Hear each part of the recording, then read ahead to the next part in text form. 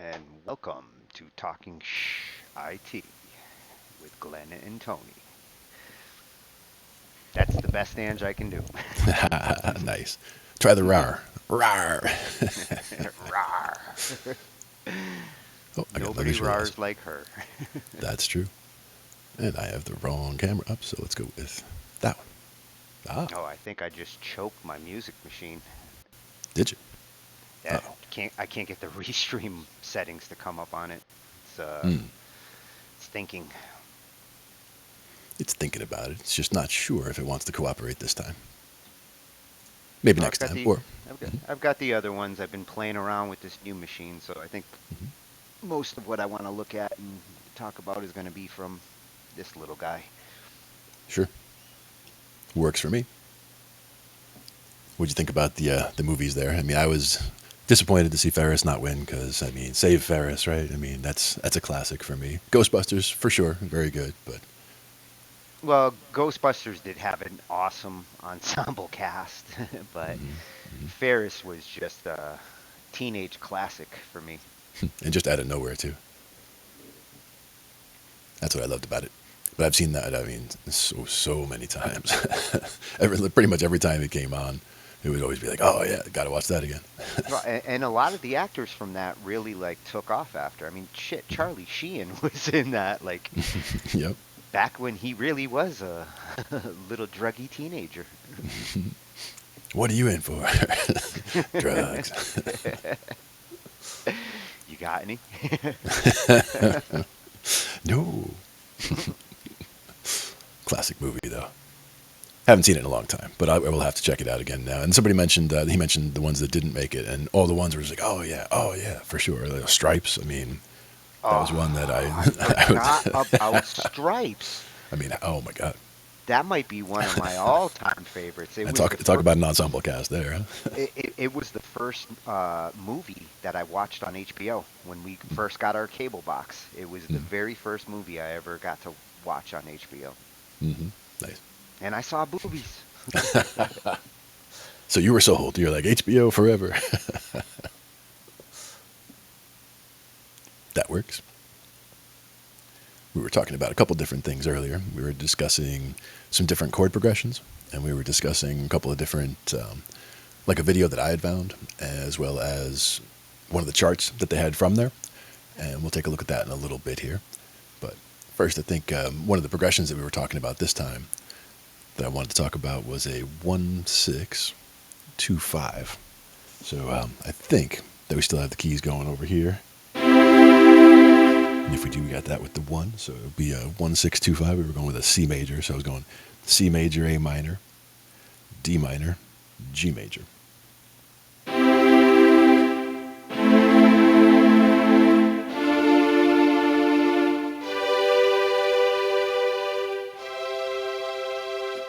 And to me, it just has a nice flow to it as it goes around. Yep. Tony's going to take care of his little issue there. But in the meantime, we'll go around with that one. What I like to do is try different things like the bounce, or even just the fact that I can put the third on the top, go an octave higher. So just do from the C to the E above. I'm doing a stretch like that. Actually, let me go to the ridiculous camera here so you can see the actual notes that we're playing. There we go. So now we got that happening, and we'll get that out the way. Yeah. So from going from like a middle C or wherever up to the E above there gives it a nice stretch. Put the G in the middle when you're playing the triad, but it sounds more spread out and sounds more stretched out. So that, especially with something like a string section like this, it ends up sounding like a much more full chord. You can put a C at the top if you want, but I do like having the E at the top. It keeps the chord sounding open, and the melody line, your ear is drawn to the highest note, so it's drawn to that third automatically. So if you start doing anything that you're doing on that top note there, you're just automatically drawn to that because it's the highest note, and it's the third, which is one of the most active notes that you'd want to be working with. The root and the 5 are kind of grounding you where you are, and that third is telling you that you're major or minor, and by using the 4 and the 2 around it, you can get some movement happening there. One is that would be considered if you were just doing it as chords. Going from a triad, you would then be doing a sus4 and a sus2, and then back to the regular one, where you're just taking that middle third, the E in the middle, and you're going up to an F to have a C sus4 and down to a D to make it a sus2, and then back to the middle. And if you see on the notes there at the top, or if you're down here, that's what they look like on the staff there. And that definitely helps for that. But again, the 1625 is what I was thinking about there, and just doing a little bit of a bounce with it even.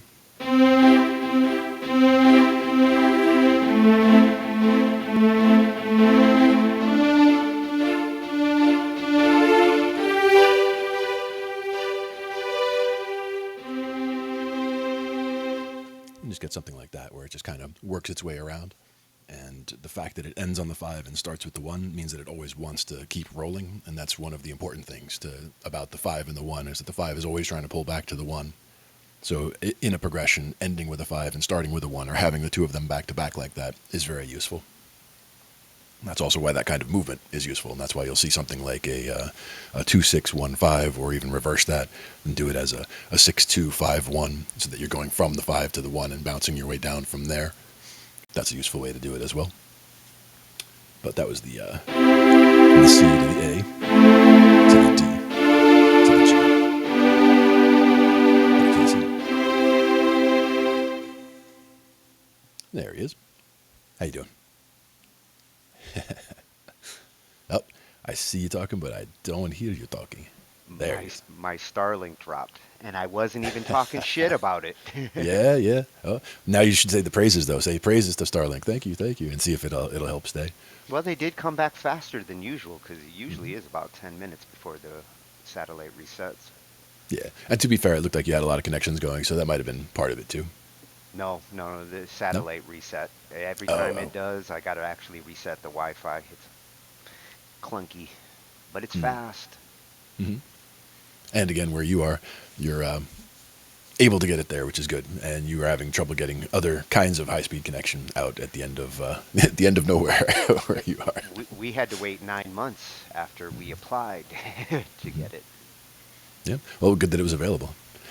And I'm glad that it's working out at least. I mean, little drops here and there, they kind of suck, but it's definitely good to have. I mean, I remember the speeds that you had before when you were trying to download anything was just ridiculous. Like you'd just like start, trying to download 10 bytes and you'd be like, I'll be back in an hour. It's like, come on. And I always sounded like a potato. Yes, like potato for sure. That was a big part of it. But what I had started talking about here was the 1625, looking at progressions. So I was doing a C major, A minor, D minor, G. And I was talking about how the 5 always wants to roll back around to the 1. So I was going from the C to the A minor, to the D minor, to the G. It wants to pull back to that C. For that G, I was doing that inversion, second inversion, where the G's on top. So that it's right next to where the C is going to be. Because then I just pull that B and the D up for the C at the end, and that way it just sounds like it's a nice way to conclude and get back to the start again. And then I was saying for different kinds of bounce, just doing like.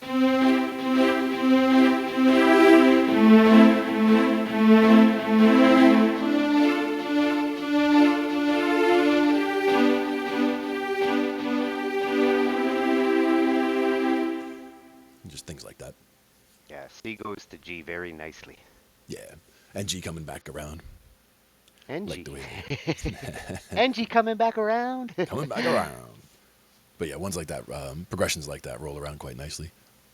And in this one, I had a few that were a little more strange, but some of them were just things like, let's see, I think a 4-6-1 was one of them. And I'm more of a fan of 4-chord progressions, but these are just a couple of 3-chord progressions. And I figured since there are fewer, with only 3 chords, there's a lot less options, or a lot less, combinations, I should say, of what you can use. So having it that way makes it so that you can, run through more ideas more quickly, and then, or exhaust more ideas, I should say, more quickly, and then get into other, 4-chord progressions. But this one was like just the 4-6-1, going from like the F major, A minor to C, And with those kinds of movements, you're using, that's one where, again, it's motion by thirds. So you have your situation where you've got, two of the three notes in the first chord are in the second chord, and two of the three notes in the second chord are in the third chord. So it makes it work out nicely that way. At least I'm a fan of the way that works out, because it makes it feel like you're just kind of flipping the chord by throwing that next third up on top and Oh, working and your I way up I from there. like jumping up thirds. Yep, That's a fun sound to play. exactly. And actually, that was one of the other things that we were going to talk about today, was the that one video I mentioned that I had found on the three kinds of chord movement, and there was a chart that came with it about the different types of chord motion. So let me pull this up over here. And And where was this website that you found this this? was it was from YouTube, and it had a link. Let's do it that way, and bring it over to here. So this was the actual chart here, and the YouTube channel was, as the title up here is Why These Notes, and the video I watched was this one here, which is the three kinds of chord movement, writing music for pop songs, part 2, Why These Notes, and this is the link to the chart that's right here. This is the chart that I opened up next to it. We'll look at that in a second, but Why These Notes, Adventures in Music Theory is the Found it. channel.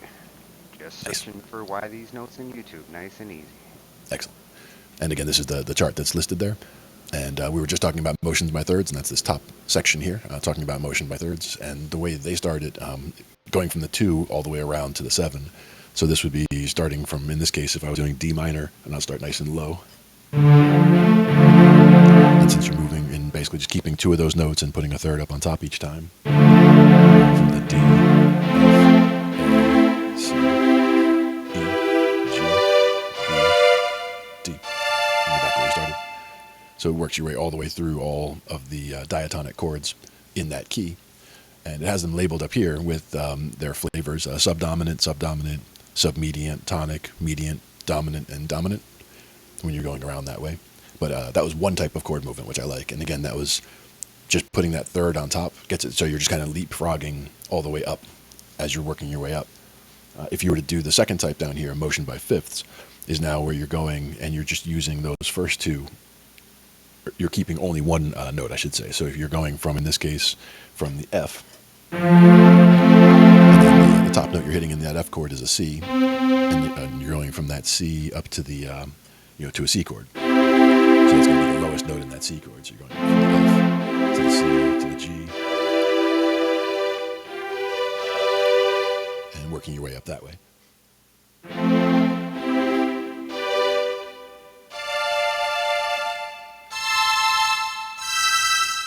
And you get way up there.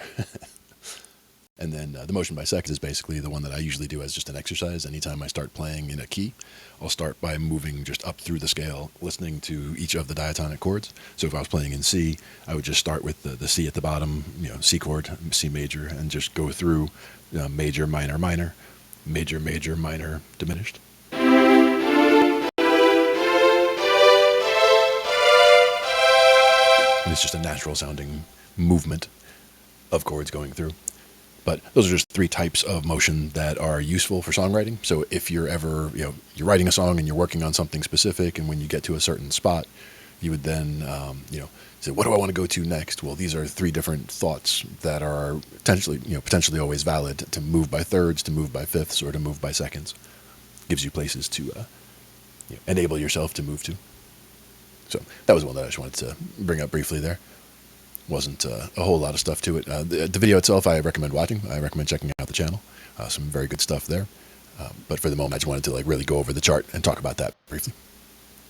Yeah, with the fifths, it emphasizes that motion towards the tonic, right? Like Yep. getting back to the 1. Yeah, and that's where going from the 5 to the 1 will always give you that feel. And motion by fifths, you're actually moving fifths going up. So you're going from like C to G instead of hanging out at G and then going back to the C. But it's just making a single motion going up by a fifth, or a single motion going up by a third, or going up by a second, where you're just going to the next diatonic chord.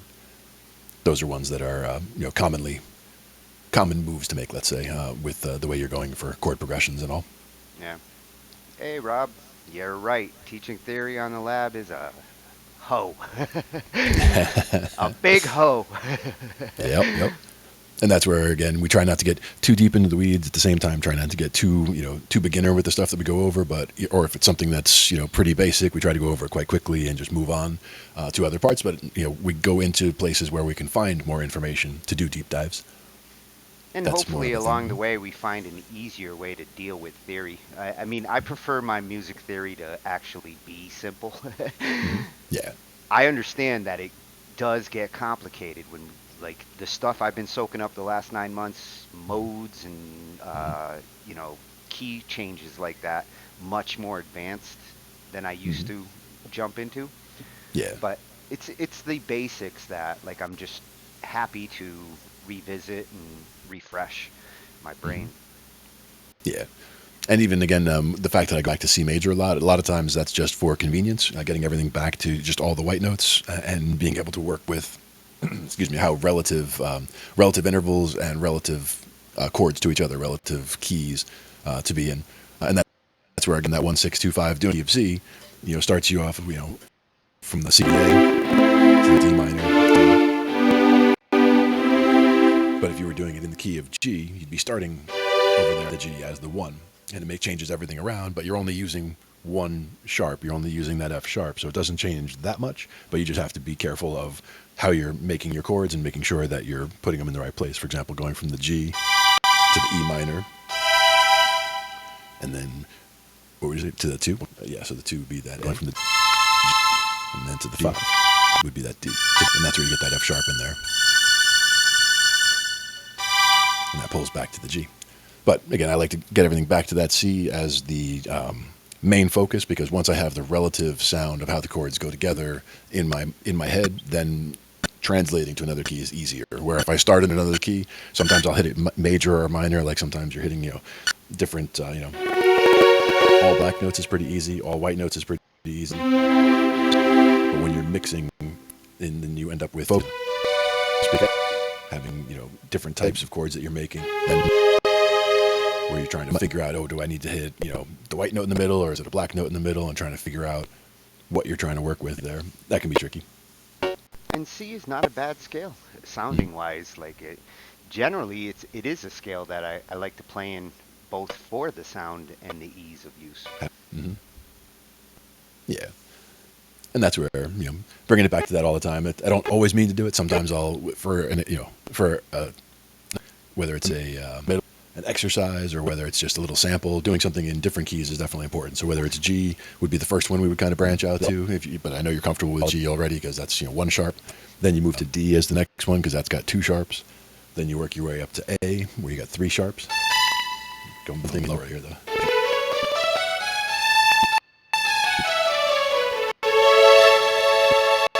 And I got my ridiculous, so I got that going again, so we can see what those look like. I'm trying to get mine. And if you go down to that G, that's where you get down to that A7. That's what you'd use with a mixolydian. If you were doing a mixolydian, you'd be using that flat seven.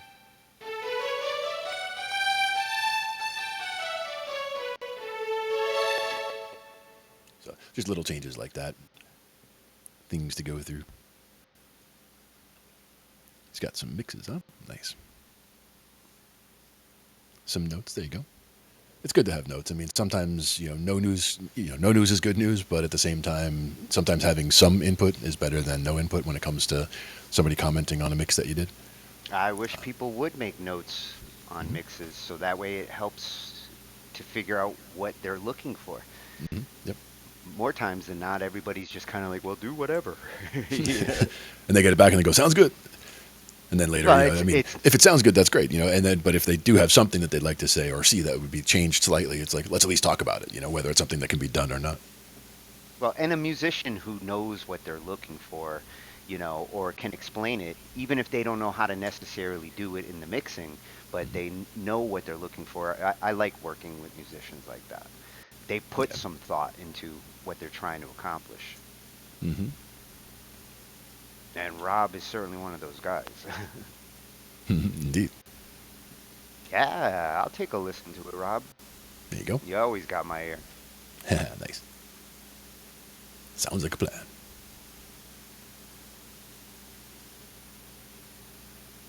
And until I can get this Meticulous to come up, I think I killed the machine by trying to run Cakewalk and Meticulous at the same time. Yeah. I do see that it There looks like can you're only having be network connection one. issues for it. Yeah.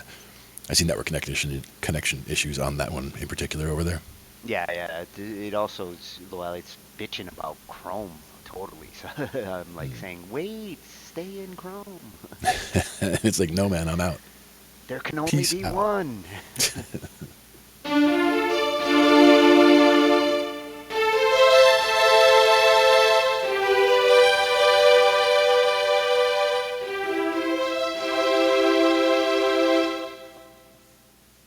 In that case, ending on a C chord but with an E on the bottom. So that would technically be a slash chord. Well, looking at this YouTube site, Why These Notes, this is a no-brainer to subscribe to. Oh, Like, absolutely.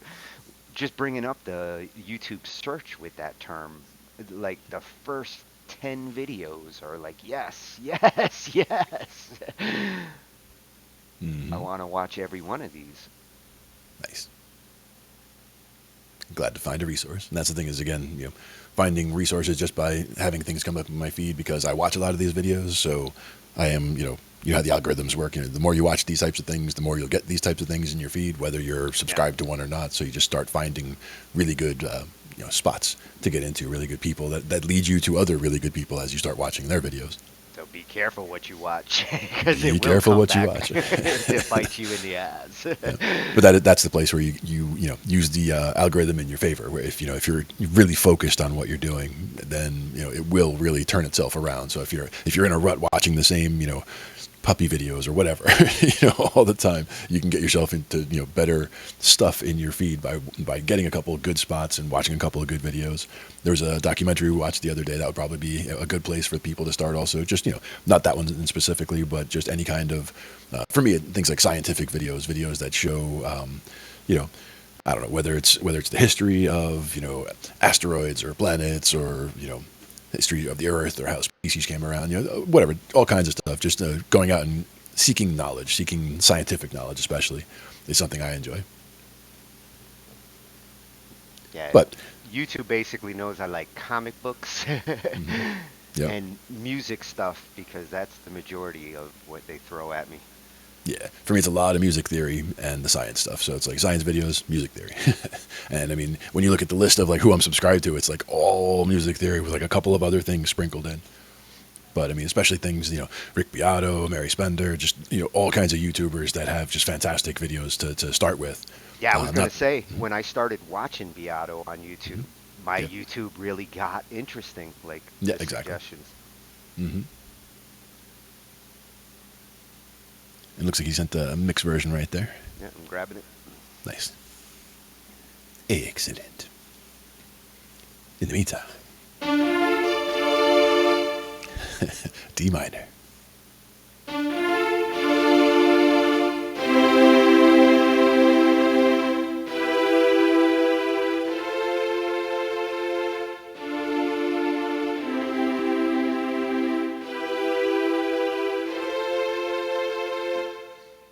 So See, that's I just like with D minor, I like a 1, 6, 3, 7.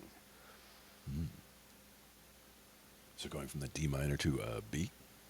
No, no, no, not chords. The Oh, D, I just push the A up one, which basically makes it. Oh, that's not a 6, huh? That's a. that would be D minor 6. If you're starting with D minor.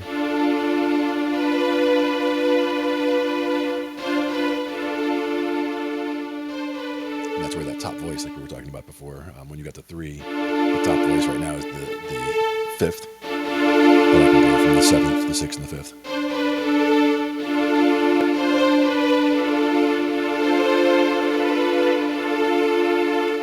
Just to get a little top melody line happening there. Okay, cakewalk, you die.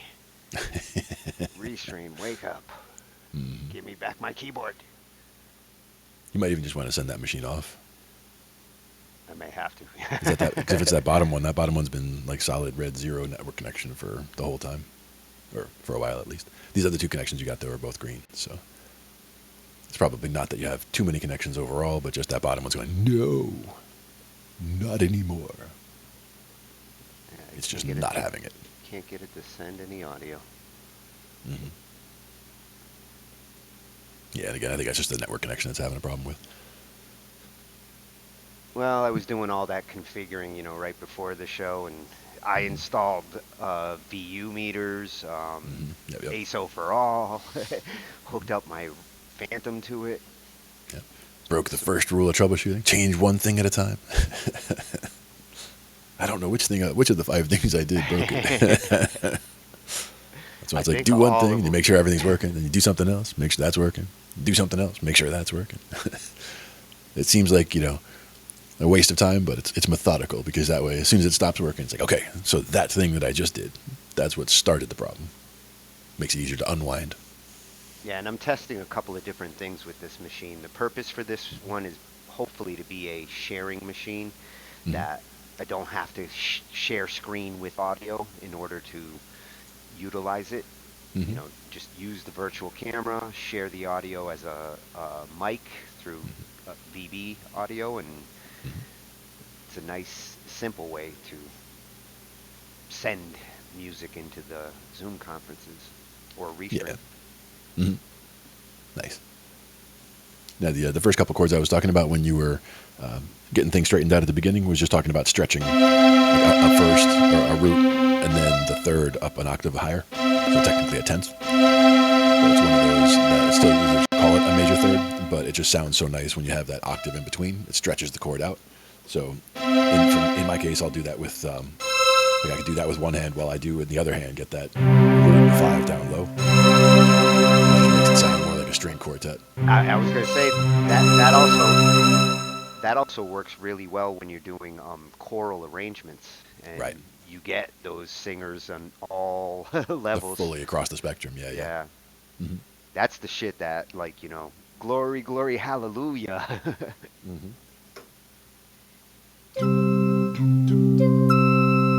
That's the oohs, maybe the ahs, or that's just too high.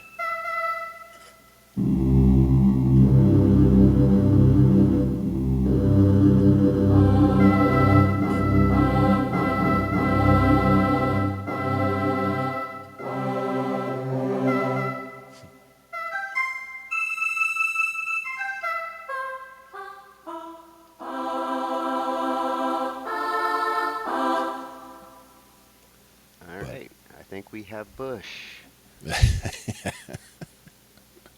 I got that track from Rob. There you go. Very nice. Let's check it out. See if There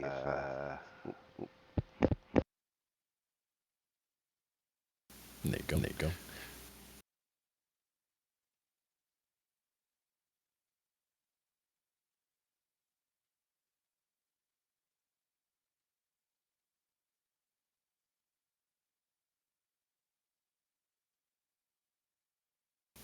Buffer, please wait, please wait.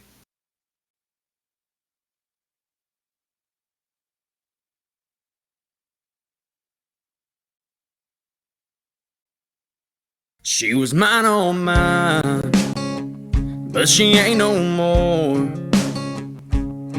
She killed every plan we made, and she walked out the door. Yeah, she broke my heart the day she left.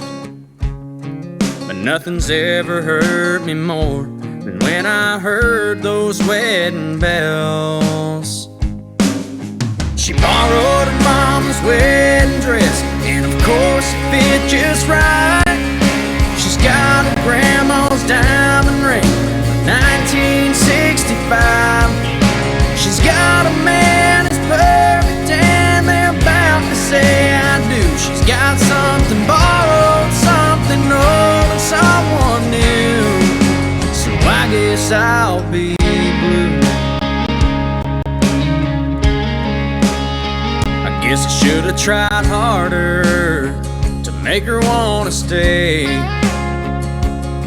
'cause my world keeps getting darker the farther she gets away. I always had some hope, I'd have a second chance. But the proof we're really over is right there on her left hand. She borrowed her mama's wedding dress, and of course it fit just right. She's got her grandma's diamond ring from 1965. She's got a man who's perfect, and they're about to say I do. She's got something borrowed, something old, and someone new. So I guess I'll be blue. Yeah.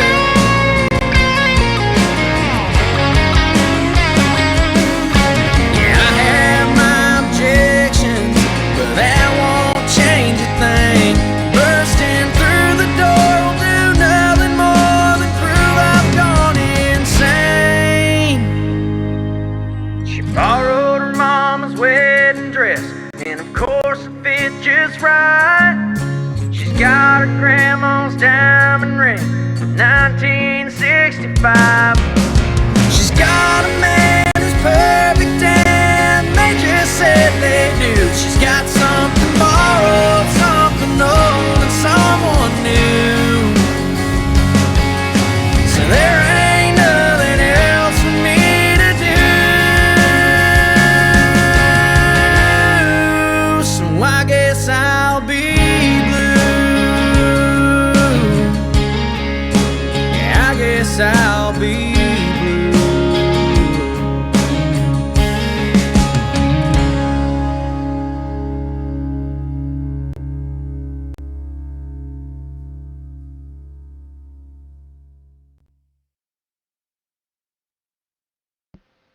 Wow, Rob, that was awesome. Very much. I like that. Oh yeah, I like that a lot. even if you're not a country fan, it's hard not to appreciate such good songwriting like that. That makes people into country fans. Hmm.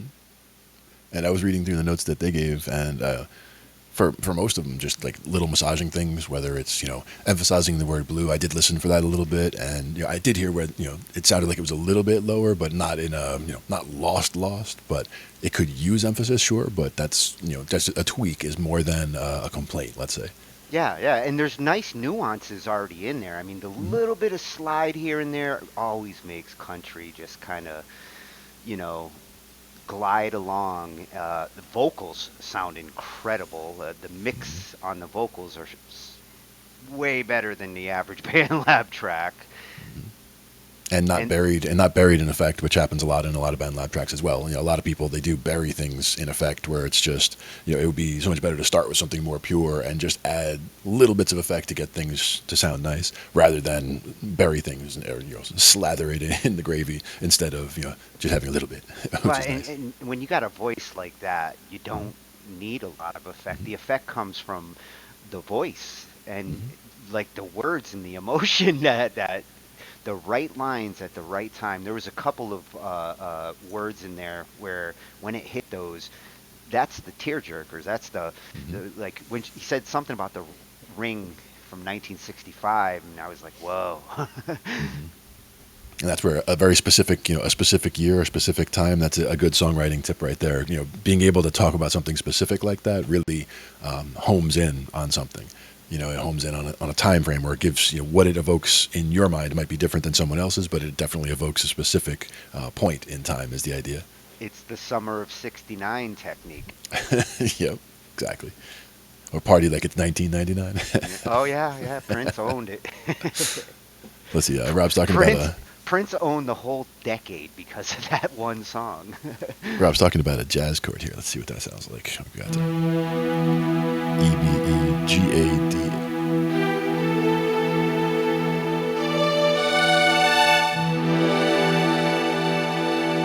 That's very nice. E minor 11. They call that.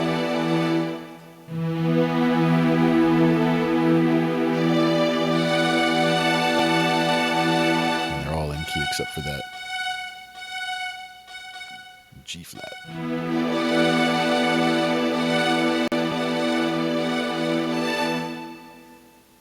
very nice.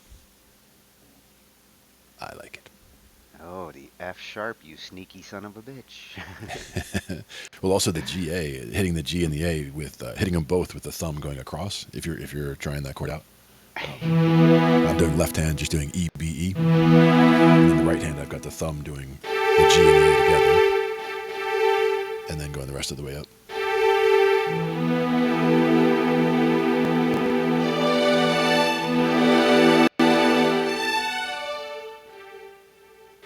And normally those two together might sound a little too cluttered, but with everything else, it stretches it all out, spreads it all out. You could even drop those E's down another octave.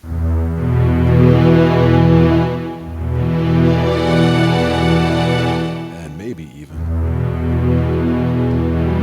I can get to that G just barely. So put the G down there and then come from the A.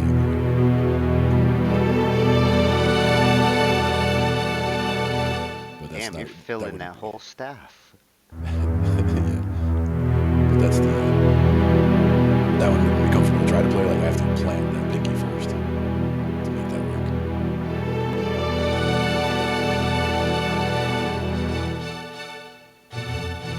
The left hand would just be like pushing the whole mush of keys over there if I was trying to play that. But if I do keep the left hand with just that EBE, that's easy enough. And that's good for a bounce.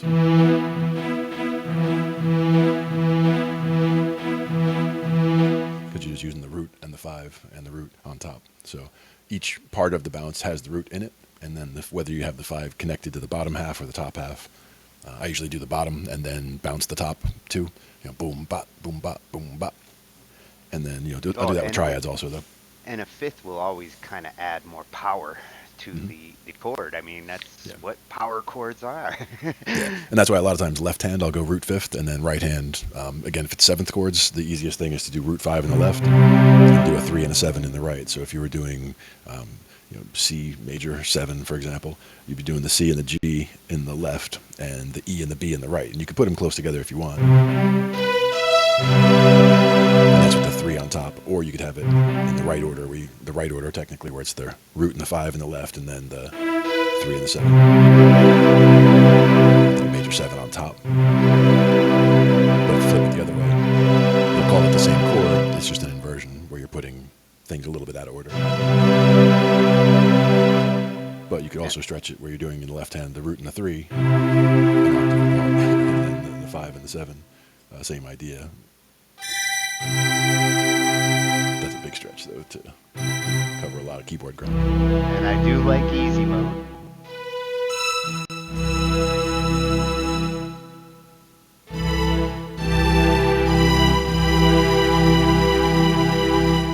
But there's they don't always have to be that big, but that's one of those things. If you have a keyboard part that's unaccompanied by other instruments, having the more of a stretch across the keyboard, you're filling in more ground sonically. It's not all a high part, it's not all a low part. You're filling in a lot. Whereas if you're playing with other instruments, you've already got a bass down there. You've already got a guitar over here, whether it's in the middle or towards the high end. And you're just trying to find your area around whatever else is open or not being filled in. Because you could have a horn section, depending on all different types of stuff. Deep house, nice. And that's the thing, is something like that would be really cool with the just really low bounce, whether it's low house like that or whether it's something that's like trance type of a thing where it's just keeping it, trance, kind of keeping it bouncing. That kind of thing can get you really, I am into like jam band stuff, so things like that would definitely be cool too. I thought you were going to say you're into like trance and EDM now. Like, Glenn, this is another side of you. Hey, we usually have Soulmate on after us, so we definitely hear a bunch of really good electronic music after we do our stuff, so we get that whole bounce going on and back after we finish up our show. So it's definitely cool, and I've always liked it. It's just something that I've never, I couldn't name bands that are in things that are not in my lane, so to speak. Where I usually am doing, we've talked about me being a Pink Floyd, Led Zeppelin, Grateful Dead, Fish, all that type of music. I'm a fan of all of that stuff, but at the same time, I'm in bands where I do cover stuff, where I know 50, 100 songs, whatever of cover songs, just spanning decades. So there's just all those songs too, and a lot of times, some of those are be like gems that I'll be surprised that I didn't know before. Or, whether it's a song from the '60s or '70s or '80s, whatever. I mean, so a lot of times it'll be an older song and something that just all of a sudden was like, oh, I didn't realize how much I liked that song, and comes up and it's like you start playing it and you're like, oh, that part there, or that hook, or that part of the chorus, the chord change they do, all those kinds of things. And that's one of the things that I say a lot about doing covers, and the importance of at least understanding covers. It doesn't have to be to record them, but just learning them and figuring out what you can take away or learn from a cover, whether it's a certain lick, a certain riff, a certain chord change, something that, going from here to here is very easy. If you do it in this inversion, then it makes it's a nice right next door kind of a thing. Like we were talking about the changing of the claw when you're playing guitar. You can use the same claw and jump string sets sometimes, and that'll just keep the same thing going. Different type of chord, but the same shape. I love when my inversions just bounce themselves. Yep. One finger move. Exactly. Or even two. That's where that going from that G to the C. If you're putting the G, it is technically a slash chord because you've got the B on the bottom instead of like normally it would be these for a G chord. And then if you do an inversion with the D on the bottom, it's a G over D. If it's the B on the bottom, it's a G over B. So you do that G over B, and then go to the C, and you're just bringing those two notes up. And you get that nice resolution to it. But at the same time, it's good to have the G at the bottom, because then you're feeling the G as like the key that you're in, where sometimes you can get confused if you're hearing the D on the bottom or the B on the bottom. You might hear it as if it's a B chord or a D chord, where it is still technically a G chord, just an inversion using those other notes on the bottom. Oh, it looks like Meticulous is back up. Nice. I got Meticulous up, but I don't have audio yet. Okay. Do you see the notes when you're hitting them? Yeah, it is showing the notes. It's slow, Okay. though. I'm beating up this poor little machine. I see. Now, one thing is on the screen that I see on the far left there, I do see the Meticulous on it. On the screen up here in the middle, I'm seeing just a blank window. But Yeah, that I'm could just seeing be a blank here, too. Ironically, on the stream, I'm seeing it. It's Okay, like good. we don't see it, and it's actually on the stream. Nice. That's a new one. That's a new one. Oh, there it is. It was just waiting. Now it's up. It just wanted us to talk about it. And it says Come you're on, hitting man. it. And it Show says me you're hitting some an love. it says you're hitting an A. But now it's also got the red showing that you're having a network issue there, perhaps. Yeah, But, that's the other thing. Meticulous seems to be sticking. Hmm. I'm getting some stuck MIDI notes, so I will have to do some more configuring. Hmm. For me, it's when I see the notes stick like that, all I do is hit the notes again, and it refreshes it essentially. But in this case, it looks like it's more having the network issue. I did see you move in the video, though, so it does look like it is getting itself situated. Yeah, unfortunately, Restream's the one that's puking. Yeah. Yeah, Yeah, you do have three separate connections to it, right? So I mean, that's Yeah, well, the test I was doing on Zoom, the machine Mhm. was okay. So I'm Right. thinking that the overhead right now is actually coming from Restream. Same problem we have with the HP sometimes. Mm-hmm. And no coincidence, this is an HP, and it's literally like the same specs as that one, so it seems to have the same problem.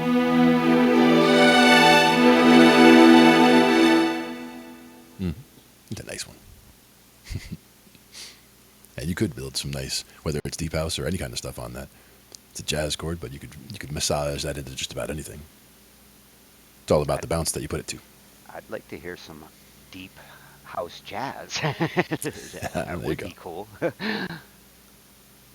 I'm not even sure what we have for house in terms of the beats that are built in. They have some simple beats that would probably work, but just curious what they have for. They got ones like techno and rave and jungle. I mean, there's a bunch of different options here. But we've got trance and funk and rock waltz. I don't know about rock waltz. Well, isn't trance and deep house kind of in the same ballpark? Yeah. Let me know if this is loud. Nope, sounds good. So that would be that. And Now Actually, it again, feels like a real drum too. It's got some yeah, boom. yeah. Now if I go to that other mode in this keyboard, like I was telling you, that's where we get that chord mode happening. So that if we start that again and then I tell it a particular key, so let's say we wanted to do trance in D minor. Not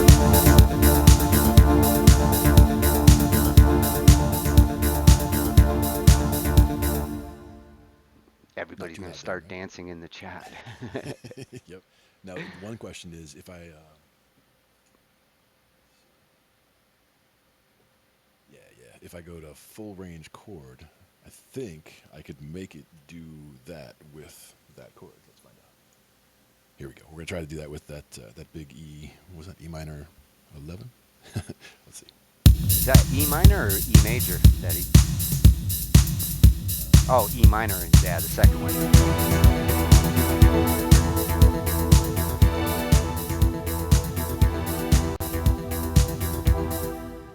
It wasn't listening to it all up here. I'd have to crunch the whole chord down in the bottom octave or so. So let's see. Getting in the. We would probably consider it some kind of a D chord if I'm getting that in there. Although, do a fully fingered chord and see what that is. G and A, a B, F sharp. There's all kinds of notes in there. Yeah, everything's happening. So. G major.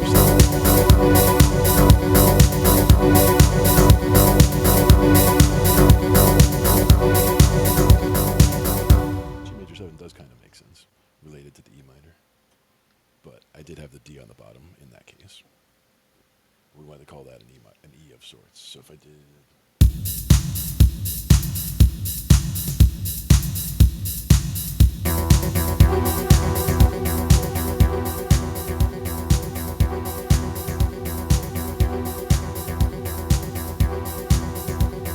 It's like Knight Rider went to a dance club. Yeah, you did. And this is hanging out at E minor. Now, one thing is, for me, what I would like to do and stuff like that, whether it's funk, I mean, sometimes you can just hang out in one, funk in E, for example. You could just hang out in one chord all day. But I'm a fan of doing the back and forth thing. And for example, if that was D minor, like going back and forth between D minor and E minor would be that kind of thing. So, like, just going back to the initial way I was doing the chords there.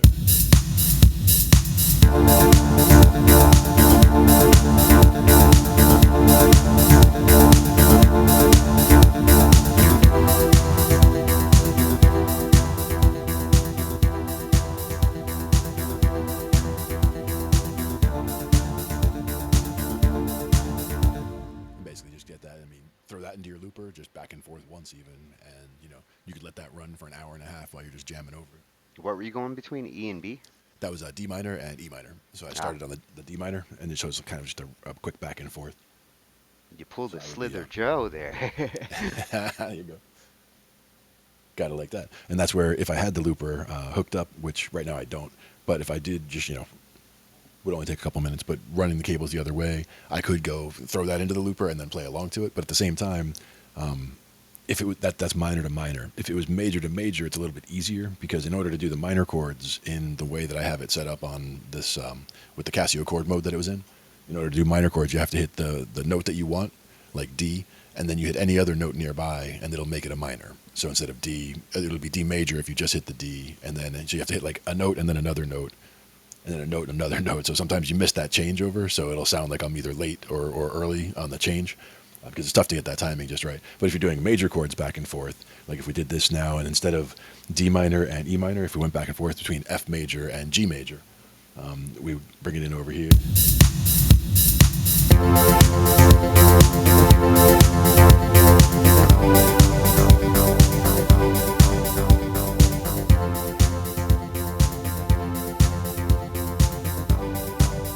I'm playing along with you. You can't see it, but I am. D minor, E minor.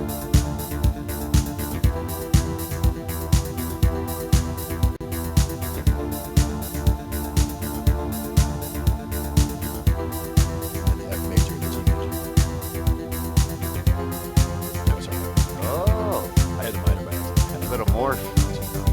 Now we gotta climb to the little bit.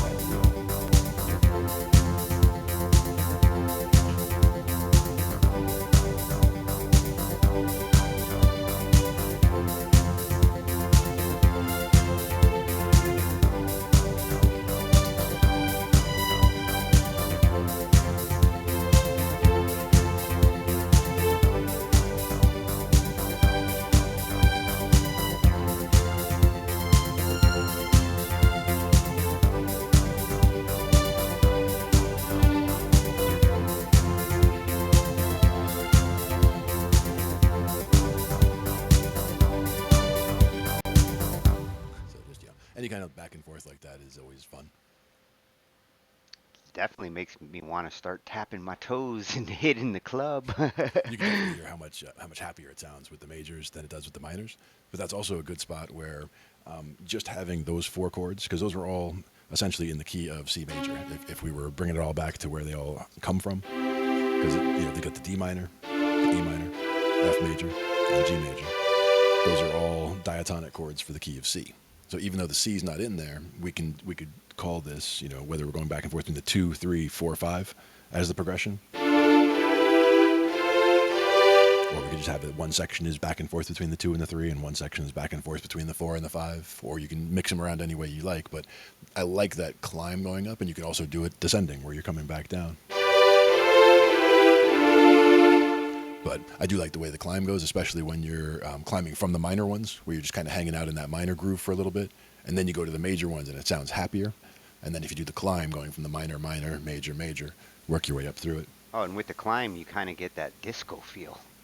Yeah, you get Disco Pony going doom-ja, doom-ja, doom-ja, doom-ja. You can definitely do that. I mean, getting it down. You should. not Oh, in that that sound's got some bite. That was the chord mode again, where if you're just hitting one note, it does the actual chord there. So that's where That's got a nice strike to it. Mm-hmm.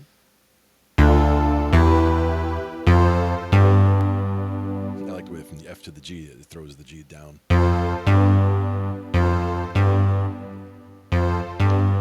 Kind of cool how it gives it almost like a harpsichord sound around that synth. Yeah, and actually that's part of this mode that it's in right now is Casio chord mode in this keyboard. And by usually it's when you have the beat going that you'll do just one note for a major chord or two notes for a minor chord. You can also get more complicated, put it into fingered mode where you have to fully hit whatever chord to make it happen. So if you're hitting any two notes, it won't make a sound. And then when you hit a third note, okay, now that's a chord, and it'll play that chord for you. Oh, it'll only play a chord when you actually hit 3. But that's only below or in the bottom, everything below the F sharp. So that's coming down. I like that last one. It's very different.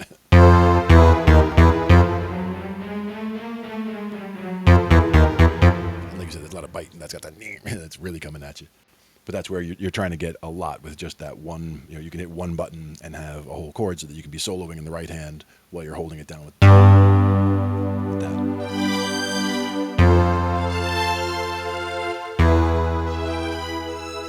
That's E major. No.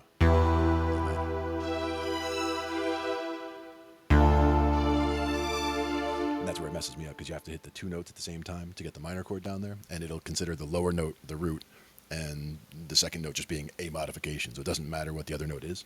I can hit a D and an E, or a D and an F, or a D and a G, or a D and an A. It doesn't care. It's just a note, it's major, and add another note, minor, and another note, you hit 7. Now it's minor 7. So you just hit like 4 notes, whatever the lowest note is, minor 7, whatever that is.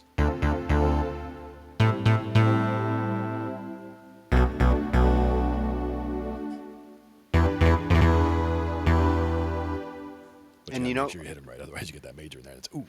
For those who might not be like musically inclined with an instrument, that chord pack we were talking about earlier, Yep. the unison one, Yep. that's where that comes in really handy when it comes to being able to feel out chords and how they sound with each other Mm-hmm. without, having to go become an expert at an instrument. It's actually what we do with this right here. It's This one, why a lot of people who might not have been keyboardists become keyboardists if they can get comfortable with like a chord mode on a Casio. Casio really did help a lot of people become keyboardists in the 80s and 90s. definitely. And we've also talked about ones where you have keyboards where it'll light up for you, showing you what keys you need to play. Like those are useful also. Some would consider it a crutch or, but to me, it's anything that helps somebody get over that initial hump where they can start feeling, what keys are, what intervals feel like. And that's where don't be afraid to explore whatever instrument it is that you're on. You don't have to always just play. Like I got into ruts for years when I was first learning guitar, and I didn't have official people teaching me. Like I've only had a few guitar lessons in my life early on. But every time I would go to practice, I would just either play the same old couple of songs or the same old couple of things and would never really learn anything new because I didn't have a good practice routine. So the best advice I can give anybody is to, YouTube is huge for starters. We didn't have that, we didn't have that when I was a kid, but, now Well, we there's walked 100 miles to get to school. through the snow, uphill both ways. But now that we have, I mean, it's just such a good resource, and there's so many free things that you can get out there that can teach you anything about, anything. But music in particular is so perfect for that because you can see them playing it, you can see them breaking the stuff down. That's why certain teachers, I mean, again, I have a whole list of 20, 30, 50 people that I follow on YouTube that all just have fantastic resources on their websites. And I could just lose myself for days, weeks, months just going into all the stuff there and still have more questions than answers when I come out. But I would also have a lot more information, a lot more foundation stuff filled in the music theory land, which is important. Yeah, and nowadays I think even instructors and um, those who teach music have come to terms with like what a crutch is or whether it's cheating, and um, if a musician uses a certain technique like that, like a chord builder on the keyboard, Hmm. it's not really cheating anymore. Just like, sampling and loops and things like that. We've come a long way. It's And about transformational work, yeah, and yeah, and the tools being so much better, and even you know, sorry, slightly different topic, but with the AI video and image stuff, the fact that you can just describe a scene and now AI will make it for you. The same kinds of things. We're having tools that are taking away or making it so much easier by taking away small tasks that you have to do or automating the small tasks instead of taking away, I should say, yeah, automating small tasks and making it so that you can just be more overhead, say like, I want this and I want that and have it help you make that. yeah. The bigger challenge these days is to do something creative with Hmm. whatever way you're doing something. You Yep. got a couple of loops and you have a vision in your head and you turn those loops into the song that you're doing. It doesn't matter that you didn't play those loops. You You made the song, yeah. use them. Yep. And that's actually where these, like I would never play this track or this project this way. Like each of these is a whole separate chord progression. And I just took a same length, so like they all have the same length. So I could just sit here and put one on repeat. Like it's not currently hooked up for sound, so if I hit play, you're not going to hear it.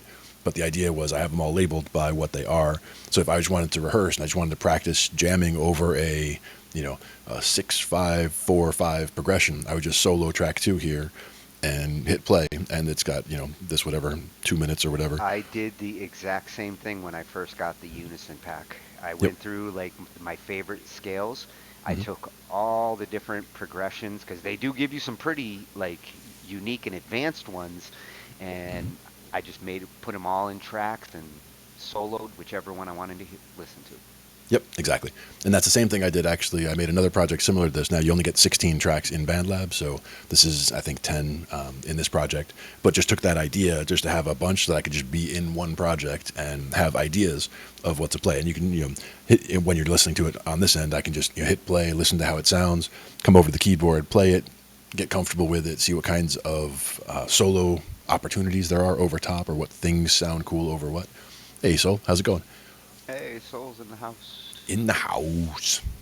We were just talking about Deep House. Exactly. Built on that chord. Rob started it. He did. He did.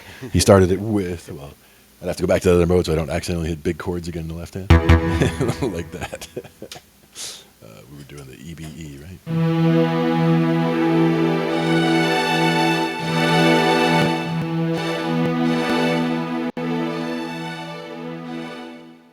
All kinds of options in there. One thing that's really cool you can do with these chord packs, if you have the right sound patch.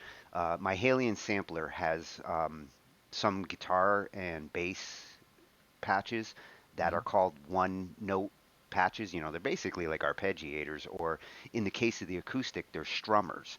And Right. it'll strum whatever chords you put down, and you set up the right tempo, and it's like having a guitar accompaniment And the important right thing out the with the box. strummer like that would have to be the dynamics or the fact that Yeah, they're modifying the velocity on the MIDI notes, so it's not just yeah. blam 100% or what have you. Yeah, the ones that come with the Halion sampler, they're cool, but like you said, they don't have the strum dynamics that I typically would like, but there are some VST plugins out there that really have advanced strummers where you can choose a strumming style and give it like variation on or humanize elements and Yeah, totally make it sound human. yeah. Humanizing is something that's very important, and they've gotten very good at it. It used to be, you could quantize things, you could bring them from where they are to perfect, but getting them from perfect to sounding like a person did it was the tricky part. Yeah, and the funny thing with quantizing is it tended to make things sound more mechanical. At Exactly. least in the early days of MIDI, Hmm. quantize was something that I struggled with. I turned off every opportunity I could.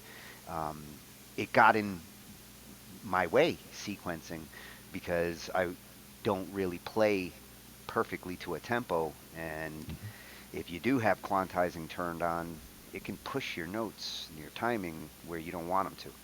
Yeah, and that's where not having it on in the beginning is better, and then you could always add it later if you needed Yeah, to. yeah, it's Um, better to add it afterwards. And if you do have a track where you decide, like, okay, I'm going to try to quantize it, duplicate the track, quantize the copy, make sure you're happy with the results. And if you're not, go back to the original and maybe try quantizing either finer or looser. nice. Now, so I was talking about is it a Voclia doubler microphone or a vocal doubler instrument? Interesting instrument to play. I have not seen it specifically, but sounding like human timings. Is that for the vocals only, or is it for even putting it in front of an amp or what have No, you? I think that's his MIDI mic. That's your MIDI mic, right? Like the one inside the mask. You must have the microphone inside the mask. There are rumors that what's behind that mask. No one will ever know what's One behind the thing we know mask. is there's a mustache. I'm surprised the mustache didn't make its way outside the mask. Like you should have I a mask with a know. mustache hole cut in it, so you can get that out there. That's what you got to do, Soul. You got to put a mustache on that mask. And why not? Yeah, that is his MIDI mic, which I love the whole concept of using voice as a MIDI trigger. I Yeah, think yeah. this is the evolution. When you're looking at 21st century MIDI controllers, Hmm. I think that is going to be a big one for 21st century music. Yeah, I really have enjoyed a lot of those tracks that you've done there. So using just vocals, just to get the full track done, like very impressive. Doing all that stuff with just the vocal.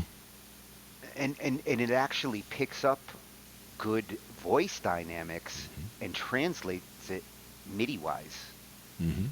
Whereas, if you're actually trying to do it, say, on a keyboard and you want that kind of swoop that you might do with your voice, you need an expression pedal to do that with a keyboard. Hmm. Exactly. It And that's doesn't where breathe. with this one also the instead of a wheel, it's a button, so it's less control over the bend. Yeah, I don't like those But buttons. Mine has both. that's just this one. I do have the Carbon C61 back there that has the expression wheels, and I also have that small Axiom. It's 2 octaves. You still got Joey's Axiom, huh? He's I do, never I do. getting it back. Oh, he can have it back Uh, whenever he wants it. I don't think that it's been seeing much use at his house because he's got two other keyboards hooked up in the studio that we yeah, use the when we're over there. the funny thing is a lot of those little guys like that, people buy them, Hmm. and because there's no synth built in, Hmm. I think a lot of times people get discouraged into not using it because it takes some work. You have to hook it up to the computer, and you got to set something up on the computer to make the sound. I've had people offer me theirs, like, dude, I'm not using this. One was like a $400 Akai controller. I was like, Nice. yeah, he's offering it to me, and I'm like, oh, if you really think you're not going to use it and you don't like it, sure, I'll take it, but I'll offer you one better. I'll help you set it up Hmm. and try it. And Give it a fair chance. Yeah, yeah. if you really feel like it's not something you'll use, I'll be happy to take it Hmm. for helping you set it up. Polyfrequency instrument voice emulation P5. Nice. He did end up liking it. Hmm. I figured he would once he got it set up. Yeah, yeah. And that's one of the things that we do here is, if people do get new hardware and want to check it out, or, we can look it up and see what we think about it, or, if you're stuck trying to get something working on it, we do that kind of stuff here around too, just for fun sometimes. Well, if you got a really tricky piece of hardware and you want to make sure it's set up good and you're willing to pay a little bit, a donation to Angify will go a long way there. Hmm. I'll Absolutely. help you get your stuff set up. Absolutely. Me too. One of those things that we do. Yeah, and it doesn't Sometimes we have cause to problems, sometimes we fix it them. it doesn't have to cost the expense of the equipment to set it up. Yeah, no. Surely not. Most most audio equipment can be configured, set up and running in a DAW within an hour if Hmm. you stay focused. Yeah, yeah. And if you already have a good setup on your DAW and you're basically just adding another piece of equipment, half hour, because half the work is in configuring the DAW. Hmm. Yep. And just the other day we did some stuff where we were getting downloads. We just had to basically, somebody was just one step away. All they needed to do was, get the hardware registered, and then all of a sudden it unlocks all these downloads that have all these, libraries, instrument libraries, sound libraries, a whole DAW that he hadn't had before. So it's like getting all that stuff in there was just, we just got to do this, we got to do this, go through a couple of steps real quick, and boom, get it all configured. And by the time we got off of our session that night, sitting there recording with, his new DAW with all the new stuff in there, and just getting it all happening. And that's again where YouTube can come in handy because Hmm. nowadays you got a specific piece of equipment and you're trying to hook it up to a specific DAW. You Google it in YouTube, there's a good chance you're going to find a video of somebody doing exactly that. Hmm. Yep, yep. Your voice to MIDI instantly. Doubler 2. Nice. Yep, I do see the videos here for the walkthroughs and all that. Very cool. I think that's going to help singers to really start singing differently, thinking Hmm. more like beatbox, percussively. When you're using your voice as a MIDI controller and you're thinking like I'm triggering sounds, the singing you do, and you kind of have to reprogram your brain a little. Hmm. Yeah, yeah. And one thing I'd be curious on, you mentioned a versatile instrument for a vocalist with a massive range. If you have a shorter range, you could also use a pedal. Like I've seen guitarists who have like an octaver pedal, not an octaver, but those will work as well. But this is more of like a drop pedal where you could change tunings. So you could take it and say, you could set it for anywhere from, a half step to a full octave.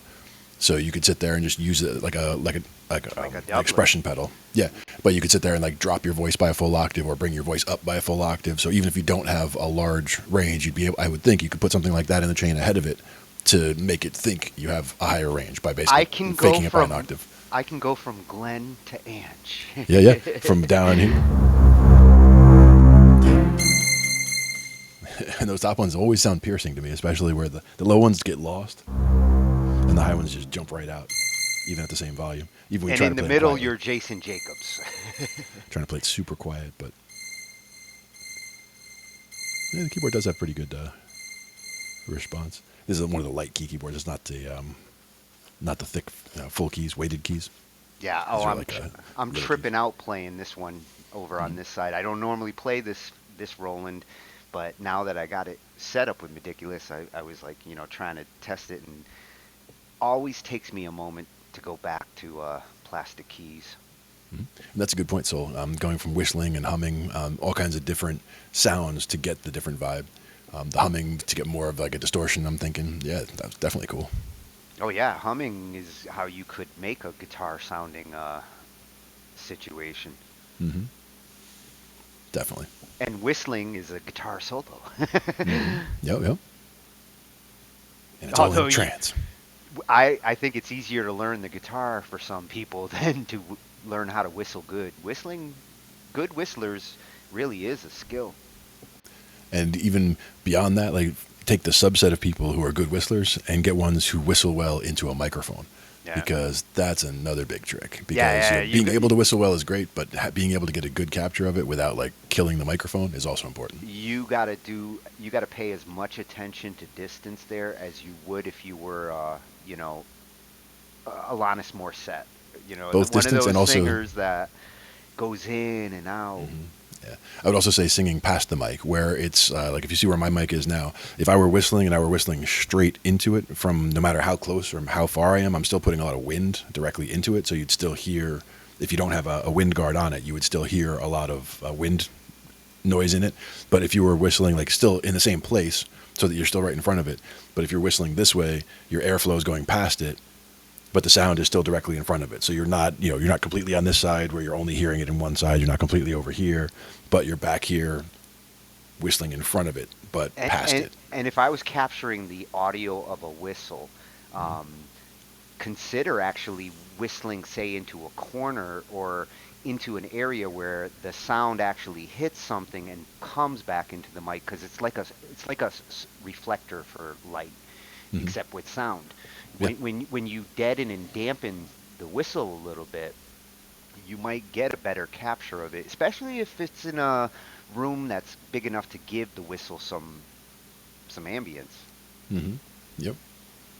And then there's Because always the that's a tricky one to capture with a mic. Period. yeah. So he's talking about plus one octave, plus two octaves. Yeah, you could definitely get a lot of range that way if you can go up to plus two, minus two for sure, and then whistle to get to the next octave. Yeah, nice. For Slayer effect, Hmm. Yeah, I'm there you gonna go. play Slayer in whistle. I mean, I don't know of anybody else who's done Slayer in whistling. Well, can you Do you? imagine a whole band and they're Hmm. all whistling like Hmm. barber shop style, except they're doing Slayer? Yeah, absolutely. That'd be cool. I imagine percussion would be rough though, trying to whistle that. You'd be surprised what those like beatboxers in the acapella bands do these days. Hmm. Yeah, yeah. You probably need a whole section to get some Slayer sound happening. Though. Otherwise, that's way too fast for way too long, right? That'd be tricky. Well, with the P5, you can basically trigger it. Hmm. Nice. You got a plan for tonight there, Soul? You just hanging out to hang out? That's the question. Whether you're gonna do some music or if you're gonna hang out here, either way is good. We've got Yeah, a lot our of times tracks. programming the drums makes the most sense. Mm-hmm. That's one of the things that has we've adapted to over the last 20, 25 years as we've gone into digital. Nowadays, drummers really are the ones looking for work in the music world, because Nice. a lot of drums have shifted over into the MIDI world, the electronic world. Uh, Drummers are always hard to get. He They're just mentioned harder MT to Power Drum. record, and MT Power Drums was a great one. Absolutely. That was very much like Easy Drummer in terms of the drag and drop, in terms of being able to browse the types of samples. I think it worked very well, MT Power Drum. And there's also, what was the Drum yeah, Monkey? Drum Monkey was one technically, that I haven't tried. That was a paid one, but that was one that looked very easy, where you just hit a button and boom, here's your, here's a all, drum track for you. all those MIDI beats that you get out of Easy Drummer, Hmm. not the kits, but Hmm. the beats Hmm. can work in MT and any other drum machine. Right. Because that's the beauty of Easy Drummer and MT. They are dealing with short little MIDI drum loops, and Hmm. that's universal. You can Hmm. I can drop them in Cakewalk. Yeah. And that's the good thing, the drum replacers, and you can do all that kind of stuff.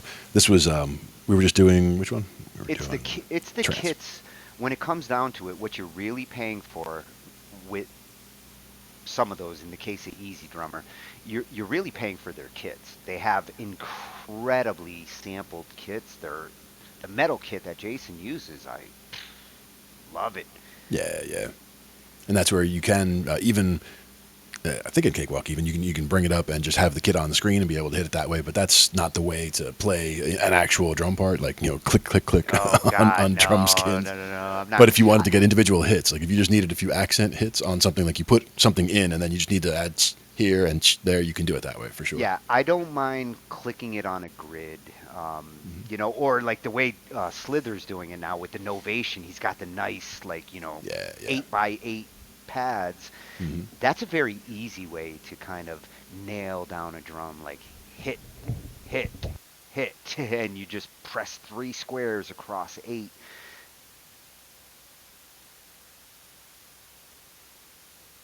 Had to turn the air on, so hopefully that's not too loud. It sounds like you're in a freezer. Whoa. It's Don't see like a that? York peppermint patty. You can see the fan or the air blowing my hair out, right? Like, Shit, it blew your hair off. where'd it go? Ah. I even lost my beard today. Heard any of Psycho Stories Vault 1? No, I have not. I hear psycho stories every night in the back. Well, there is that. Sometimes I do have to turn that down a little bit, but that's just me. I have so much, I have a tolerance for a lot of conversation, but sometimes it's just a little too much to have too many people talking at one time for too long. So I just have to be like, "Pew," like dial that down, put some music on in the background, and be like, okay, That's why that's I better. have no hair. Yeah, I pulled it all out. All of it's gone. But what about, we checked out the trance, right? So this one would be funk. Oh, that's a funky beat, yeah. Get the funky drummer up in there. And then the question would be like, what about E minor funk maybe? That's probably what I would do. Something Oh, yeah.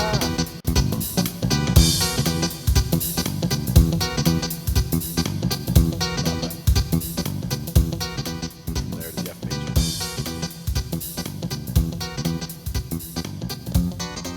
We don't really do major funk. I like the way it emphasizes both the bass, the synth bass side of it, and the little muted hits on the high end. It is funky.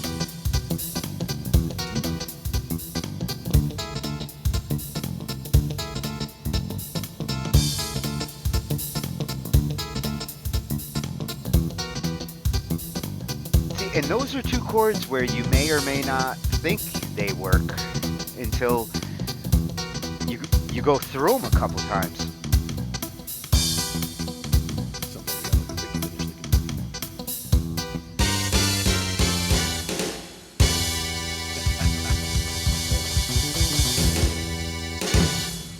Oh, the nice little bass finish in there too. Finale.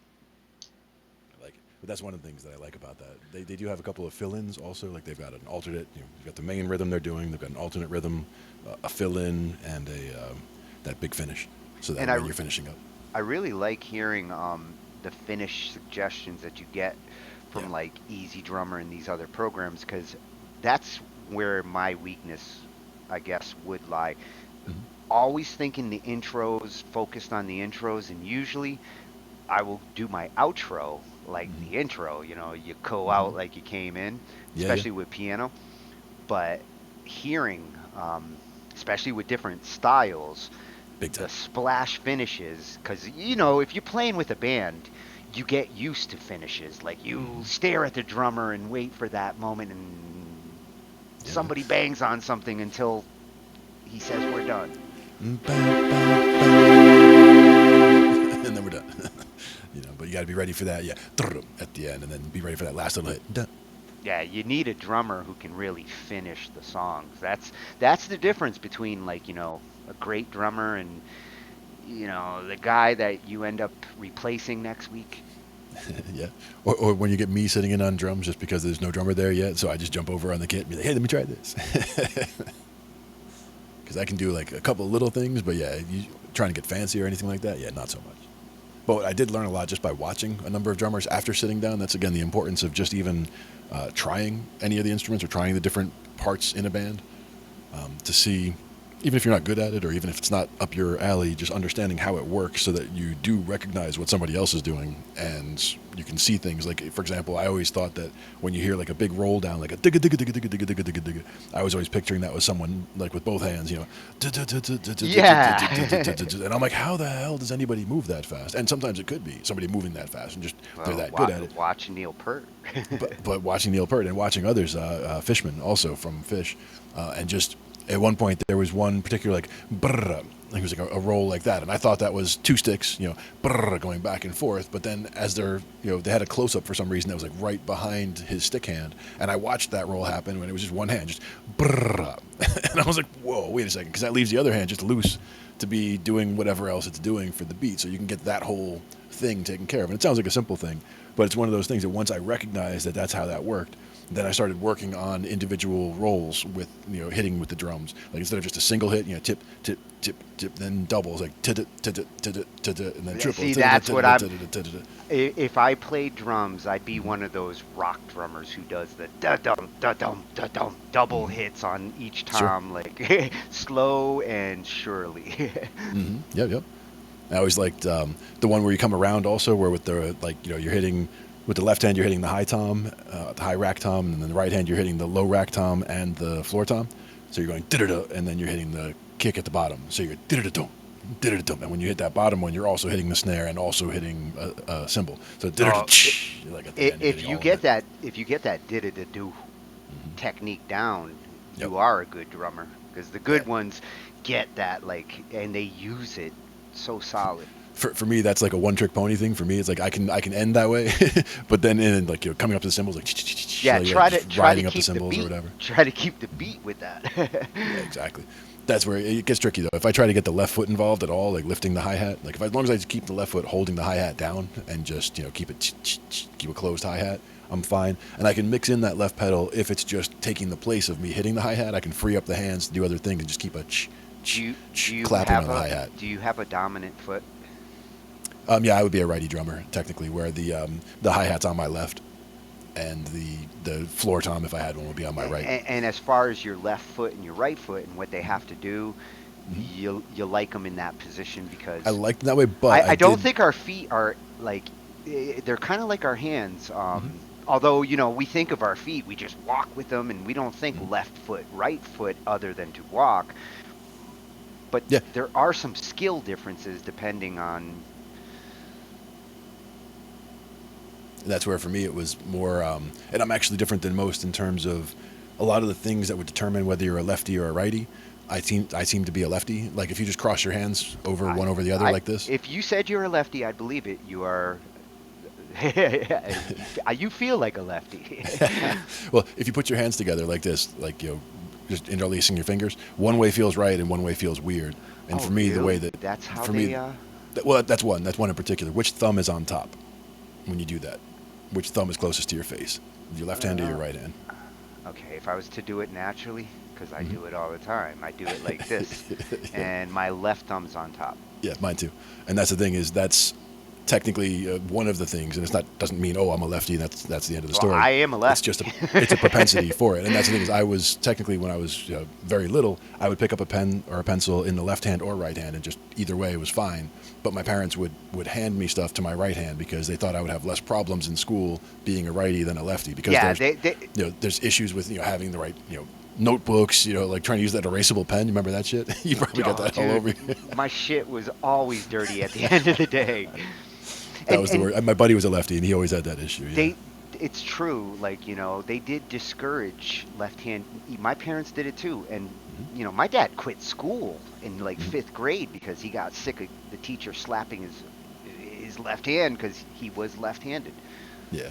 And even now, I can write lefty or righty, but like if you would, you know, my left-handed handwriting is even worse than my right-handed handwriting, which is already not that. I mean, it's fine. It works. It's legible, but it's obviously not neat. Let's say. And in some cases, it's not even relevant because, like, when it comes to a computer, I'm right-handed. I had to use a left-handed mouse. That's stupid. Like, I've done that a couple times. Left-handed mice, weird. You want to talk about weird? One of the weirdest interfaces or interface devices that I used, mouse substitute, let's say, was somebody who I guess they had major carpal tunnel issues, so they couldn't use a mouse or a trackball of any kind. So the way they got around it was something that was the Finger? like below your space bar. No, below your space bar, there was basically a foam roller wheel. Like Oh, think of like yeah. in a fax Yeah, machine or yeah, whatever. yeah. I know exactly what you're And so talking about. it rolls up and down, and that moves the cursor up and down, and it slides left and right on its own little shaft that's there. Yeah, So I that's your left, and it was really smooth, honestly. I would totally be okay with getting a keyboard with something like that. We set some of those up at the investment firm I used to work at. Yep, that's where yeah. Yeah, there were a couple guys who couldn't use mice, man, hmm or they had so much damn money that they didn't want to use mice. In this case, it was more of a it was a thing where she knew that she had to use a mouse or use something for the computer all day because that was her job. But she had such issues with the carpal tunnel, they didn't want her She using could a keep her mouse or hands this or straight. that. But yeah, she could, and even just rolling it with the you could even just roll it with the underside of your hand, like there. Like you don't have to even use the hand; you could just use the arm to like roll up and move to the sides and all that. See, You can and use your that's nose if you want. I mean, it's easy enough to move. I bet you I could use a few things that would surprise you. Look, ma, But no hands.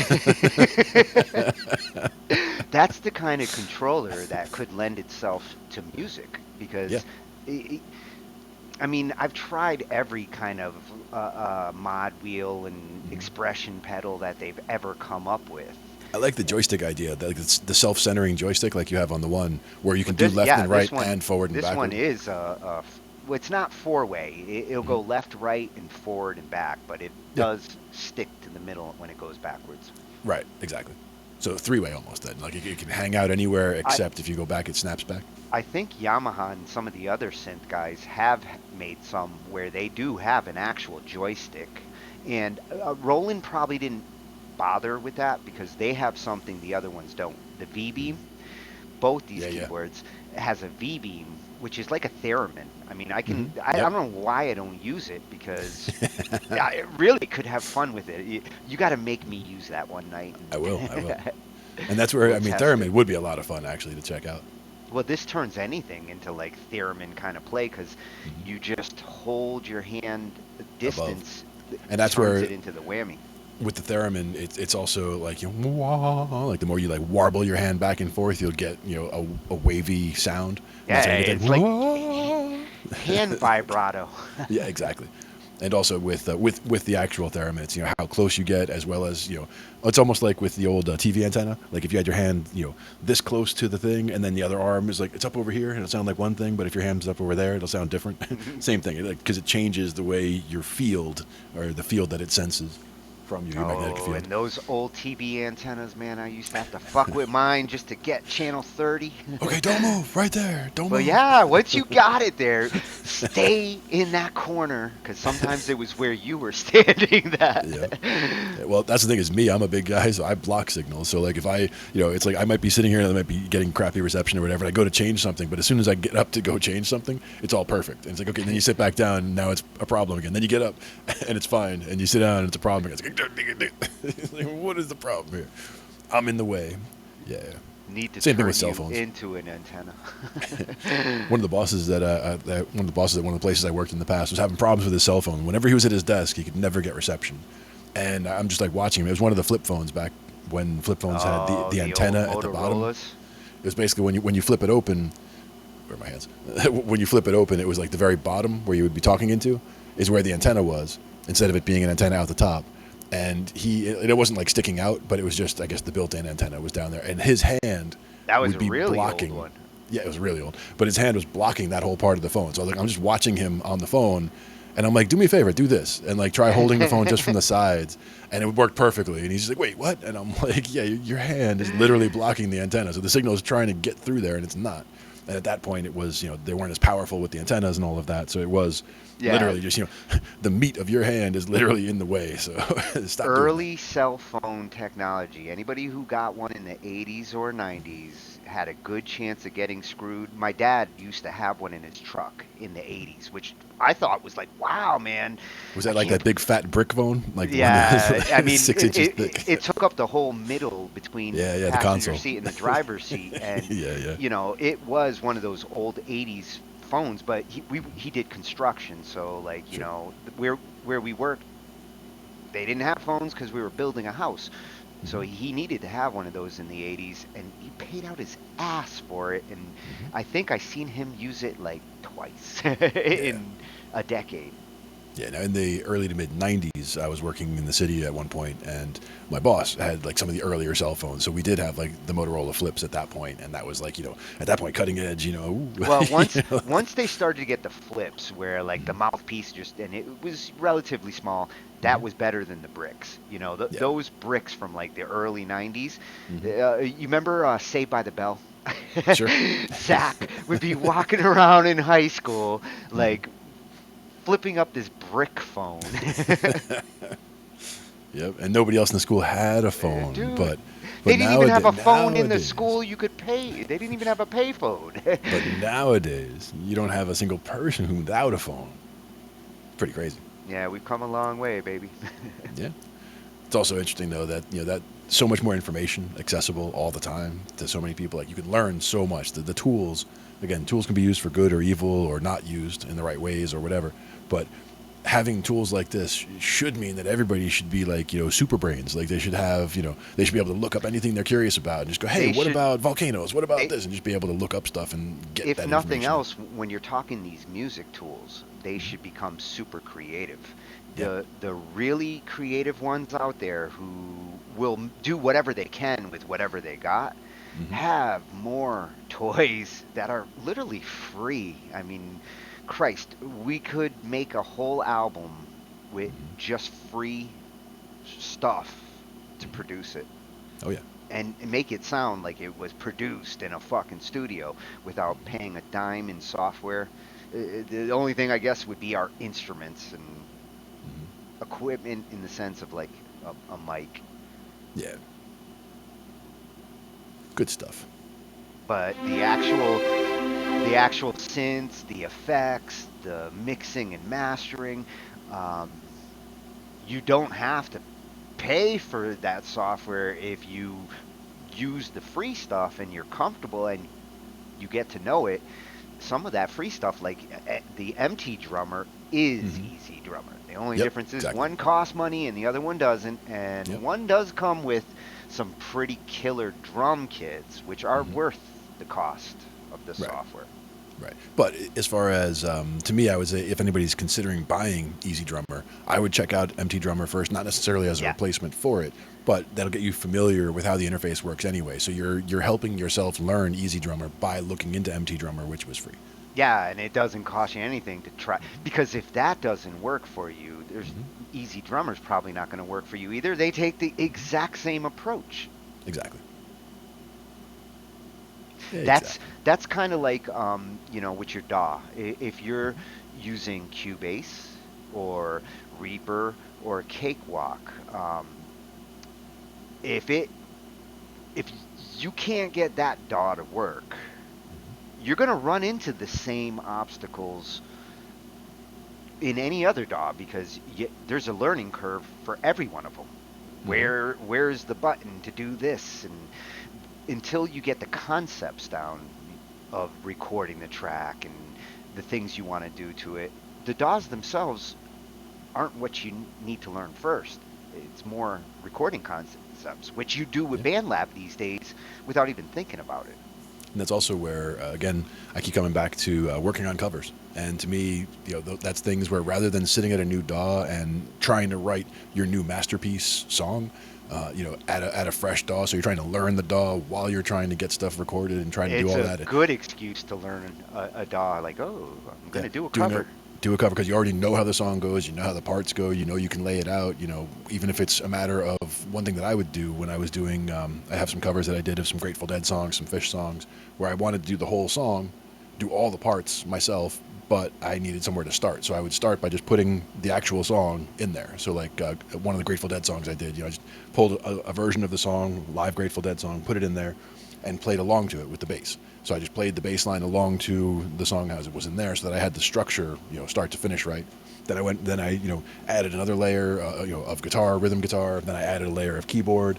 By then there was enough of the song structure there where I knew where all the parts are and all that, where I could take the original parts out and I just put drums in, or tried to get a very basic drums where I was just trying to get in. I don't know how loud these are, but Where did you load just trying to get those in. all those covers that you were was it your looper you loaded them into? Yeah, yeah. In the looper, I do have a bunch, and those are So not covers that useful. I did, but those are just. I was using the looper as this guy. Yeah, I do it with midis too. Yeah, using this That's looper my as go-to. the as like a practice tool, and it's got so many connections on the back that you That's can. that's Joe's little guy, right? Same as Yeah, his little one. yeah, I mean, yeah. it's The not really RC. little. I mean, it It's does the RC come. 30. There's the RC 3 would be the individual where it's just one Oh, of the it's the pedals. 30. The 30 has the two pedals.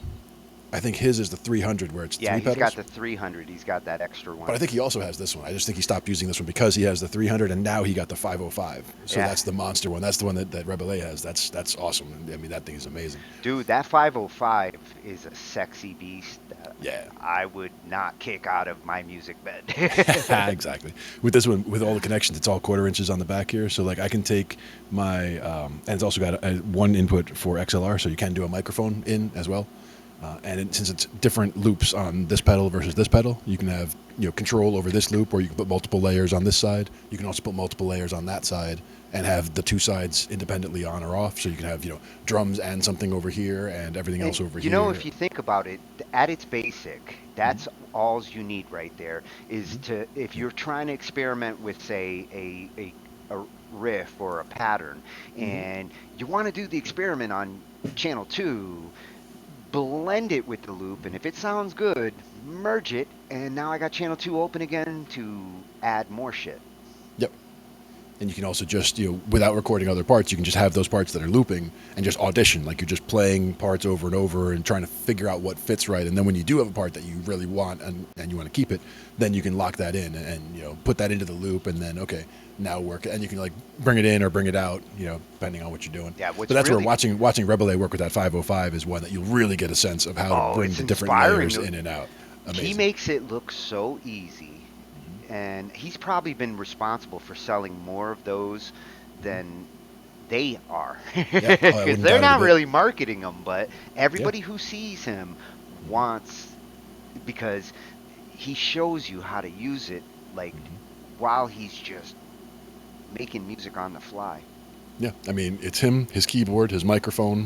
When he wants any kind of rhythm, he'll either do it with an egg shaker or just any kind of little something. It could be, tapping on the desk or whatever, just getting something to get that rhythm in there and then build the song from there. And the same thing with being able to adjust the speed in that 505 also. If he might have something that's at a nice slow speed and then later on bring it, crank it up, make it a faster song and then bring it Isn't down it slower later. Isn't it amazing how clean it shifts its tempo? The Yeah, 505 and that Novation that Joe yeah. has, Amazing both, slices, yeah. you can go from like 60 to 160 Hmm. and still sound fluid all Hmm. the way up. Yep. And Soul saying he sang along with the MIDI version. Yep, that's how he did the P5 stuff. Same way I was doing the layers with the Grateful Dead stuff. But I really like the fact that in that one song I did 2 layers of guitar, 2 layers of keyboard. I did the bass. I did the drums on this electric drum kit that you can't really see here, but it's what's holding up my keyboard. The keyboard's sitting on the snares, or on the snare and the tom.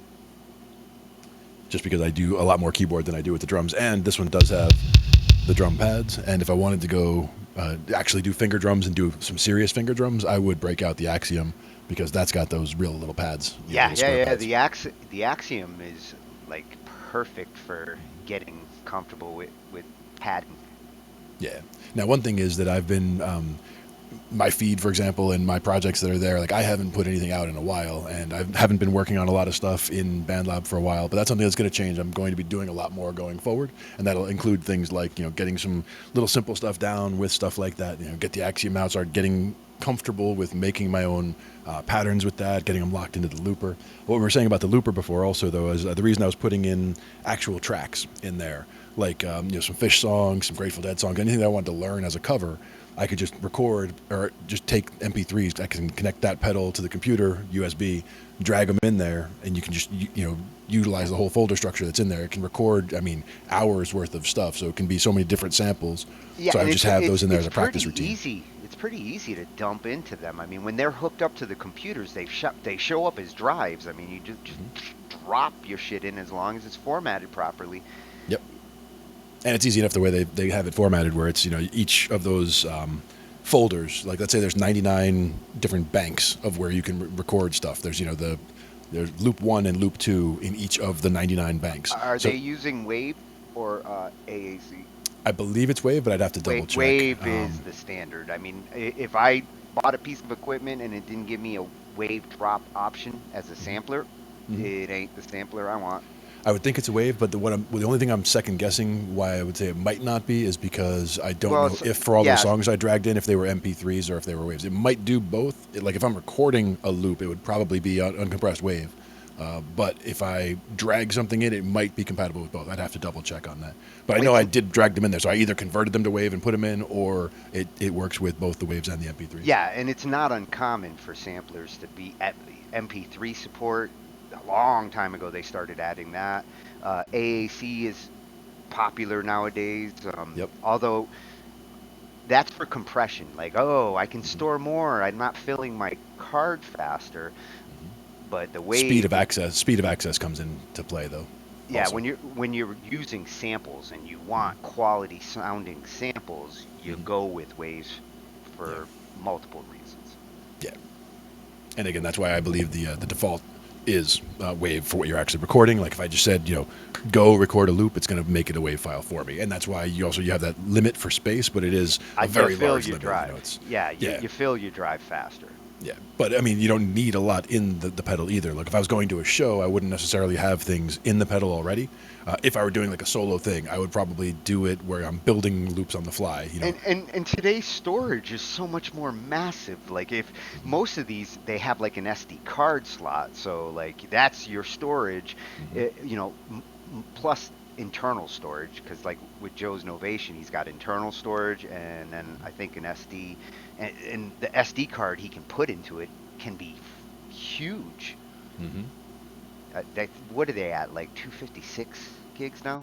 Sure. I mean, you can Cheap. do at least that. And it also depends, though, where the Zoom recorder that I had, which again is years old at this point, but when I first got it, the recommended card was only a 32 gig card, but it was one that was designed for like burst mode video as far as it's the Oh, super high throughput. Because the idea is if you do have, you could have as many as 6 channels actively recording at one time. So you have to have the ability to record 6 wave files to that card simultaneously. So you yeah. need to have, it's about the throughput is the bottleneck You need a there. certain kind of card. You can get a card that's 5 times or 4 times the size, but if it's not that speed, you're not going to be able to do it. And that's where it also has a good test built in on the Zoom. Yeah, It test the card and it have tells you ever bought a video or music piece of equipment that had an SD card and or SD card slot, and they basically say these are the only cards we Oh yeah, guarantee the to be Personas. fast enough to. Yeah, the Personas was the best example of that because again, the Zoom that I have, that's 6 channels at a time. The Personas, the 32 channel board that we have out at Pepe's house, is it's got the SD slot that you can just drop right into the board, so that you don't need to connect to a computer at all. You could just be at a gig, you could have the board there, you could drop the SD card slot in and record 32 channels plus the main left and right, so 34 channels. You could be recording simultaneously, so only certain cards would really be able to handle that. Studio in a box. Yeah, exactly. That's what that turns out to be, and that's we have the 24 channel board is the one we use with Mike when we go on gigs. So with his, he does do recordings that way as well. But he also, I mean, he's a nut where he's got his rack that he's built up. He's actually got a laptop built into the rack, so the board is connected to a laptop, and he can record using Capture or using Studio One, or he can just do it right to the card if he wanted to just capture the card. I'll tell you, on the road, that card option really comes in handy. You don't even have to fucking bring a computer. Yeah. Just straight to the card. Hmm. I like that too. But again, only certain cards. They have to be rated for essentially Yeah. burst mode video, like the highest throughput cards, which again now might be standard. This has been so long since that was, they only were suggesting. I think it was 4 Well, manufacturers. yeah, today's cards have gotten better efficiency. It's like old drives versus newer drives. Yeah. The drives you get today that are just the cheap ones that come, the platter ones that come with the computer, blow the drives from 15 years out of the water in Oh yeah. speed, in survivability. When I upgrade, I usually do it long enough in between each upgrade that the next upgrade is minimum 4 to 8 times the capacity of the old drive, so that I could fit everything that was on the old drive into the new drive and still have room for 3 times as much as Well, there was and already. So I'll usually just do that. I'll bring everything over like that, and so I have folders that have like a whole other, my old computer's in this folder, and then in there's another subfolder that was the machine before that, and I could like go back 6 machines that way. yeah, and we typically buy drives because we need more storage. But Right. the biggest reasons why I bought drives across most of my career was speed changes. Going Yeah. from Yeah. SCSI in the 90s Hmm. to, SATA. SATA 1 sucked, but it still was better than, what was it, Parallel before the IDE. Ugh. IDE, sure. Yeah, I mean, like I have, I I have a have, whole closet of yeah. IDE drives because, you needed to buy a lot of them in order to have any real storage. Hmm. SATA kind of started a good direction for us with SATA 6 now, been a standard for a long time. You Hmm. get big drives, and the speed there is not a bottleneck. Remember the MMF Platter drives? drives are, oh God, I mean, my first drive I think was a 10 meg drive, and that's not a typo. That's that 10 five and a megs. quarter, the Not five and a not the quarter. big monster, the 8 inch floppies. Remember those? They had those at the school computer. They had the 8 inch floppies, not just the 5 and a quarter, not the 3.5. The harder ones, but the 8 inch floppy motherfucker. Oh, That's I've crazy. seen those. Yeah, yeah. Those were no joke. But yeah, that was a short window in time, let's say. And you know, kids are now, kids today, of course, would know nothing about those. But at the same time, it was Well, what we had at the time, and their we grew up with that stuff. So their it's problem we've seen it mature. nowadays, these cards are so tiny and easy to lose that like I'd rather have the big ass floppy. Well, I don't want the floppy, but the 3.5 was kind of cool. Well, I Um, told you, I'm Mike was not doing gonna it the right lose a way. 3.5 inch disc like I would these tiny little SDs that are like fingernail size. Mike was doing it the right way, where what he has is, this is my Yahtzee, the travel Yahtzee here, but it's basically what Mike has for his cards is basically like this, where it's, you open it up and it's got like a little net inside, like a cargo net, and the cards, like, you can have just, it's got like little separate foam spots. It's almost like a gun case or whatever, where there'd be like cutouts for each spot for in there, but each little card has its own little spot where it lives, But it's for like, he's got like 16 cards in there, and so He it's like, oh, loads it's up his take this he one out loads up and his ammo. yeah, Oh, if you were a videographer yeah, or exactly. like, a digital photographer, say at a wedding, That's what you would need. Yeah, you'd have a backpack of that yeah, shit. exactly. And batteries for sure. That all of them were, loaded up. You made sure they were all topped off before you left the house. Yeah. Oh man, batteries. With photography, they were rechargeable batteries, and you charge them the night before. Big ass quantum, like that was the lights I used. Yeah. These batteries were like bricks. And that's the thing is, just changes the process, and you got to make sure those are reliable too. Like some in the original, with the original big battery stuff back then, a lot of them would lose reliability over time. Like they'd stop holding charges long. They would, if it lasted 2 hours originally, now it's only getting 40 minutes on a charge. Things like that would Yeah, happen a lot more back then. the battery I used to use for my flashes lasted about a year and a half, and I had to buy like 3 or 4 of them across the 90s. Mm-hmm. Yep. The 90s. And flashes don't really work when batteries don't really hold their charge anymore. Yeah. That's one place you don't want a half-ass battery. Mm-hmm. And again, if you're doing a wedding, that's one of those things where it's, it's the That's big day, that's so you alls I don't was want doing. any problems at all. Oh yeah, brides from hell. Like last thing you want to do is give a bride from hell an excuse to go off on you. Yep. And that's the thing is, I don't really think I've done any weddings as a musician, but I did one not too long ago, actually last year, as a sound guy, just helping out the band that was down there. It was basically it was a family member of the band who was having a wedding at the house there, and they had a whole tent in the backyard. They had everybody come in, and it was Oh, very was cool. that the one with that nice ass pool and No, that was a yeah, different one, actually. That was a private dude, party that that was somebody a threw. That was swanky gig. that was a nice spot for sure. That backyard was killer. I mean, with that pool and the way they had it set up, like terraced, where there was the pool was down here, and then they had a ping pong table and stuff over there, and then they had a cabana over there and a bar over in the corner. It was like, damn. It was a coca. Yeah, that was very cool. But that was a particular that was a private gig recently. The other one though, yeah, same idea as far as just a really nice setup for what was going on there. Now we did hear funk a minute ago, right? We were doing funk was this one. Now the next one I saw though is very funky. So Oh. how much funkier is very funky? Oh no, that's Latin. That's very funky. But wait, let's see what it sounds like when you actually. What key is that? Is it gonna be major or minor? It is funky, but it feels more Latin Let's say with those. D minor. Great.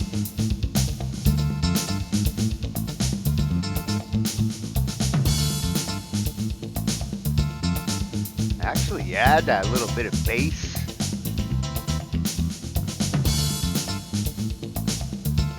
And then the big finish. Oh, I like that. Yeah. That is very funky. And then the next one's rock waltz. It's like, whoa, that's a big gear shift right there. But funky and very funky are all good. I like that. It's a good one. The question is, though, that would be something you'd have to go back and forth into different keys. It wouldn't be one just hanging out in one key. Because, like, funk in E is like the slower funk, maybe, where you just stay in one key all day. But I would definitely be going back and forth. That one's too active to stay in one key. You got to bounce that around. Well, that's some vacation music. that's Yeah. the, that's the shit I want to hear on my vacation. Hopefully on Yeah. a cruise somewhere. Definitely. Trying to see what else we have here. There's a bunch of different rock ones. I mean, heavy metal, I'm almost afraid to see what they consider heavy metal. I know. Oh, I'm sure Jason would have something to tell Casio. We'll give them a few seconds, but we'll see. Let's see. What would we put it in? Like maybe drop B, right? So like put it in B major, B minor. Let's say B minor. Yeah, minor. All right. So we'll try B minor, heavy metal, briefly.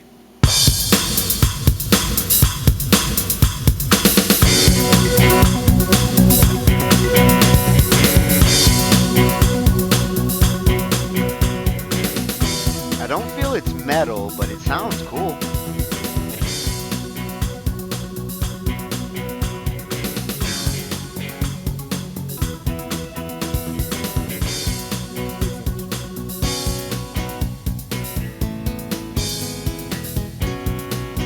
That's pretty cool how it goes over to the acoustic breakdown. Not bad. I mean, like I said, not heavy metal, but not bad. A weird kind of like southern rock. Yeah, I'm good at that. Kind of had like a grungy feel to its the way it was doing the guitar parts, especially when it shifted down to the clean and Then we got one for jazz voice. For me, that's got the uptown funk sound as far as that low part. Maybe A minor. hey, that's not bad.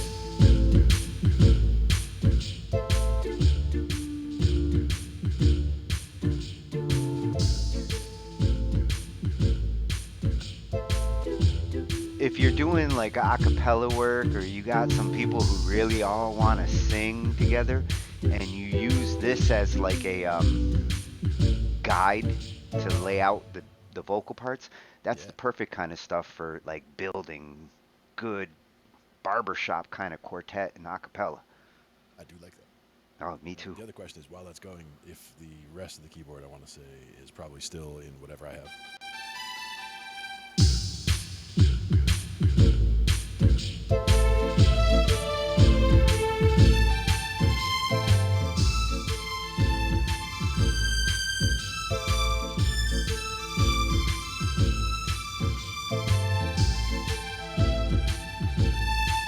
See, you're good at soloing, man. That's just a minor better I know you're good at it. sound. Thank you. I definitely like that. Oh, nice finish too. Yep, and all that again. That's just all A minor pentatonic. And the main thing there is all I'm looking at really is the two notes that are together, which is the G and the A, and the three notes that are together, which is the C, D, and the E. And just looking at those as kind of units, and just knowing that I'm going to land on or focus on the lower one of the two, or sorry, the higher one of the two, being the A minor, or the lower one of the three, being the C major. But you can also land and hover on the other ones, and then you get a totally different sound. If you're playing C major pentatonic, and you're going to start and end on that E, you get a different feel. It feels like it wants to still move. So that's part of the using the third as somewhere that you want to move off from, you know.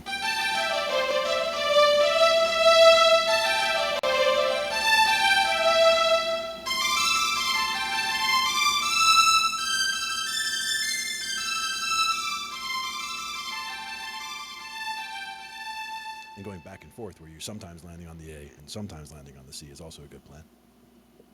Because that way you're sometimes getting that bit of a minor-ish sound, the A minor-ish sound, and other times the C major-ish sound.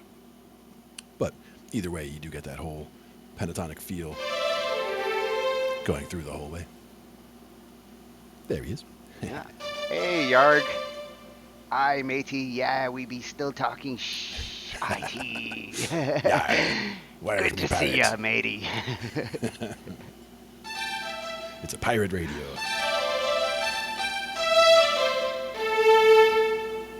But yeah, Jazz Voice was definitely a good choice. Then they got Slow Swing.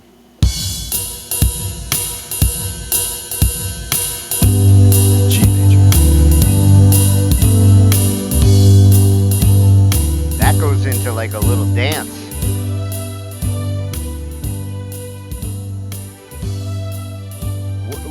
What's that kind of dance? Is it like a two-step or a four-step? I'm hearing the high. You just dance in a circle. You can do, yeah, it's a swing, so you're basically trying to just go back and forth a little bit. But then there's another swing. Got a little bit of a funkiness to it. Let's do that one in A flat.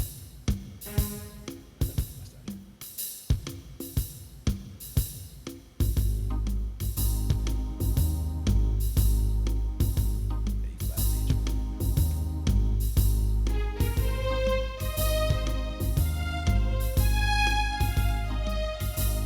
Now we're tiptoeing through the daisies.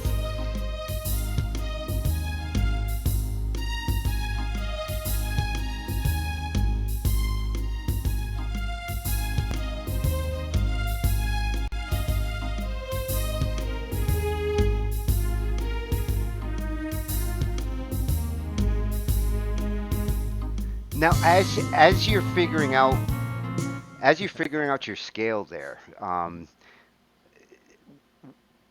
The when process I was using with that one is whatever note I'm starting on, I know that the first three notes of the major pentatonic scale are going to be the 1, 2, and 3, as if we were playing C major. So it would be whole steps. So I know that whatever note I'm starting on, in this case A flat, I know it's going to be A flat, B flat, and C.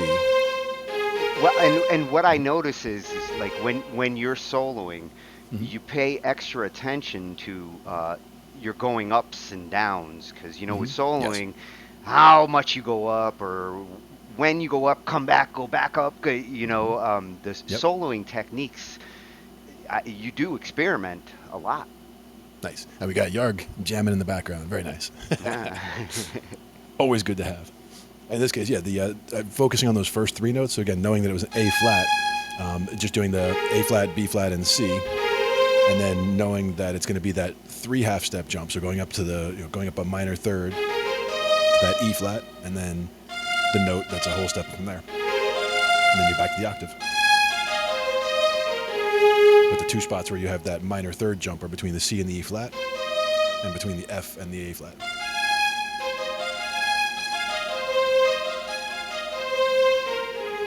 And then dropping down to that A flat whenever you want to get the resolution on that one, or down to the F if you wanted to resolve in a minor way, because that would be the F minor pentatonic. And that's how you can, going back and forth between that minor pentatonic and the major pentatonic, just based on which one you're kind of landing on, focusing on, not always starting on. I usually start on the one, but you don't always have to, of course. But starting on the one, going up to somewhere, like you said, and going up and down, back and forth is important. Getting all the stuff that you want to get in there, but also putting in space and recognizing that you're going to want to linger on certain notes, because far too often it's just like people are Yeah, just get too busy sometimes. in the case of like a progression, as you're going up or down a scale, uh, knowing where I want to land actually seems to be more my preoccupation than how I get there. Yeah. Knowing that I want to hit on the fifth or the sixth note as I'm trying to do soloing. You're a much better soloer. Usually, I will just try a couple of notes to get to where I want to, Hmm. and just feel it out. And the more comfortable you get with the chord, the faster you start to get in the flow. One of the things that used to stop me or keep me from doing much improv at the beginning was not knowing what to hit. I mean, and just knowing, okay, I know it's in C, for example, so, okay, I'll keep hitting C. And then it's like, but what other notes are there? And it's like, well, you could use all of them, but is it going to sound weird for me to go to the F? It might. It depends on what's Maybe. going on behind it. And that's where some music theory helps, because knowing that, if you're in C and you're playing all C, you can play the Well, C's, the E's, the G's. You know those are good because those are chord tones, and that's where knowing and the not chord tones is being important. not being afraid to try them Yes, just to hear that's the how it biggest. sounds. That's the biggest. As long as you're not in the middle of a live performance where you can't Right. fuck up, Yep.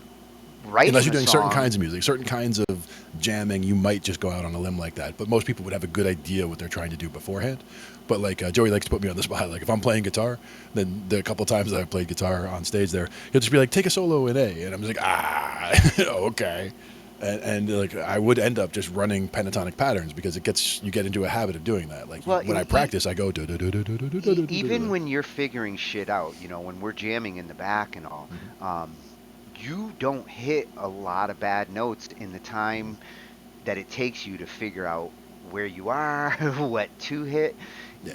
You might hit two or three notes over the span of like 60 seconds, and boom, you're And in that's the the thing is key. it's because I'm listening in the beginning, like I'm listening, and that's the biggest thing is listening, using the ears at the beginning, because when you're hearing the song go around, once you can establish, okay, I hear it repeating, it started in here, and eventually it came back to there. Okay, so now I know where that is, so I can figure out where that one feels like home. And yeah, absolutely, Yarg, if you do make a mistake, you just repeat it over and over. But the other thing is, the If Victor at Wooten first you answer, don't succeed. the Victor Wooten answer was also, if you hit a bad note, there's a good note right next to it on both sides, because every bad note sits in between two good notes. Like if you look at it from the standpoint of if we're playing in C major and we're using all the white notes, and those black notes would be the ones that are not in the key, right? But there's no two black notes that are right next to each other. And when you told me that, it really did, like, it was like an epiphany moment for me, because I always tend, if I hit a bad note, I tend to try going up like a third or a fifth from it to see if where am I, and going the microtones there. Yep, going right next door, yeah. And Yeah. that's where here's C major, right? So if all of a sudden you throw an A flat in there, it's like, whoa, that doesn't go at all, right? No, it could But work on a creepy. if you then that's where using a little either doing a little thing up or down to the one right next to it, and all of a sudden you made a little thing where you started with a bad note, but it feels like it resolves to that A.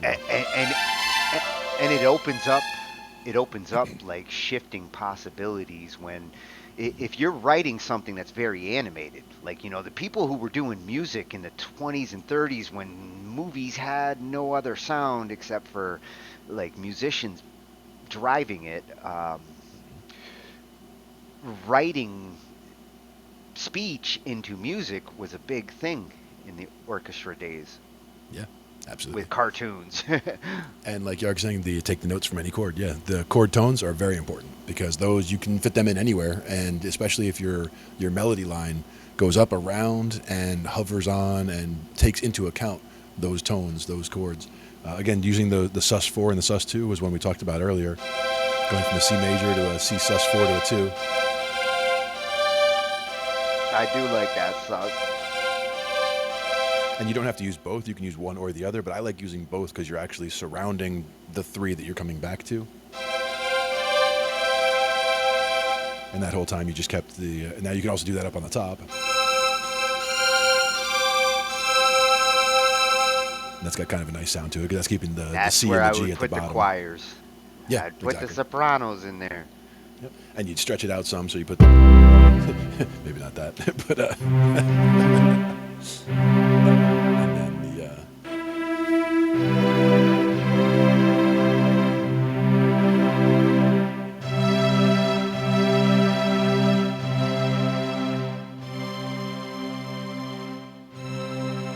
and that's when we're having the E on the bottom and the C on the top versus the C on the bottom and the E on top.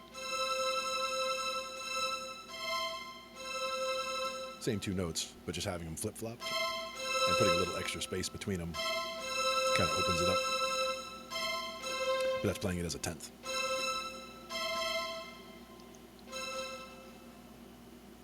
Which I like.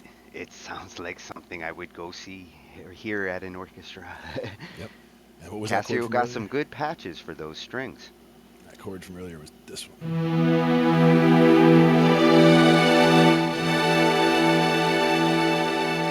Jazzy E minor 11. On our next episode, And I had a stuck note up there before. that's that kind of progression and sound that in old school TV that was like, stay tuned. Yep. And that's Meticulous Yarg that we're using is the name of the program. Meticulous. And Tony had it on his other machine also, but it does make it easier to talk about stuff musically because you can see it on the staff. You can see if I'm playing if I'm doing bass stuff, it can be down here. Right now it's set for C major, so it's not showing Well, any it's sharps or yeah, flats. But it's not showing anything. I don't see the keys. oh, I see them. Weird. No, OBS hasn't shown them. Oh, wait a minute. It's showing them on the stream. Whoa, this is trippy. Dude, That's what I'm saying. Restream. Yeah. I see it in Restream. Has not updated, but I see the stream. Yes. All right, cool. Ridiculous. Yep. And actually. Oh, you'll love it, Yarg. Yarg, this is a useful in multiple ways. It can show guitar staff. It can show bass staff. There you go. This is what it looks like on the smaller window.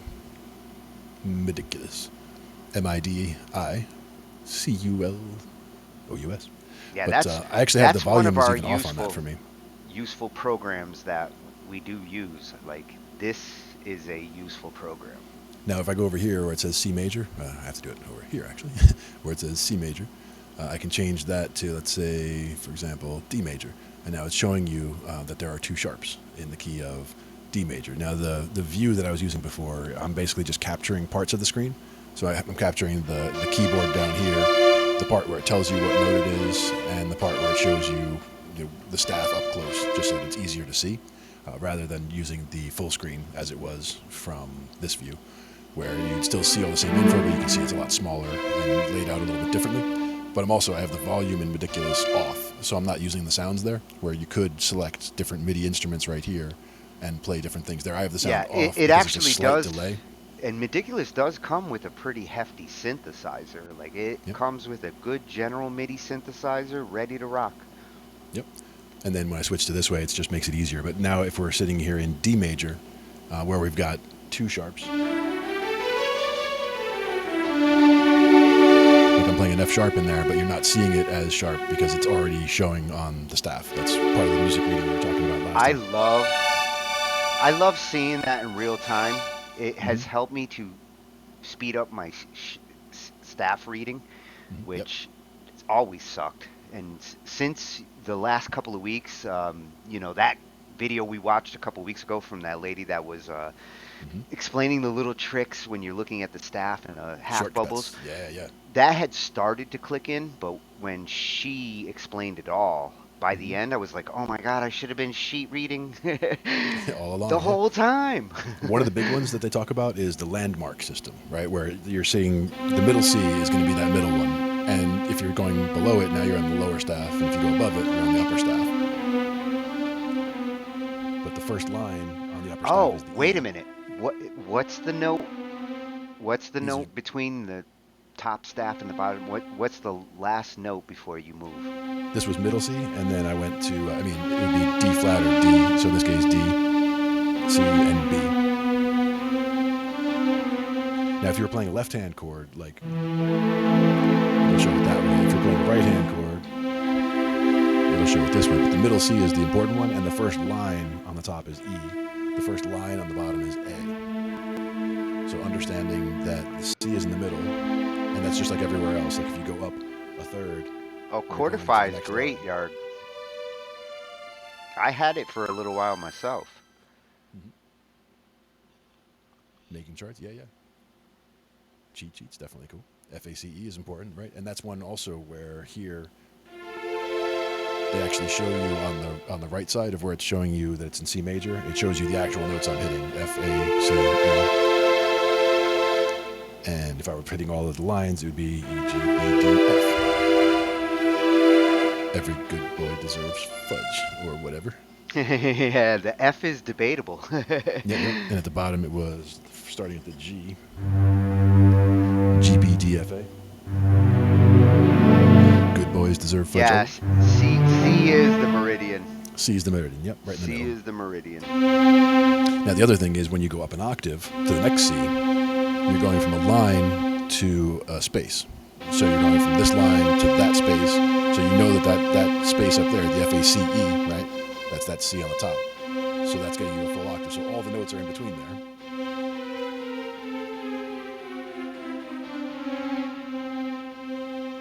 And then everything up there is just another octave up to there. So that line up there is 2 octaves away. So right there is everything from 2 octaves of C's.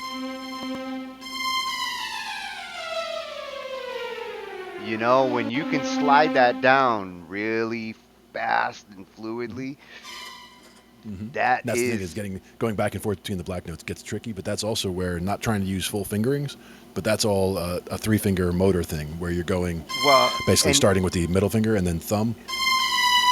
And I'm just bouncing middle finger and thumb until I have to get the ring or the index involved. In the old days, a composer was writing that for strings, violinists who had bows who could do those effects. But nowadays, you know, playing a keyboard and wanting to get that same effect, it's amazing how we can simulate a bowed string instrument as good as we can with a keyboard. I don't think I've ever seen that one for different. I haven't seen that one for guitar, but elephants always do got big ears because you're starting with E, A, D, G, B, D. I like that. Oh. For that one, I just always remembered it was going up by fourths.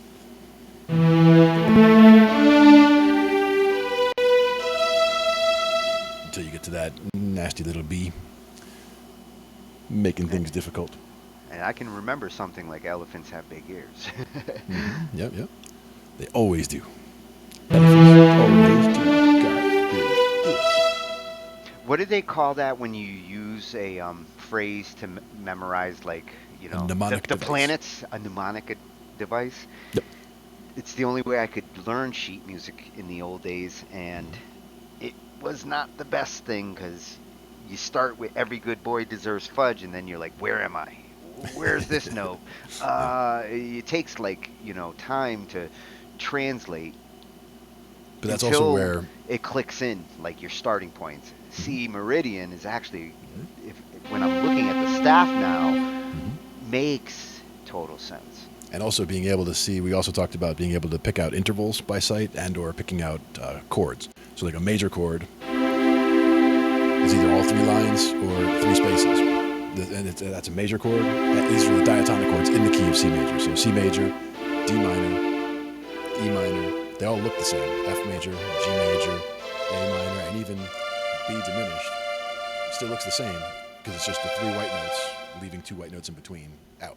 And that's where you end up with being able to do shortcuts. Looking at the staff, you'd be able to tell that all of those are just a root 3-5 chord because they're sitting all on the lines or all on the spaces. If you had those inverted, you start doing the inversions of the chord, and you recognize that this is an inverted C chord with the E at the bottom, and they'll call it a C over E / chord. But you'll see that if we had the C on the bottom, it would be a line, on the top it's going to be a space. But you can see that this would still be a C chord just inverted, and this is a D minor inverted. Yeah, recognizing the inversions, that was her epiphany to me. When it was clicking in what she was saying about the first pattern, and then once I started to realize that when you do see that claw in the staff, Mm-hmm. it's a certain kind of inversion, and Yep. being able to instantly recognize it really does speed things up for me. It's Mm-hmm. like Yeah. when I am looking at the keyboard and I know what inversion I want to do of a chord, Mm-hmm. a split second. Yep. Exactly. And that's a lot of times it has to do with where you're going next. Where again, if we were doing stuff that was all in the 1, 4, and 5 vein, I would have the 1 uh, transposed up so that it's either like 3, 4, 5 essentially, where the lowest note is the 3, or I'd start from up here where you have the 5 as the lowest note, and they give you a Oh, totally different I can feel. name that tune. Ba, ba, ba. Yeah, I could name probably 40 tunes that go that way. Yeah. But that's where, again, starting with the C, the 1, 4, 5, if everything was root position, you can really hear where the chord, where the movement is. But as soon as you start using inversions, it can be anywhere.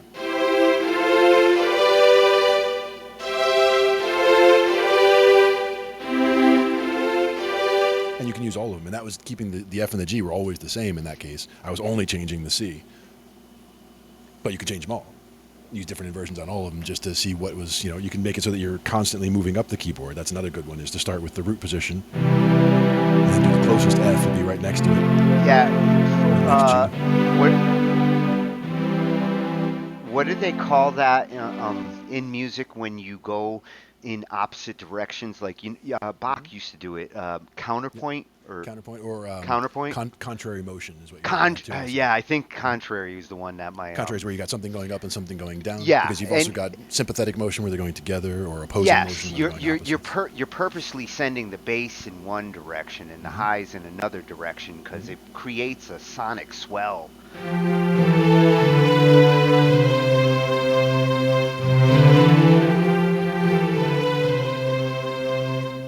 It works really good in composition. Mm-hmm. Some of those composers did not sit there with an instrument and write their pieces. They just sat there and scribbled it like on paper for people to play their parts. Yeah, and they could tell by what, whether before they put it down on paper or as they put it down on paper and read it, they can actually hear what that note should sound like. They can see a G, and they know that Oh, it sounds like a G. yeah, Mozart did like to play the piano, but he didn't need one in order to write his Yep, work. exactly. And it's like I'd mentioned before, somebody that I used to see on the bus to New York City would be sitting there reading sheet music, and I could just tell that she's, hearing the way the melody is going just by kind of fingering through the whole piece. I know. Isn't it amazing how like orchestral musicians are? So Mm-hmm. I've known a bunch of them throughout my life, and like they feel and hear music through sight. Mm-hmm. Yeah, exactly. And that's one of that. I never was able to read music that fast, but the same thing, where the more we do look at this stuff, Ironically, it does help it a lot. they're the ones that I've known were never actually like big songwriters or anything like that. They Mm-hmm. actually played their instruments like a duty. Like Mm-hmm. I can play this and I like to play it, so I will play it for an orchestra. Just tell me what to play. Yep. Movements. There you go. Movement. Movement 1.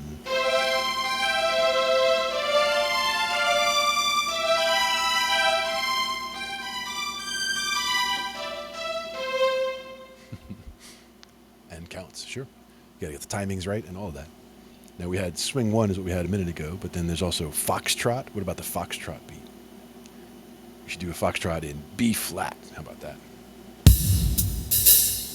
Oh, that is a trot. B flat. That is a trot. I like it.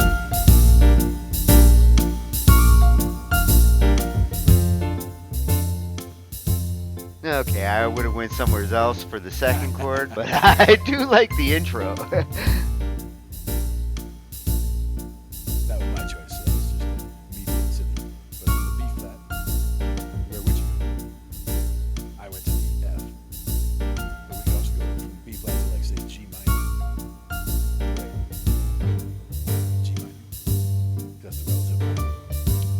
That's not bad. That's one you can switch back and forth a couple rounds. Yep. Like, we're telling a story. Next 3 rounds gonna be BG, EG. Now, when you change to get out of this, the A, or Right. So this was in B flats where we started, and then we were going to that G minor.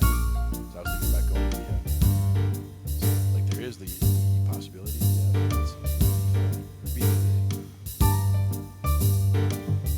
flat. I do like how these two float with each other. Then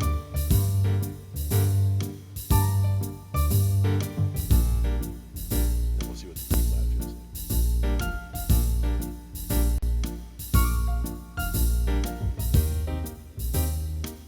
Ah, like. Yep. that's a good, like, oh, okay. That's where that was coming from. Now Glenn's Little 1/4 making time. song. B flat. And then the big finish.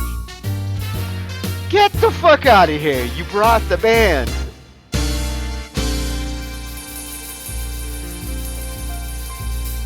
Dude, I love how they added the horns for that big finish, man. Yeah, the foxtrot's not bad. Got a nice little laid back feel to it. For a built-in beat out of a, like, synth box, that's a great starting point. I wish, Hell yeah. like, the keyboards I used to get back in the 80s and 90s started with shit like that. I probably would have played more with the drum beats. Now the other thing for me is not only is it fun to just to hear how that all goes together, because that's like it sounds like a song, right? And it's easy enough. Or all I did is hit a couple of notes. Like I had a note to say change to this key, change to that key. I could put that as a loop into my looper, and then start experimenting on top of it, and start doing not have to actually hit the notes each time. If you can get those parts into nice loops, now you're arranging.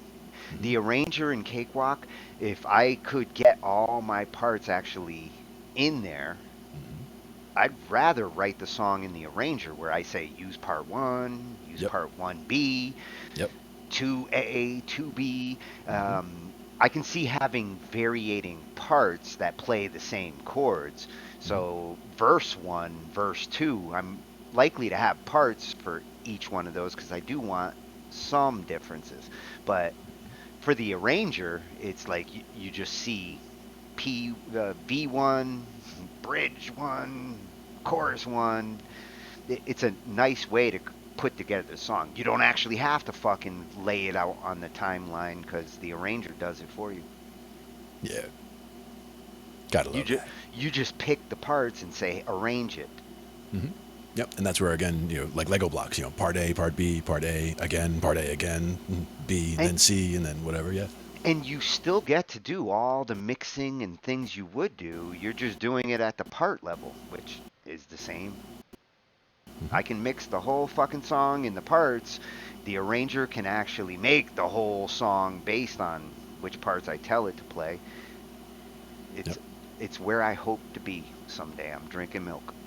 Yep. You're also a big proponent of bus mixing, which is another good element to add to that, where you can bring Yeah. things like all the vocals into one bus, or all the guitars into one bus, and deal with them individually, or glue them together using and similar effects. and automate them in one place rather than like having to automate 5 different guitar effects for 5 different guitar tracks. Yep. And again, with reverbs, if you had the reverbs, reverb on every individual track, that's one that's a big, big one that you hate. You'd rather have one reverb for the room and put the instruments in that room. I'll tell you, Makes a lot of sense. one night we gotta have like a go check out YouTube on convoluted reverbs in Yeah. digital mixing Yep. because I could spend a whole night showing you why the way people are mixing and how they're putting reverb on every track is not a good thing to the sound mix. Yeah. It's how you can end up with a Reverb lot of peaks and bounces valleys off that of are each other. unexpectedly happening. Yeah.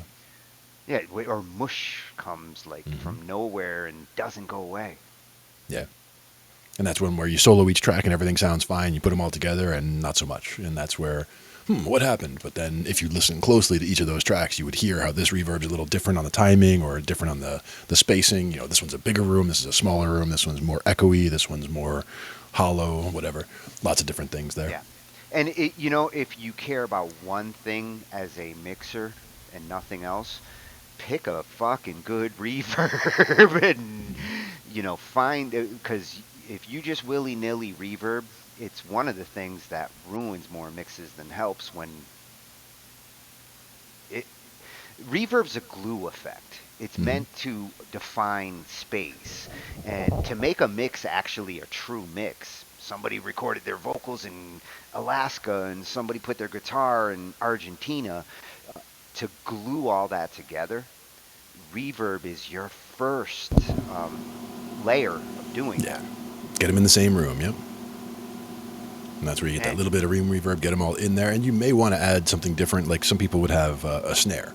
There might be some additional snap you want on the snare, for example. So you might have a reverb for that specifically, but everything else is basically, it's about the room, getting everybody in the same place. And then if you need to do individual things to individual tracks, you can do a little bit, but don't go crazy with it. You definitely don't want stuff to conflict, like you're saying. yeah, well, there's nothing wrong like with a reverb being say on the track itself.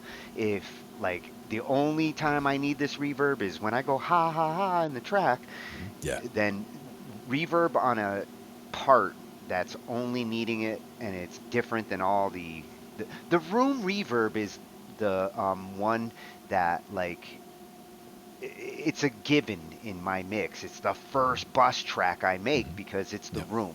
Its Right. purpose is for all tracks to go through it to some extent. So Right. maybe And I that's the don't key pump right the there. Not drums always at the same, 100%. not always the same amount, but yes.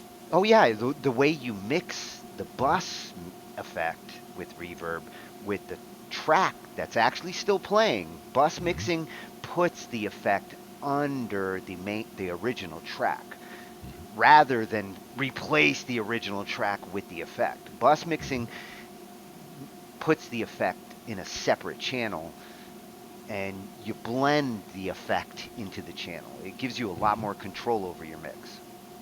Exactly. Now, I modern will jazz. preach the bus mixing approach Hmm. till the day I die cuz Absolutely. I agree. I saw the light the moment I started mixing with it. I was like, "Wow, now we're talking." Yeah. And it's also less overhead for the plugins and all that as well. If you have just one reverb that you're That dealing with instead of all the others. that was the initial reason why I had to go look for this solution was how do I'm killing my machine. My machine can't handle fucking 60 tracks. With Why? so many effects on each. Yeah, yeah. I'm loading this plugin 60 times. Now let's see about modern jazz in D flat. Yeah, D flat. Let's try that. Oh, that sounds like an IoT track.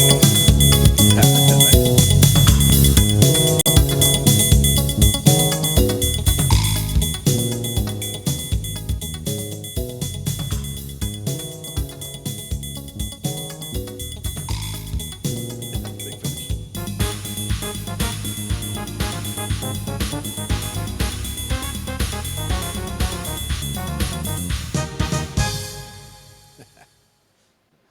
Oh, that does Modern sound like a jazz. party. It does. I think it was probably more of a minor key thing than a major key thing, Well, probably. it came in like a Ice-T track or one of those early '90s rap songs that would have came in with that hi hat like that. I think it I was was thinking, Ice-T who I was thinking Lottie had Dottie, one. Oh, Lottie Dottie with oh, the maybe it was Lottie the hi Dottie. hat bell. Yeah, there was one that was real fucking hot at its time that came in with the same kind of hi hat bell. Yep. Now the acid jazz would be a different story. That's nice and mellow. That other one, there's just too much hi hat going on, I think. Yeah, that doesn't feel like acid. What makes them call acid in a genre? Is it the association to psychedelics and tripping? Not necessarily. That's the case. Acid jazz in E flat I do like the choice of like that clarinet. and in the B Uh, flat. the instrumentation's interesting. It's reminding me of Into the Mystic That's a little all of a fun. sudden. I feel like a turtle's coming along behind them. It feels like Into the Mystic from E flat in the B flat.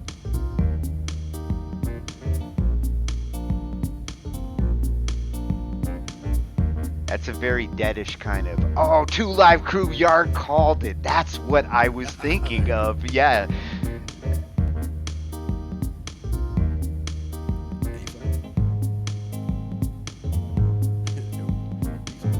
Oh, dude, that is right up Jerry Garcia's alley. Hell yeah. Big finish. Nice. Man, it really does have good finishes on it. Turtle with a hat. I love it. Terrapin Station. Perfect. Yeah, I totally saw a turtle with a hat there while I was listening to that. Kind of walking along with some friends that are all ahead of him, but they're all waiting. And everybody's smiling for sure. Now this Come one's on, L. you slow ass turtle. This one says L fusion, so I'm thinking Latin fusion.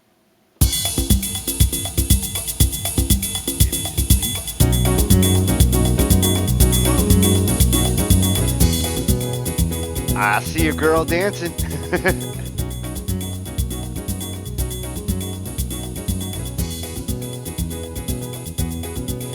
That's like some salsa dancing shit.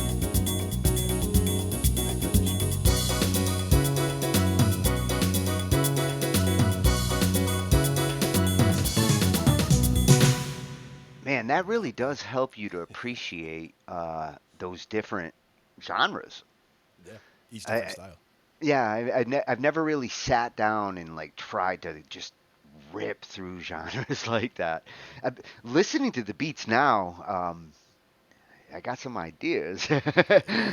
That's the other thing that I love about it is it does kick off ideas, and even just if you're listening to just the main part of it, let's say, or actually, maybe not that one. Let's go back to the one where we had it a minute ago, the acid jazz. I think it gets more mellow. Like that's something I could just have going on without the like all up and down in there. But if that was just going around and hanging out in, let's say, A, Well, you could bust your bass out right now and just totally go off on top of it.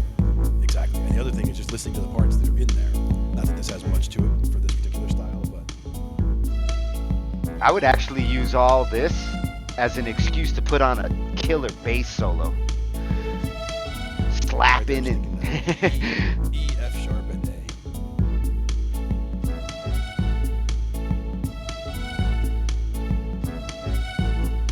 Yeah, I like that little swing back. And then they're just doing the chord itself, so they're just hitting that. This would go with the Viva's cannabis car. Yeah, it would actually. And then if you were trying to solo over this, since this is A major, you're usually trying to do A, B, C sharp, and then E and F sharp.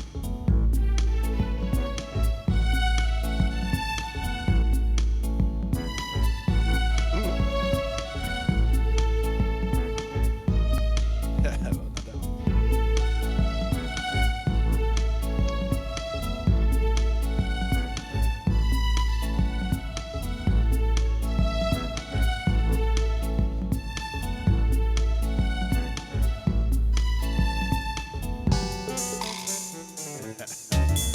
Oh, that's an unusual Sharp finish. break. Mm, And that's also it depends on when you hit it. Like if you hit the finish right after they got through like the beginning of a measure, it's gonna go a Oh whole yeah, nother measure. you don't want it starting like, oh, it will go through the measure. It won't just change like Well, it'll change the ending. That's why that one sounded a lot more abrupt than the previous one because I think of the timing of when I hit it. Like let me just A, so A. Now if we do it right after the one, let's say, so like and coming back around and this time. Did it basically two measures is the way I finished. But if I did it a little bit different time, I did it right before the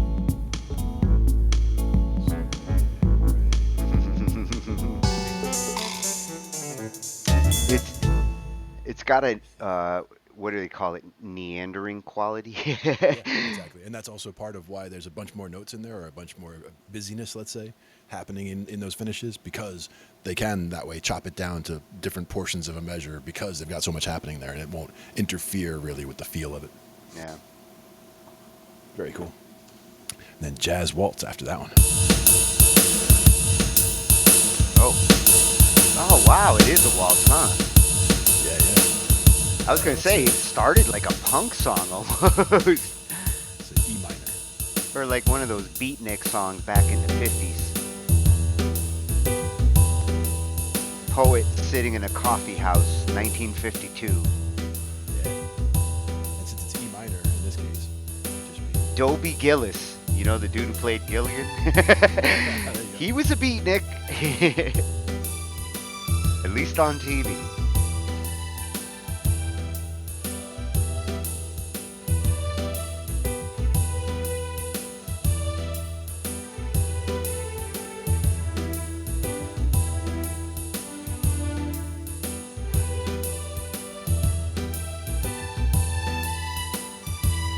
And see, with a groove like this is where you get the up-down motion of the soloing. With a groove like this, it kind of says like, go ba da ba ba ba da. You go up like 8, 9 in a direction and Hmm. swing back down And that's the importance of off the of that pentatonics there, groove. because if I did that same thing, but instead of pentatonics, I was doing that as Well, diatonics, it would shit, you sound could totally different. practically play every fucking note in between with that kind of groove. Somewhat, yeah. You said that E minor, right? So if I was trying to play all the notes of E minor, it would basically just be all the white notes with the F sharp. It'll sound different.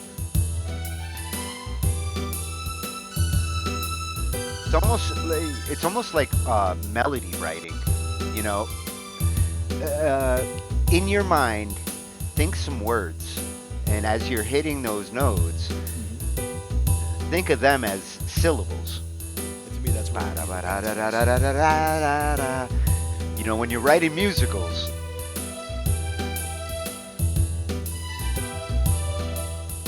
oh, I like that little tail you're adding on those. Yeah. Just that little that D. Now you're Just that. speaking in your solo. Yep. It really does turn it like it turns into words Hmm. when you do it like that. And that's where you try to just change it up a little bit, or just again trying to simplify is the important part to me. Where normally I would be too worried about which diatonic things are going on, but keeping this in just one key, where we're just staying E minor jazz waltz, and then just staying E minor pentatonic. You only have 5 notes that you have to worry about, and you know that you're going to try to land on that one, and try to land on that three, and that way you're getting to the minor root or the major root, and just building around those, whether it's like I said, going up, going down, going around things, repeating little sections like for phrases like that, especially in that kind of a groove, just doing little repeated phrases.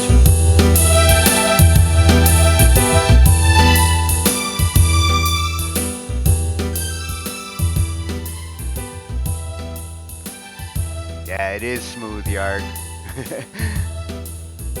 Just like that.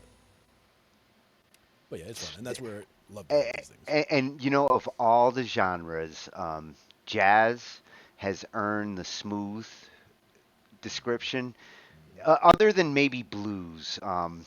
You know, certain genres own the smooth. R&B, definitely gotta include some R&B in there for those like the low, smooth Well, vocals. Yeah, that get some that of that happening. that particular progression there was smooth jazz, right? Like that's what they Jazz call waltz. They call that smooth jazz waltz actually. jazz. Jazz waltz, because it does have that, and actually it reminds me of Take Five a little bit. Dave Brubeck. And it's funny because it's the waltz that makes it smooth. You know, the jazz is just being jazz, but that waltz rhythm.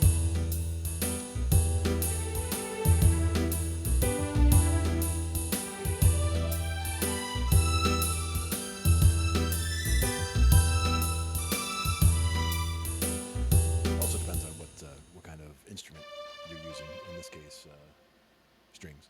So the strings, they're not as percussive. So like if you're trying to do fast Oh, lines, like you want to so get. those chord combinations you're getting are instrument. They're doing their instrumentation based on the preset you're set to. No, actually, they're. It's more that they're doing their thing, and the sound that I'm putting on top of it is not necessarily like. In this case, it's working because it's strings all the time. But I should put something that's more percussive. Like if I were to put a piano on top of it, Yeah, That it would be different. some of their instrument choices are coming from them, Right. not from the preset you're on. Right. Because like if I'm doing this, I Yeah, have a yeah, separate piano it's got a roll. piano. It's got a piano. It's got a If I change the piano, you won't hear a change in there.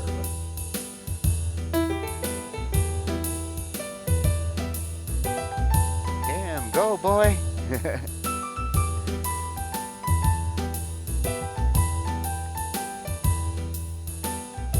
Play it, Glenn. Bartender, I'm gonna need another drink.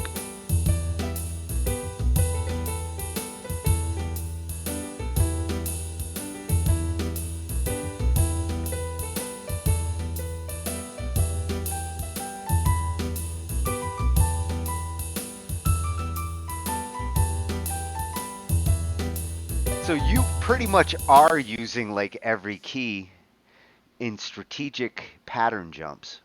Yep, I'm just using just the pentatonics though. Literally just 5 notes. So that whole thing is all just E, G, A, B, and D. I'll tell you, it's funny when I watch you do it through the ridiculous lighted keyboard. Mm-hmm. I literally picked up your pattern approach between Nice. the you know the C and the F, and Mm-hmm. whenever you are the patterns you utilize and the half steps that you do between those two, Mm-hmm. I totally saw it there. Nice. Nice. That's the importance. Like that's where when Meticulous wasn't working for me, it's like I'm still trying to describe stuff, but it doesn't come across as well because you're not getting that immediate visual feedback. But also, it helps if you're holding notes down rather than just kind of if I'm doing like a lot of like you're not going to be able to pick out as much because they're all just flashing too fast. Yeah, and But if I'm doing it actual depends lines, on then it helps. the frame rates. Right, that too. And also arpeggios are important too. When I was trying to do the visuals, with the key station, Mm-hmm. Key station, that that was the one. I forgot about that one. yeah, that's where frame rates really start to matter. Yeah, yeah. But in that one also, I mean, the fact that it has the histogram, basically, the fact that as you're holding chords, you'll see it hold and hold going up off the screen. So if it's just a short little, you would just see short little bursts, and if it was a long hold, you'll see the long holds. That I like the way that it gives that information as well. Yeah, it's kind of like Guitar Hero Yeah, exactly, style. exactly. It's like, oh, I see how long you held it. But instead of having it where like the notes come at you and you hit them when they get here, it's more you're hitting them, and that's what's making you're making your Guitar Hero piano roll essentially in that way, which is cool too. Shit, man, I wish I had Guitar Hero as a kid, and I probably would have learned a damn guitar back then. Matter of fact, Rocksmith actually was helpful for me, and I want to say it was 2014 Did, or something like didn't that. they just get a new version? They were talking in the I back don't know. the other night about a new Rocksmith coming out. Oh hell yeah! I mean that was I want to say it was 2014, so 8 years ago. But I had it for the PC and I also had it for the PlayStation. So I had two different versions that you could use, and it had the cable that you could just plug direct in USB. But that was one of the earliest attempts to get the guitar actually into the computer in a useful way for Oh, software. and I love that they turned it like into the game that it should be. Like Guitar Hmm. Hero should Hmm. not be teaching kids to just hit a piece of plastic unless they're 4 years old. But 6, 7 years old, you don't want them to strive to be a PlayStation Guitar Hero. You want them to turn into Andre Segovia. And in Rocksmith, actually, the types of interactive games they had specifically for teaching how to play was awesome because certain ones were like for chord shapes. Like they're trying to teach you how one of the important things in guitar is being able to fluidly change from this claw to that claw. So if you're doing an E major, like if somebody says E major, you should be able to bang out an E major chord immediately. And if somebody says A minor, you should be able to hit an A minor immediately. Like knowing where you can hit them and knowing multiple iterations or multiple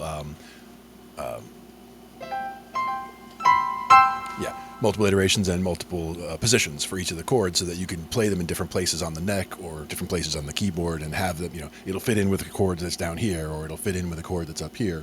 You'll use a different one based on where you are on the neck or on the keyboard. And the intervals and those are important. Ah, now that's a finale. Yep. Just working your way up an arpeggio, triad. And then if you break it up,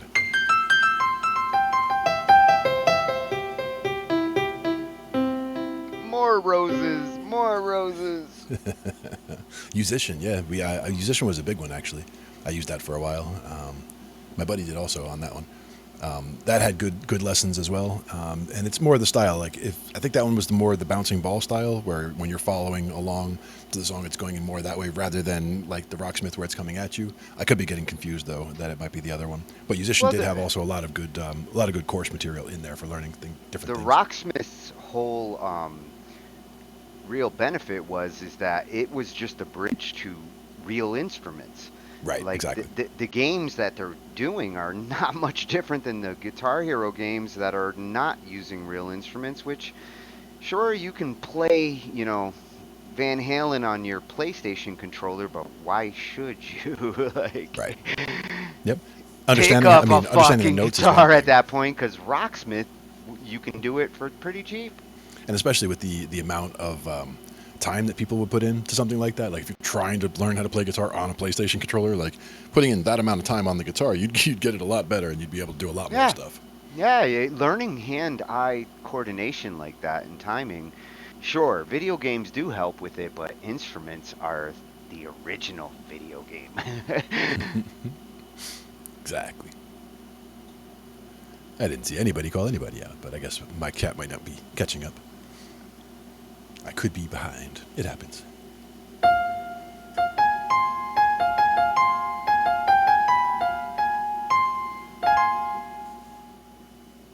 Little F major. F minor. Uh, Felt minor. It's that A flat. That guy in the middle. Good stuff. Now we had the jazz waltz that we were doing, and it goes to the polka. And I don't know, polka? I love polka. That's kind of fast, it seems. What about polka in G? It's got to be a happy key, Dude, my best friend when I was a kid was Polish. I grew up on this.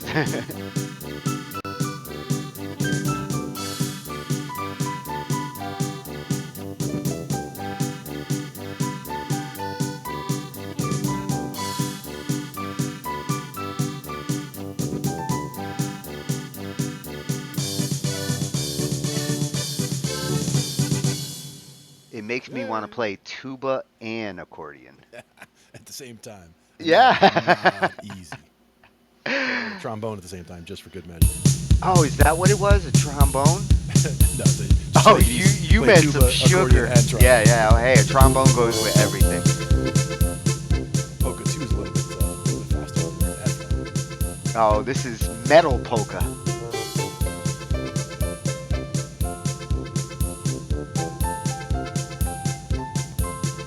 This is the polka they dance to.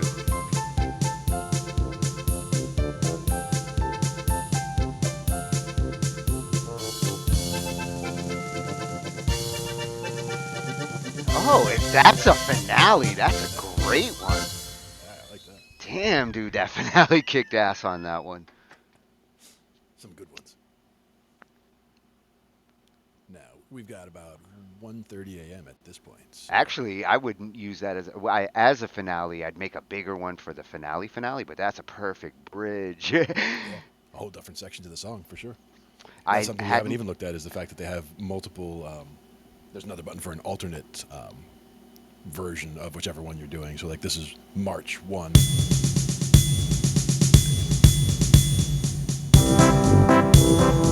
See,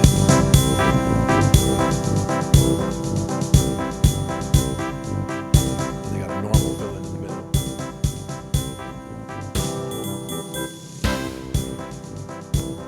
that beat coming in, I thought it was the Beastie Boys for a second. It does. And then they got an alternate villain.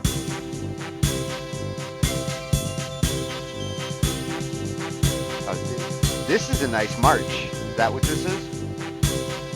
March 1. Now, that's the thing is that's like two separate, feels, let's say, inside that march. But then there's also, they have an intro. So, like, if I were to choose a key and then go intro from there.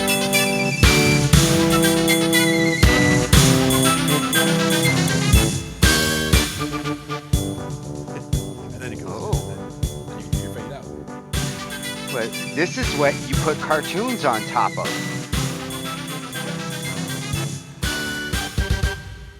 I put animated characters on top of shit like that. Absolutely. And now we've got lots of raw material for that with all of the AI art we've been doing lately too. Yeah, We've got a bunch of things that we could that's what add I'm in and thinking. animate up. Yep, yep.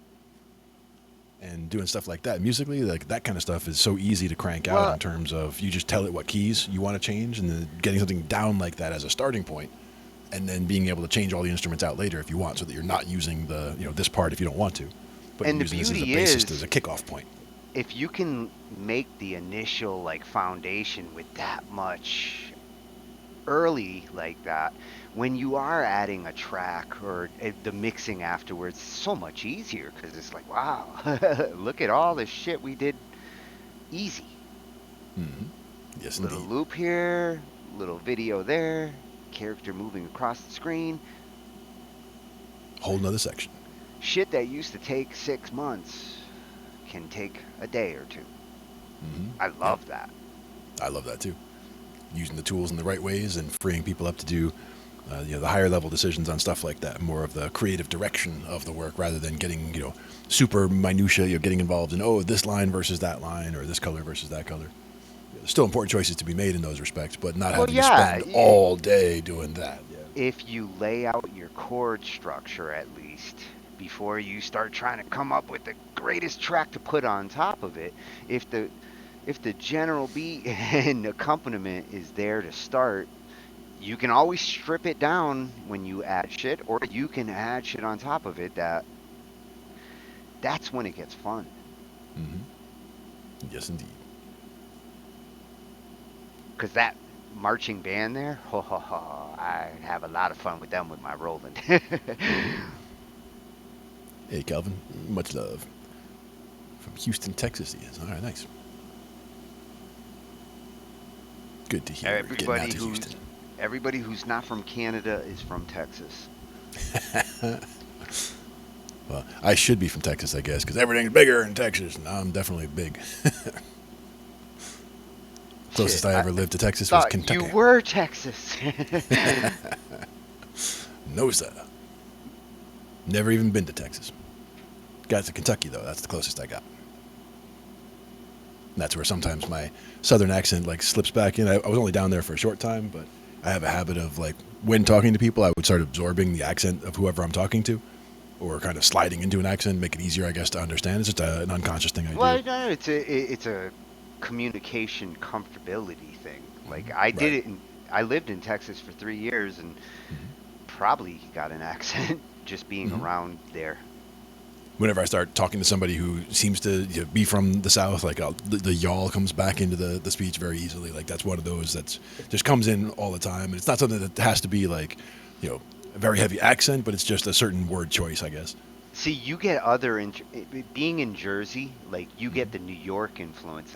Me in Yeah. Connecticut, I had the Boston influence Hmm. and the New York influence coming from both directions. Yeah, so kind of in the middle, sure. And you can definitely hear that in certain things. Definitely sound more Boston coming from you than New York, Yeah, well, but yeah, not heavily Boston my cousins are all from Boston.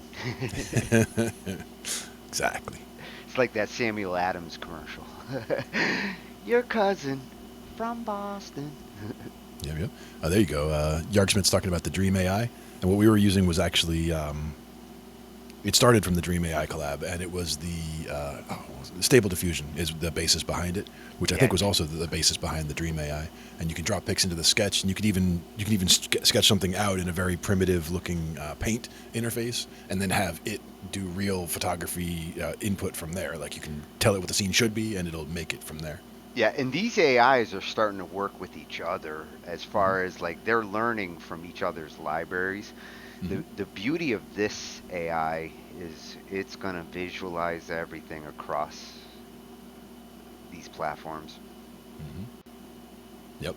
And this is where again you can look at it from different layers. Where you can just tell it a scene where if you can describe it, an epic sci-fi fantasy scene over an apocalyptic wasteland, whatever. If you can put it into words, And if you can, and then leave nothing or put nothing in for a particular artist style, it leaves it open to its interpretation.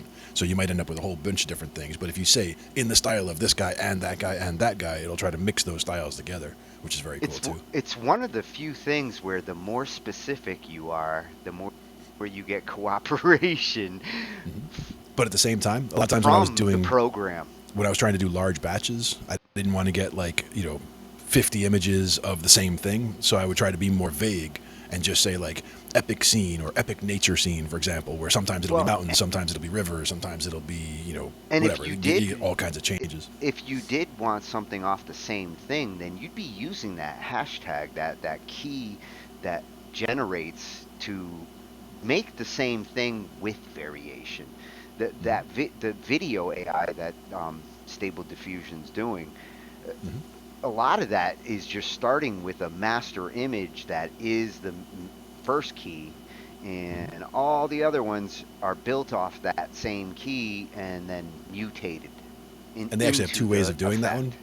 You can either start from this image and go to that image, like you're saying, like draw the intermediate images to give me the slices in between, or you can say start at this image and not give it a final image so that it's now open-ended. And so you And just go from this image as the start point and now go there. if you're a video guy like me, and you can do the lingo, you'll Hmm. say do a crossfade between, Yep.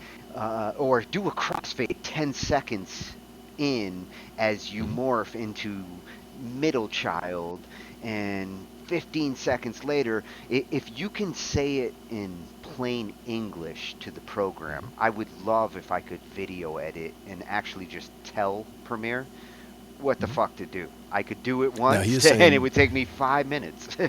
he is saying you get 140 characters. Definitely in the collab that I'm using, it is not limited to 140 because I want to say the Yeah. site that was best was lexica.art. It was a good place to start because that Oh, shows wait a you a lot of minute. the results that you're getting from there. 140 characters in your prompt? That's what he's saying, I The think, for Dream prompt is AI. limited? Ooh. And that's where Dream AI, I think, is also built on Stable Diffusion, but I think that was the one that started on Discord, and that was one where you would be sending it in the same queue as everybody else, so all the results would be coming up together. But then if you actually, Yarg, if you do a search on YouTube for, I think it was Stable Diffusion Now Free, was the beginning of the title, and that actually Yeah, had it the was link big to the news. collaboration. It was big news because it had been behind a paywall, and with the Dream AI, I want to say, or with one of them that we looked at, they gave you, say, 200 images that you could do for free. But then as soon as you go beyond that, they're trying to charge you at $10 for 1,000 images or whatever. But it was per image rather than just a service that you're using and can do whatever with. The Google Collab that Now, I was working, you can do for free, which Tony hooked up the other day actually. if you had to pay for bigger prompts, like let's say the free user 140 character prompt, you can only ask for so much in a tweet. If you were to pay because you want to be able to do unlimited prompt, you can be crazy specific. Would you pay more for that feature? Depends. And that's the thing is, for me, um, the one I haven't seen a 140 character limitation, and in a lot of these that I'm looking at, I'm bringing the site up now just to look at it real quick. Well, you Um, could see how an engine, if it wanted to like maintain its resources and not go crazy with the more prompts, the more you are making AI work, mhm. because AI has to convert what it's being told into something it understands and then go do something. Let me do it this way for a second. So lexica.art is this site right here, and what's great about it is the fact that you're just looking at results that people got from doing prompts, and you'll get all kinds of random stuff here. But when you find one that's in a style that you like, it doesn't have to be the subject necessarily that you want, but you see something that's in a style that you like. If you just highlight it and you just click on it, it'll show you this is the text prompt they used, and it shows all the different elements in the prompt.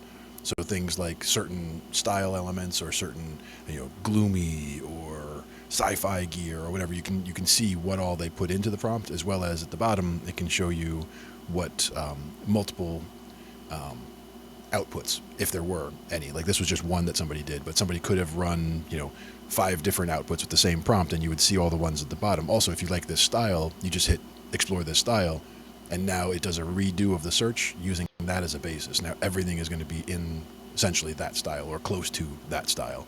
But you'll see the different types of prompts or the different ways that people will be specific. But you can see how much text is, and that's way more than 140 right there. And with this site, I love how they arrange the images.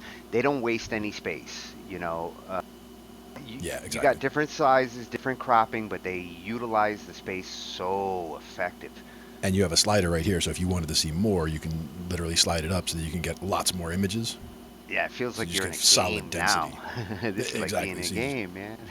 yep. And then if you just wanted to say, okay, well, I didn't want that prompt, you can just just do a research with nothing, and then you're back to, okay, this is the default, where you'll have all kinds of stuff, and people, And some of them are more this is what I was sci-fi talking or with Joe about last week, where that other prompt site, would you say prompt mania, promptomania. Yeah, yeah. promptomania? Yep. That is a fantastic complement to this site, to the AI that they're all feeding off of, Yep. because Now, as far as promptomania is teaching people how to program that AI. and let's see, for the types of results that I've been getting, like if this was just telling it certain styles, like a couple different artist styles. This one included for Zeta, I think, which is why we got some pretty interesting results with Oh, all of these. I remember Chicken Ange in one of these. Yep. Chicken Ange, and then there's this one over here that looked a little bit like that. And on any of these, you could just double click to get a better view of what they are. And these are just random. A lot of times they mess up with the fingers, like it'll be 6 fingers, or the thumbs will be the wrong way, or I'm more interested in the bong anatomical she's fails like that. smoking. I think she's smoking a bong. Yeah, or offering somebody a carrot. She's a vegetarian, saying eat more Oh. vegetables. Then you get some that are just totally bizarre looking, like teeth everywhere, or whatever that is. Yeah, some of them remind me of Cenobites.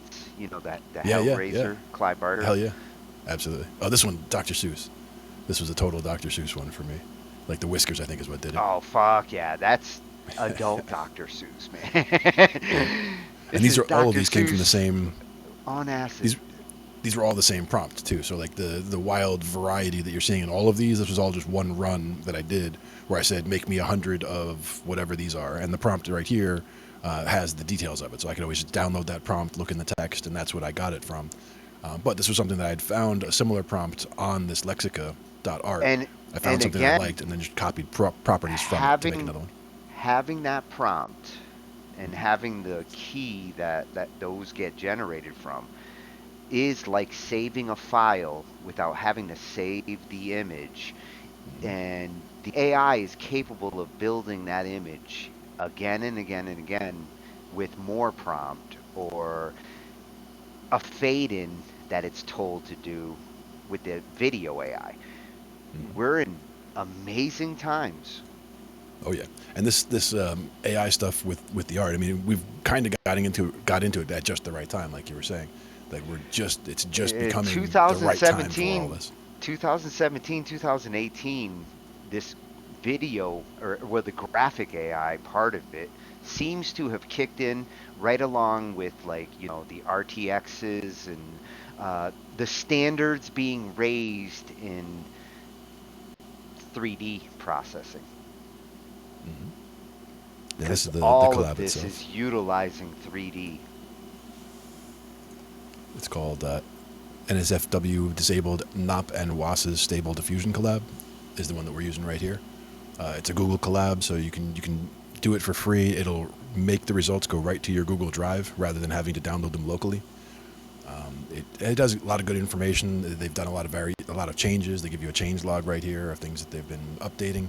Like you were mentioning about in painting. Like if you were to make an image like this, and you can see how the windows and the buildings are kind of messed up, and faces are a little messed up, but you can Well, have it redo. you've talked about masking, like, Yep. masking features. Something Mhm. now they are letting you kind of do like that NVIDIA program. You remember that NVIDIA program you showed me last Oh year? yeah. That was like a beta. Uh, Hmm. some of those tools are starting to creep in here. And in this case, some of the modes that you can now do, like prompt is the one I usually use, where I can type in whatever I want and it'll try to make an image based on what I'm telling it. But image to image is another way where you can feed it an actual image as a starting point and then tell it, okay, surround this image with whatever or things like that. There's also in painting. That was the big one. In painting is where if you did do images from some of the AI programs and the faces are messed up, you can go in and like erase the face and tell it to redo it. And it'll be Yeah. able to fill in that part. Or you can And zoom out some and have it fill in the border around the image if you want. you know what that kind of becomes? In the old days, Photoshop, you could clone. And if you wanted to fix a hand or, in a picture, if you had some weird shit and you wanted to replace it with something that looked natural, you could grab things. The clone brush was awesome for Photoshop Yeah. back in the 90s. But Yep. where it's getting now, where like they're rendering and you want that hand to change and you wanted to sculpt it, masking like that and then getting more specific in the prompt Hmm. to the mask makes that AI make a better hand. Yep. And then getting scenes like this, enchanted forest with, mushrooms or whatever. You can get all kinds of really, and again, art styles. You can choose particular artists to get things in the style of, and they're very, very good in the way that those go. If you take, Renoir or you take, Monet or whatever, you take a specific artist, you will get something that looks like their style, even though, they obviously didn't paint it. The style interpretation from these is the most scariest part. It's Hmm. like, whoa, Yep. you have learned this artist. Exactly. This one was about And like cotton you candy know, mountains and clouds or whatever. we've also looked at music AIs, Yes. and in the image AI category, clearly these AIs have learned the artists that they're being asked to represent. Yep. It In the basically comes down to the music tagging. category, Hmm. we looked at a couple of AIs that did look like they learned some artists based on, like Elvis.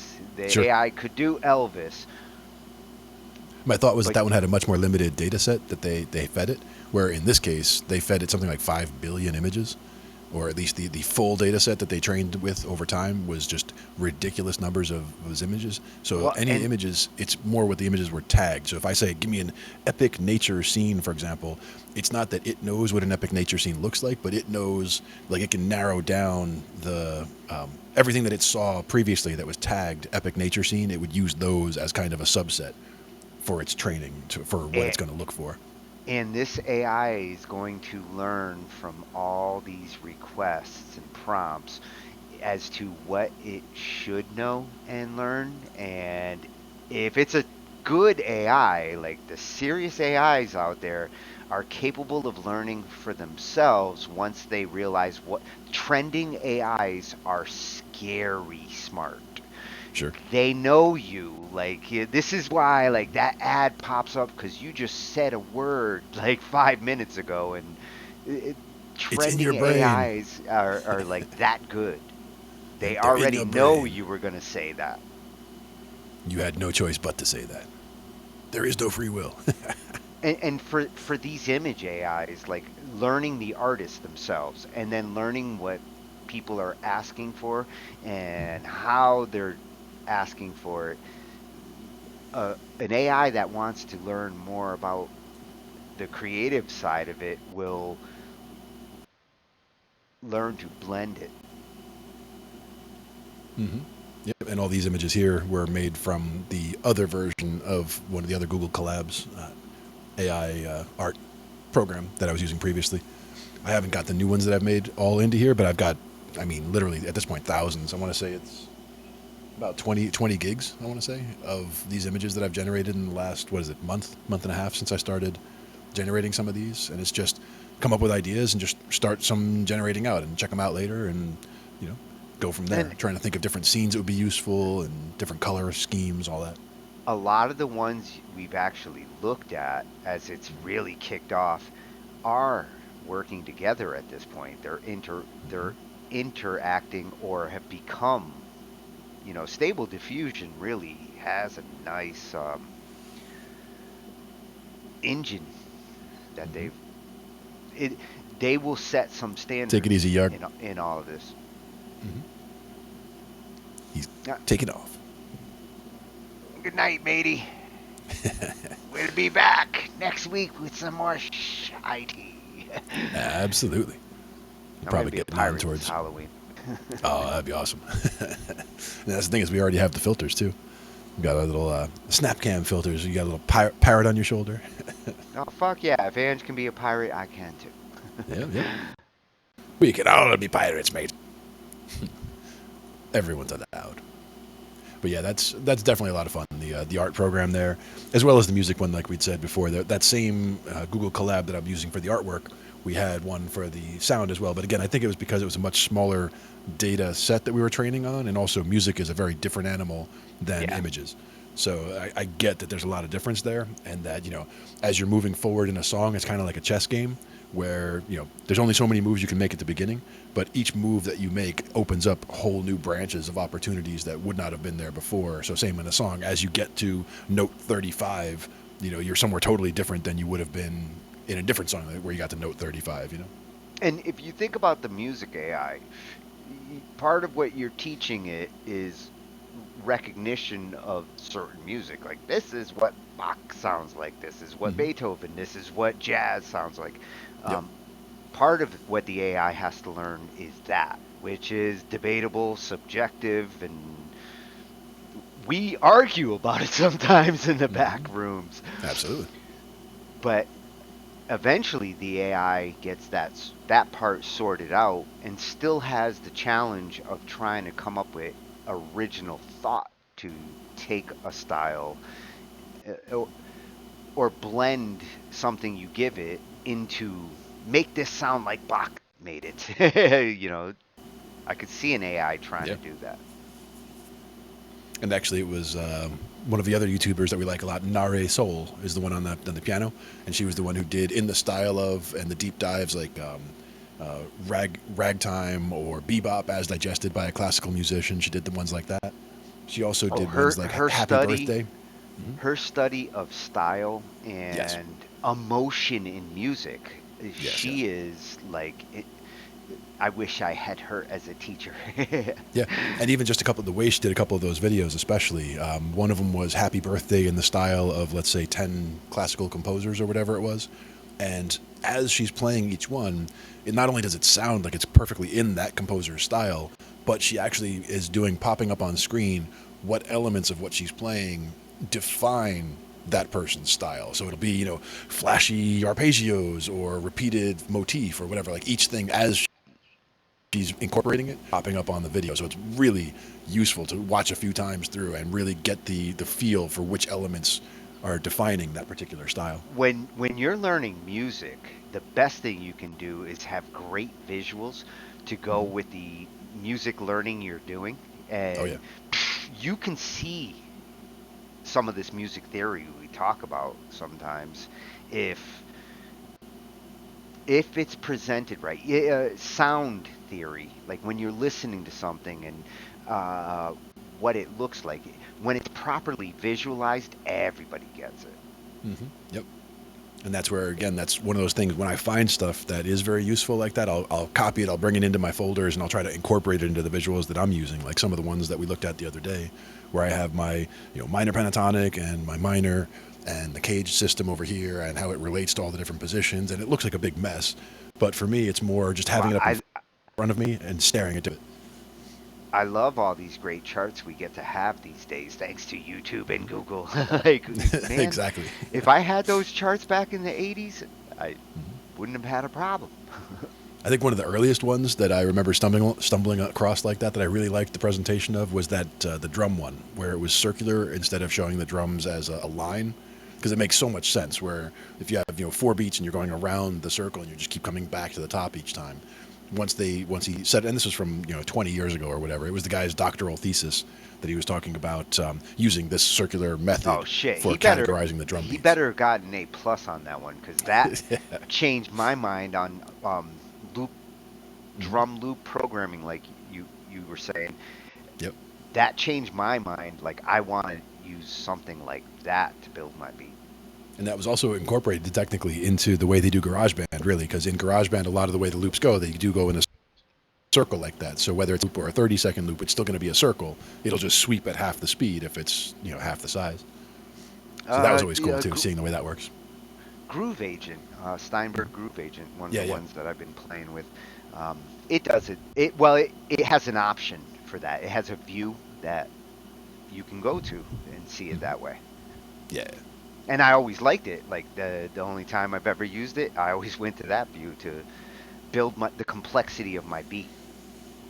definitely. And that's where a lot of times for me, building complex beats, I'll usually start with a very simple beat and then do a whole separate layer where I'm adding in the other parts. Like I'll start with just a kick and snare and not even necessarily the full pattern of the kick and snare, but just the getting the groove down solid.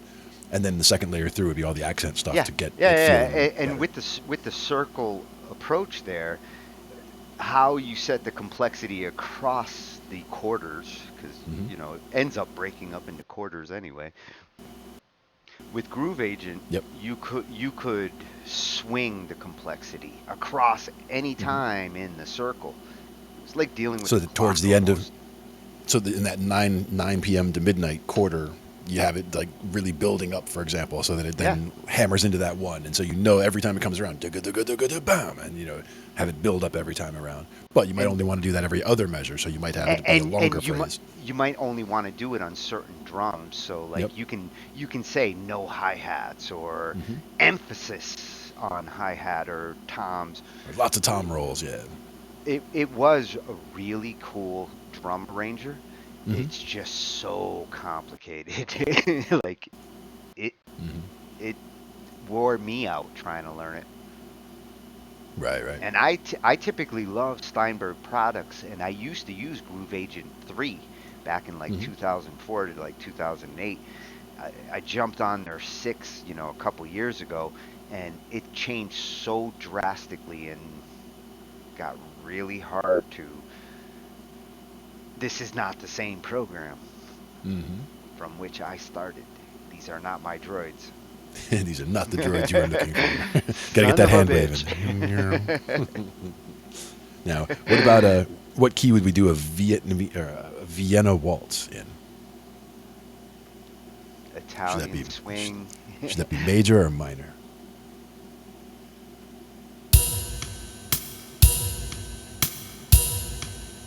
I'm thinking B.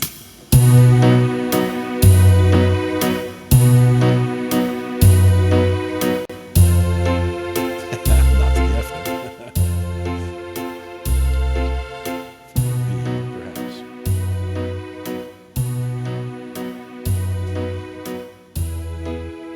See, I can hear a little piano solo on top of that. Hmm. Forgot the G.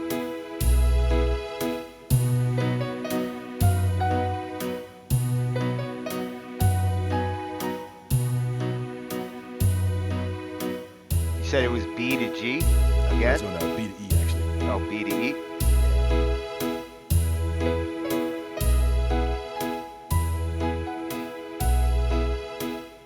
Yeah. I just keep forgetting to change them. That's not going See, to help. and that's where figure with a genre like that, that's where figuring out the walk Hmm. Exactly. is the solo, because like da da da da da da da da da, and then hold da da da da that back down. Um, the beat itself kind of dictates like how many notes you're gonna go up before you come back down. Yep, yep. You got to get that whole pattern working. But that's the Vienna waltz, and there's waltz, and French waltz, and serenade, tango. Waltzes are what they traditional dance beats. Is that what makes a waltz a waltz?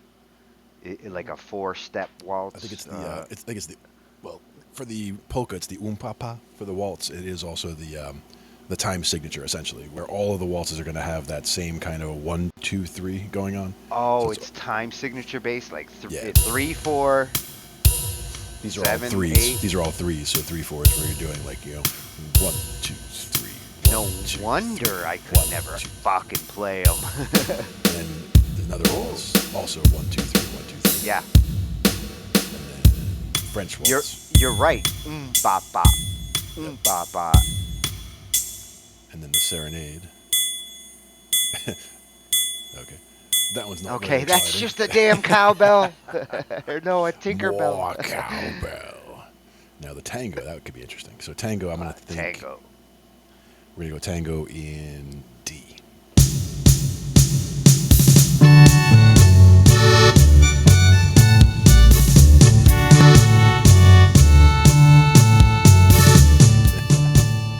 The big finish. Where did the tango come from? Son of a bitch. Now I want to know. Well, it should be. I would think Spanish in origin. The tango. Well, yeah, I do feel like it came from the southern hemisphere, but where? Oh, but then we get to this really good one, some I mean, bossa nova. was it a dance first or a music style that created a dance? I would imagine a music style instigates dancers. People I don't would dance think it for would be no that way. reason. I would think it would go that way. But I mean, I would think they're both famous at this point. So trying to separate the chicken and the egg kind of situation, I would say the song came first, like you said, because there's nothing Buenos to dance to otherwise. Aires. There you go. Nice. Buenos Aires. Now, what about bossa nova? Where's that from? Because that's another good one. Again, feels south of the border.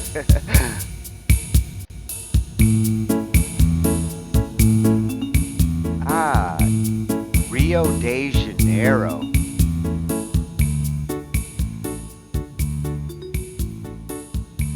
At the Copacabana. No shit, this is what Cool and the Gang were talking about. In 1956.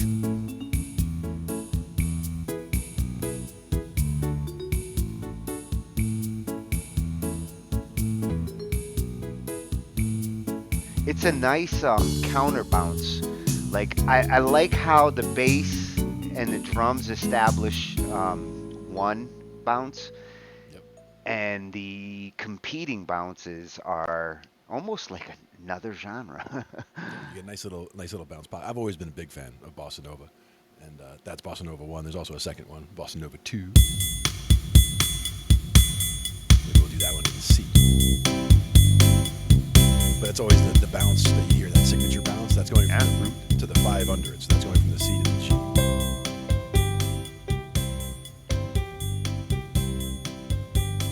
That's the essence of that bass bounce for the bossa nova.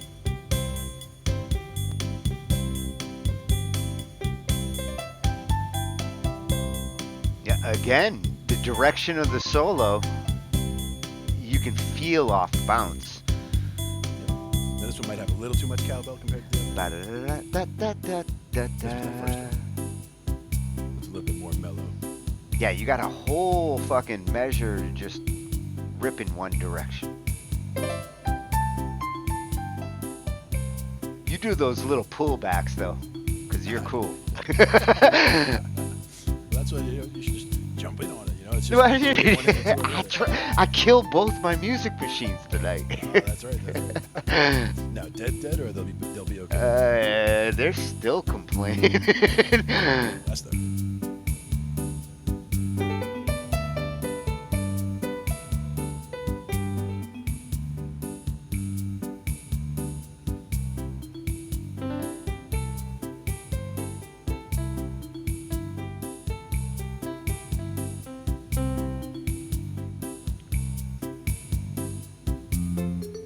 You can get a summer gig on a cruise ship if you can whale I this. thought about That would be fun.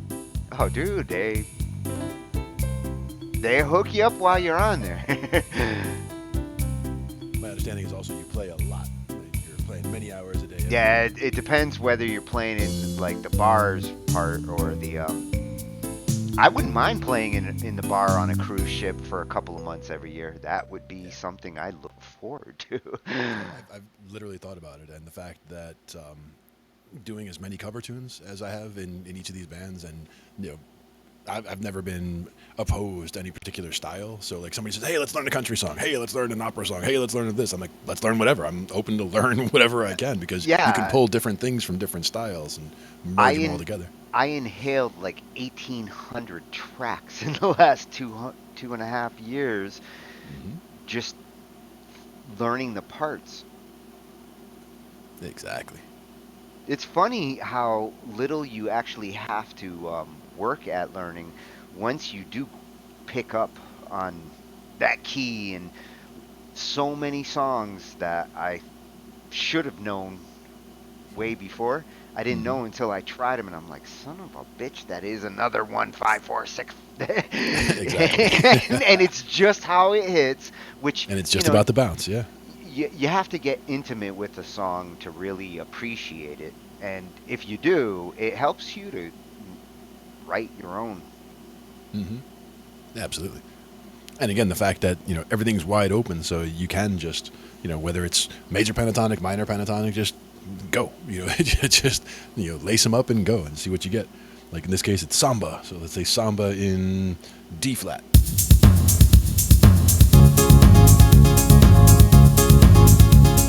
That comes out the gate punching. Yep.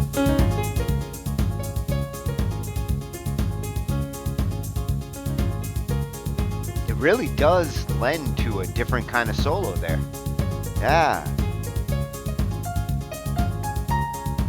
it's still got the Latin flavor, but it's different. It's a different spice. Big finish.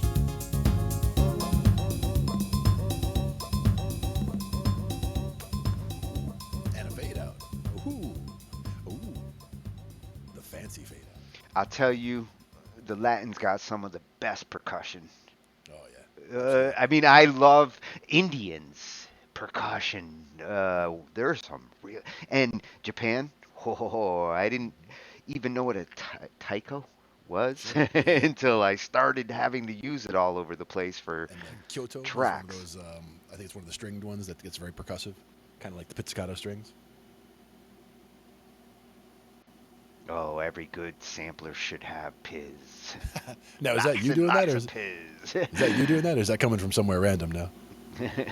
What's that? Because I don't think that's coming from me. What? Let me see. Are you hearing noise? I do hear a whoosh. I don't hear it anymore though.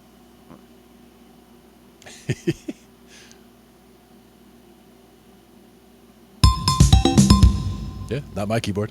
I think that's you, Tone. Maybe one of No. your music machines trying to send everything that was stuck back there before. I know they're revolting. Because they're not even No, on the restream, so I don't know where it would come from. yeah, no, the only one You don't have any web that's here. pages running over there, do Well, you?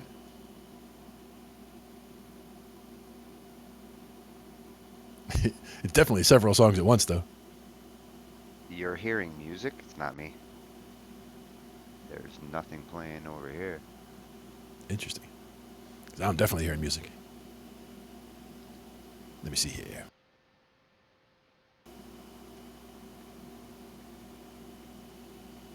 What I don't know is if we hear it in the stream at all.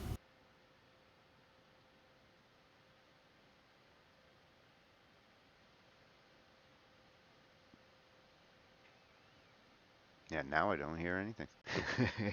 I've gone deaf. I've gone deaf.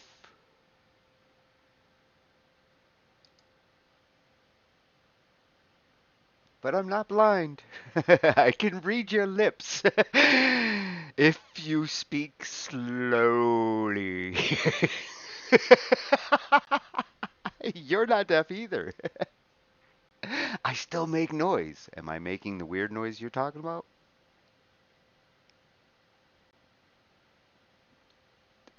The dingoes have ate his baby.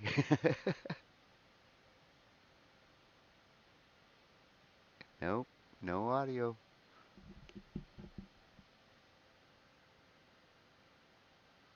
Oh, but you are muted. Ah, Let's see. I just unmuted you. Now I can hear you. Trying to see if I can figure out what's going on. Let's do this. Go to the visualizer. Well, you got trumpet, man. That shit should show you any signal going in anywhere. It's one of the things I wanted to talk about tonight. I'll do it over here. Let me go jump over here and I'll take care of it. I got to go to the other screen to make it so that I can hear something. But in the meantime, let me see what I have over here. Normally, I'd jump on the piano and fucking hook you up. But that machine is mad at me right now. Yeah. Well, let me just mute for 1 second. Let me go check that here. I can find something though to bide the time.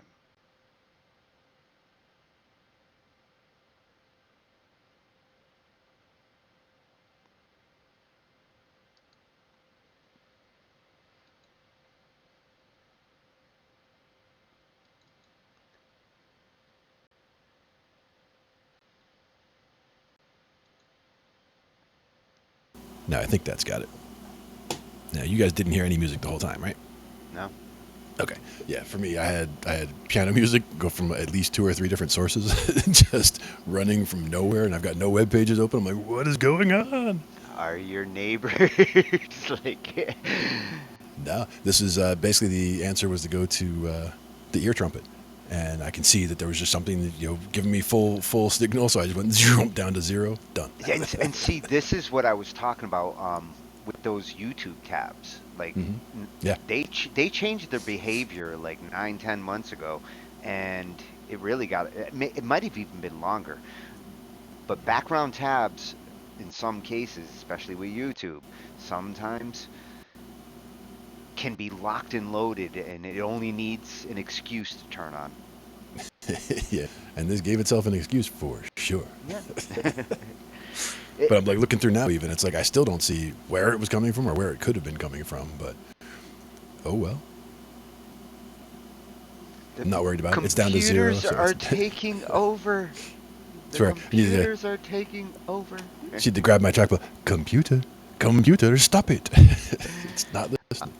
I'm sorry, Dave. I I can't can't do that. Exactly. When they start talking back, it's a problem. It's a problem. It definitely feels like they're talking back these days. Well, now we're able to talk to them and actually have them listen and do things, which is amazing. Just the whole AI art thing, being able to say, describe a scene and have it actually happen, or, in the style of whoever, and they can do that. They can combine 2 different styles that have nothing to do with each other. Very cool. And again, I like to leave it wide open also, just describe a scene and not tell it who, and then see what it comes back with, because it'll merge all kinds of different styles that it found that happen to be that type of a scene, and then I can do the browse in this style and see all kinds of other things that were made in that same style, and then build something new off of that.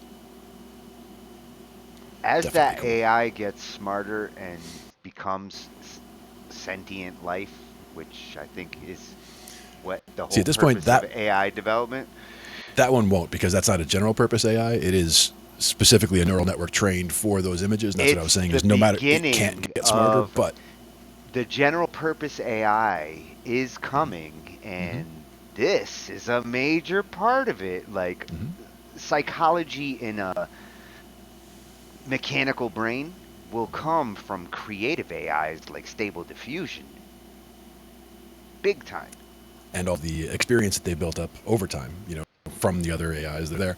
But yeah, general purpose AI is the one where when they're trying to get to human level intelligence of an AI, they're basically talking about general AI or general purpose AI, You could as have opposed to these you could have specifics. a virtual human 10 years from now who's um, seeing like those images we're seeing in Lexica in Mhm. their thoughts, in their dreams. Like Nice. The machine dreams. Jazz samba.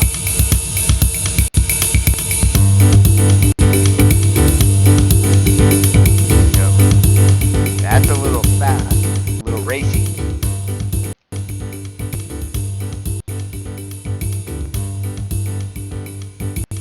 Wow, it's funny. As it slows down, it almost becomes like country. Hey, little buddy, gonna down home in the mountain.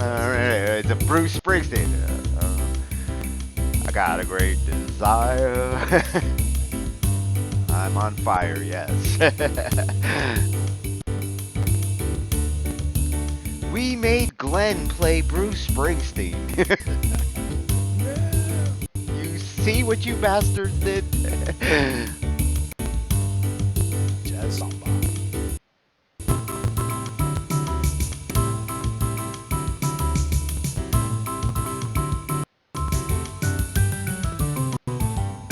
Oh, good Finale again, yeah.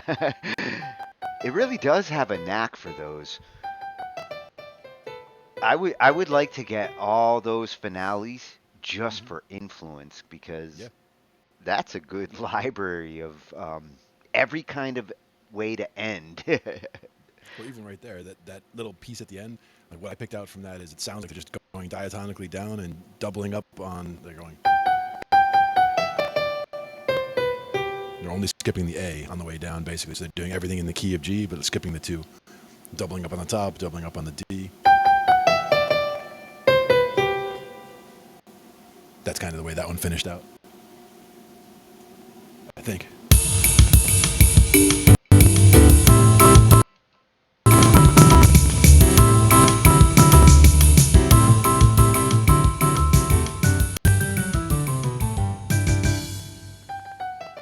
Yeah. Da-da-da-da-da-da-da. 1, 2, 3, 4, 5, 6, 7, 8, 9, 10. Because they doubled up the One through G eight, and the D. 9, 10 on the hit. Think.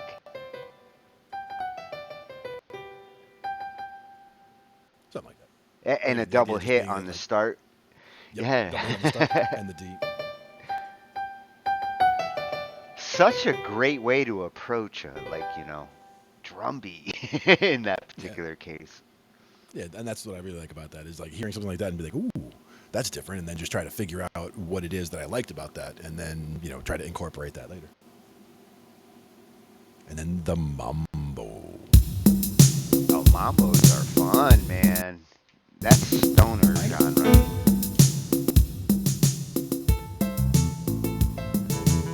I smoke weed to a mambo.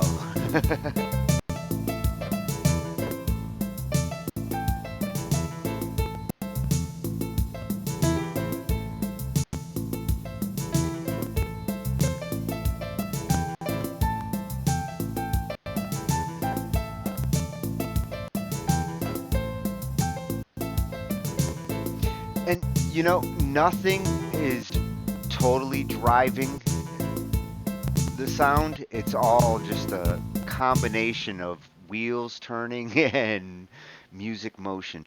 The drums, Exactly. the bass, the keyboards there are just set up to just kind of Yeah. drive that beat.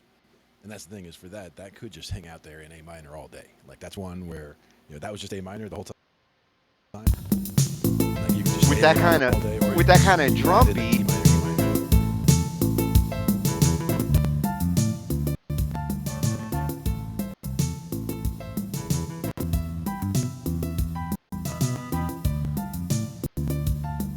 see, this is a sound where I'd want that brass band. At least a four-piece brass. That's true. Two sax, trombone, and trumpet. See if I can find something. Alto and soprano sax. Alto and soprano. Let's try. Here's the alto Mm, now you're talking, boy.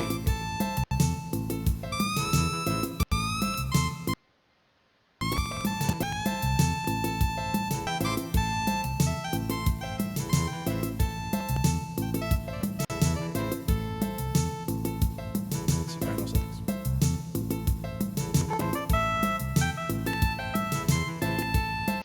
Yeah, if you really want to get creative here, a clarinet might sound fucking good inside of all that. Weird as it sounds, but Exactly.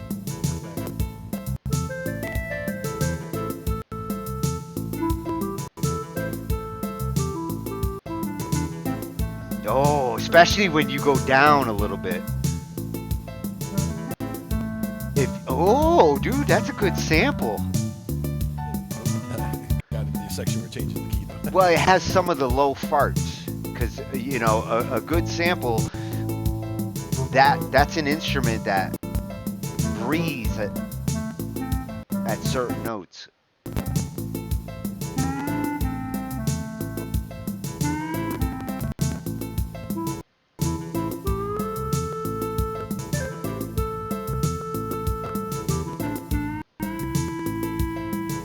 you get comfortable with a scale here, you can start doing it really, really fast. Absolutely. And that's where the bends, like you're always, same thing with the pentatonic there. Like since this was A minor pentatonic, basically I'm going to bend on the C, the D, and the G. Because the C will bend you up into the D will bend you up into the E, and the G will bend you up into the A, which puts all of those that are already in the key that we're doing or in the Oh, minor fifth pentatonic. bends. You're saying fifth bends. I'm bending only two half G, steps D, or E. a whole step. Oh, wait. I'm bending from C to D, from D to E, and from G to A. Ah. So those are the three places that I'll put those bends in because in the pentatonic, those are the three spots where you're bending to that next note. So you can do. You can hop over the river. Yep. But I don't usually do that on those two spots where it's a three half step move to get to that next one because that's more than the bend would be. Yeah, that's an unusual tempo. But I especially like that land coming down to that G and then work your way back up to that A. You're playing in the key of A.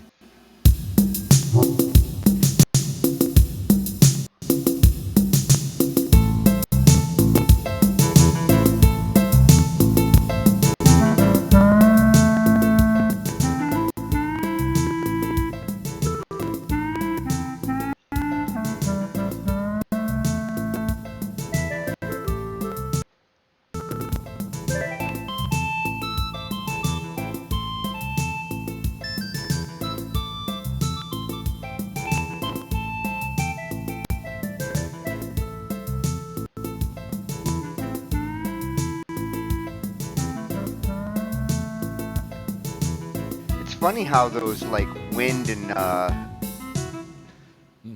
Mm-hmm. what is it, Claire? A reed? Wind Yep. the wind A and reed instrument. reeds, the way people solo with them and how those instruments lend themselves to the players, the Kenny G's of the world. Yep. Yep. Oh man, I wish I could find that video. There was a video I watched the other day that was amazing. It was, I think it was titled something like "When You Have 6 seconds to Impress the President," and it was basically it was when Bill Clinton was president, and they had you remember how Bill Clinton played Well, saxophone, right? and So this what was impresses Bill? I don't know. 6 seconds. You might need more than a sax. well, in this case, they had like all these saxophone greats, right? All these great jazz horn players all lined up, and each one got to take 6 bars, not 6 seconds, sorry, 6 bars to take a solo. Mm, So like a six now bar you're solo from this talking. guy, and then that guy, and then that guy, like right down the line, and they were friggin' amazing, like all the way down, like because you hear totally different styles, totally different instruments, totally different approaches to what should be a solo. But each person, like you only got 6 measures to really stand out, so they all have the song that they're doing together, and then it's like okay, you go, and then you go, and then you go, and then you go, And right if down the you're line, 6 measures if you're each. talking like sax legends or something like that, Yes, it like was. that Yeah, yeah. spans Well, Kenny it, G was it, one of the guys there, as when you mentioned him, is what reminded me of it. But in the yeah. 20th century. I mean, there's a collection of masters. Yeah, but I would look for that. It's like I said. I think the title was "When You Only Have 6 bars to Impress," blah blah blah blah blah, whatever it was. But if you started looking for that, you would probably find it, and it is. It was definitely worth watching. Just like a 2 minute, 3 minute video, whatever it was. That But reminds just me all of those guys.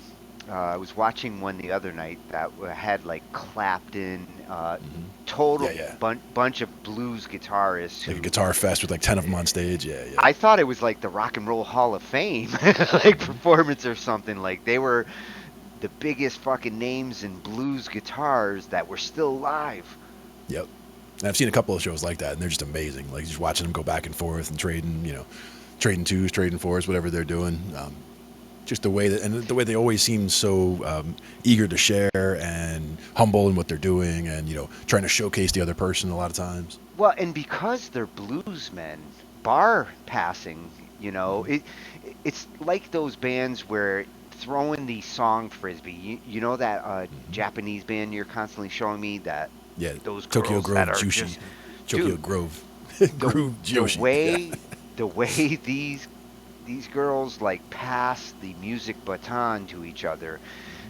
a bass will turn into a guitar solo, will turn into a keyboard solo, will turn into a drum roll in Hmm. like a bar and a half. And Yep. And just watching the signals too, like it can be very subtle, but like you might just see the saxophone players playing, and when it's time for her to be done with her solo and everybody else to come back in, she doesn't have to actually like look at everybody, but she just moves like she's looking at everybody. Like move, look this way, that way. Everybody saw it. Okay, now boom, everybody's on board, and they go to the next part. oh, they clearly are telepathic with each other when it comes to Very like subtle signals. Yeah, yeah. this is what we're playing, and like they know their parts. Hmm. Absolutely. When you are playing different instruments in sub measure to like pass that way, it's the progressive in music. And it's really where things start to come together really nicely. I love the way that stuff works It's itself out. where and it's where you can do things live that sound crazy cool because depending who's hitting a note real quick here, it can sound like a mind fucking sound. Hmm. Yep. All based on Rush, what you got. Yeah. you know, they used to experiment with some of that kind of technique where like I'm gonna hit a note, then you're gonna hit a note, then he's gonna hit a drum, then you're gonna hit a note, I'm gonna hit it, and like And work it all out together. Yeah. And that's where something like YYZ. yeah, we need to do it in Dun. we need to do it in 4 seconds, and then repeat.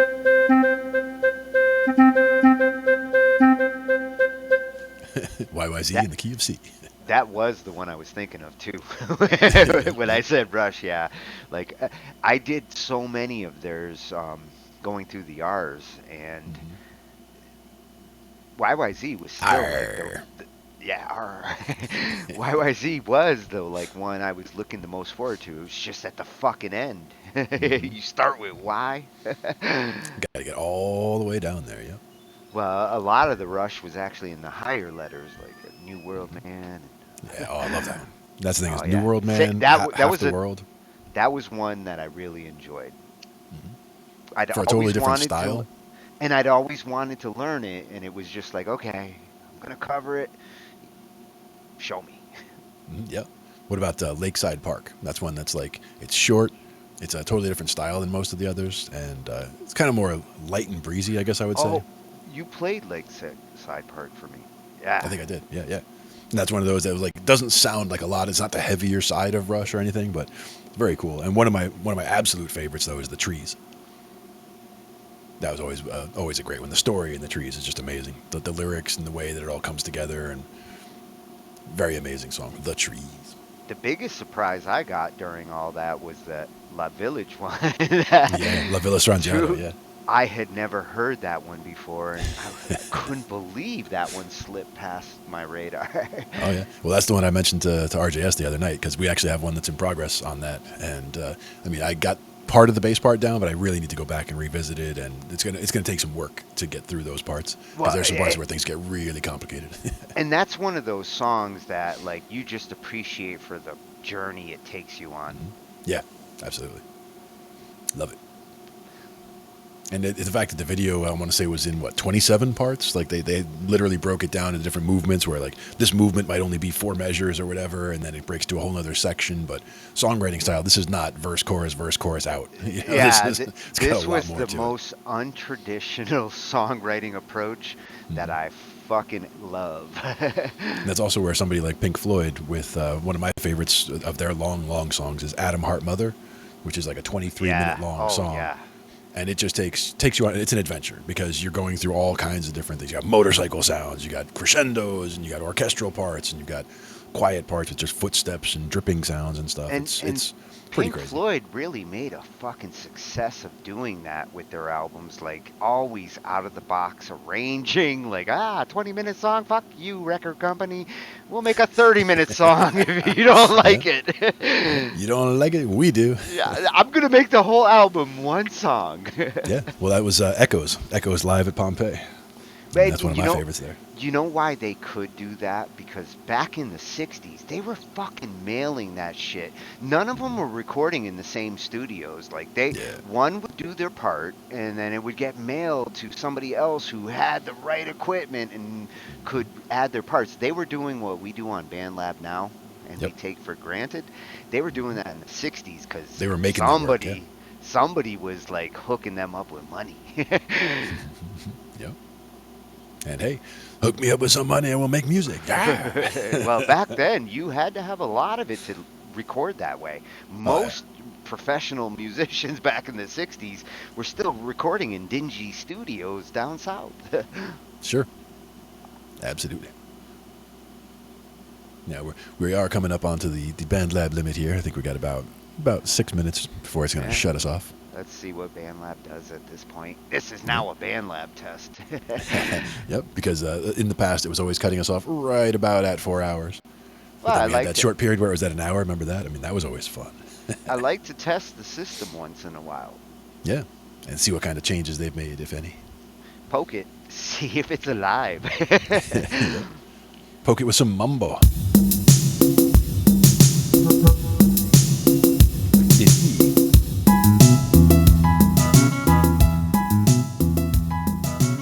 That's it. See, you hanging around with Beck and Pepe all the time definitely has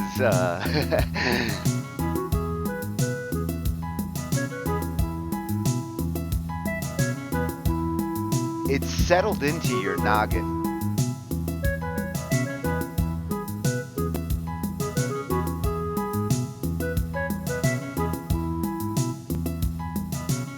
Yeah, I like it. And that is something where just being open to just hit any of these, and that's one of the things people a lot of times say that they don't know what to practice, and that's where you don't always have to practice something specific. You can just go on explorations. Like in this case, well, this is a rumba. What does a rumba sound like? Okay, well, what about a rumba in C? In that case, you're hearing the C. That's going from the C to the G above to the G below. So you're going from 5 above to 5 below. Oh, finish that. Doo-doo-doo-doo-doo.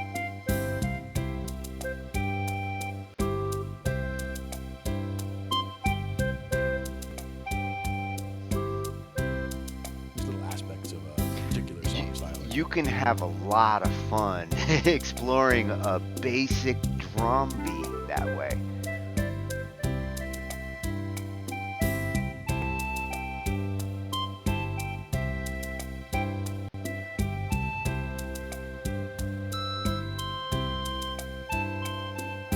Your little octave jumps. Yeah. I'm recognizing them.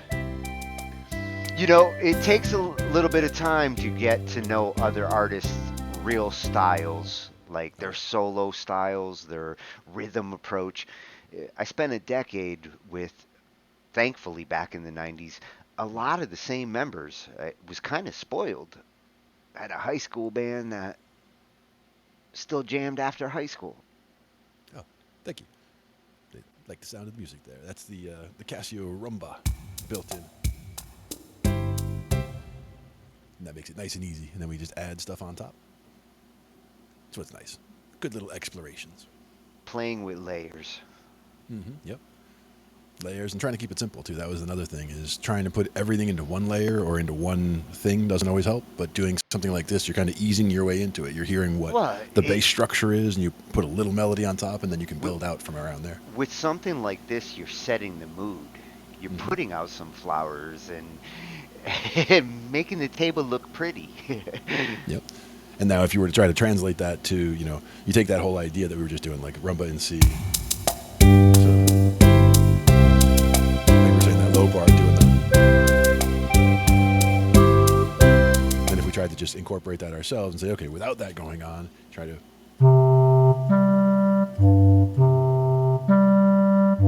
You just try to get that Oh, going while you're doing something you know, else. if you want to go old school like classical composition, you can have a whole section where the reeds and the winds kind of take over, Oh, yeah. and then the beat comes back in because the way like classical composers would explore different instruments. The great composers would write a piece where reeds got shown off Hmm. along with flutes, and then brasses would come in as moods changed, and Hmm. like Don't each forget the crashing movement. timpanis and all that. Yeah. Yeah, yeah. The way the drums would incorporate with the symphonies back then were so dynamic. Now we're so used to drums, we expect them to always be there. Yeah. And so many of them have such busy drums or such loud drums even throughout the entire song because it's part of the style. I mean, It that's depends on the fine too. genre. Depends on the Yeah. genre. It depends on I'm the style. talking to you, Certain death metal styles. guys. Your fucking drums are crazy. But that's also where they're wearing out those double bass pedals. But it's part of the style. I totally get it, you know? And that's what keeps that style going. But there's a lot of other styles that have a lot more space, and that's where the ones that have the space. To me, that's like the jam band style really fits in with Yeah. all that space. So any of those that have space to do a lot of noodling around and stuff, I love it. And this kind of beat to start like a is like setting a mood. Hmm. It gets a groove that Jerry could fucking sit for like 6 hours on. Oh yeah, and for him, he would definitely be again. I always tend to think of it in Mixolydian mode. So like even if it was in C, doing its thing in C for the C rumba thing, he'd probably be playing in G Mixolydian, just so that he's playing from G to G, even though it's in C. He'd be playing from G to G, but all the You know, Disney could come knocking on your door for the next Lion King. white notes. I love it. Shit like that sometimes is the music they're looking for. And that's just doing different explorations of different modes. Looks like we just got cut off from Band Lab there, so it was right at the 4 The hours. test. Yep, 111. yep. Right at 3:59, so just under 4 hours, but that's okay. In the meantime, again, it was an excellent exploration of all the different stuff we do here, and we kind of said goodbye a few minutes ago anyway, letting them know that we were getting down towards the limit there. But we covered a lot of ground tonight, and we'll definitely do it again another time soon. Always a pleasure. We'll try to get your machines going better for next time, so that we Oh, don't yeah. have issues there. I'm going to have a talk with them after this. They're not happy right now. We'll go with a little cha-cha in F. How about that? Chachi. Cha-cha. Sounds too slow, though. We'll see. It does have cowbell, though. And some horns. If that's an F, that's going from the F to the C there. So the F to the C above to the C below. And then the little blasts. Oh, dude, I like the brass combo there. The little Uh-huh. blasts, the brass, those are on the 3, because we're playing an F. That's the A. You got two characters right now. Yep. Just with a simple pattern.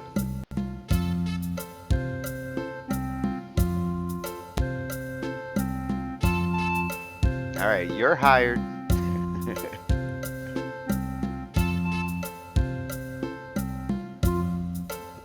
Fun stuff like that. Cha-cha. And from the cha-cha, we say ta-ta. For now. For now. But we'll be back again the next time. Just you wait. And Halloween is coming. That's true. Just you wait. Yeah, there'll be some spooky stuff coming then. And actually, I'll be doing that one on the guitar at some point. We'll get some spooky. 'Cause So do I enjoy will that get one a lot. these machines fucking cooperating before then. Maybe we'll even try with just one of the other machines for starters, just to get one machine and the one that you're using right here, and we'll see how that goes. And then build it out from there. But I thank everybody for coming up, and we will catch you guys all the next time. Until then, talking shh. It's late, man. It's late. You gotta talk quietly now. Talking shh. Bye bye. See you next time. Good night.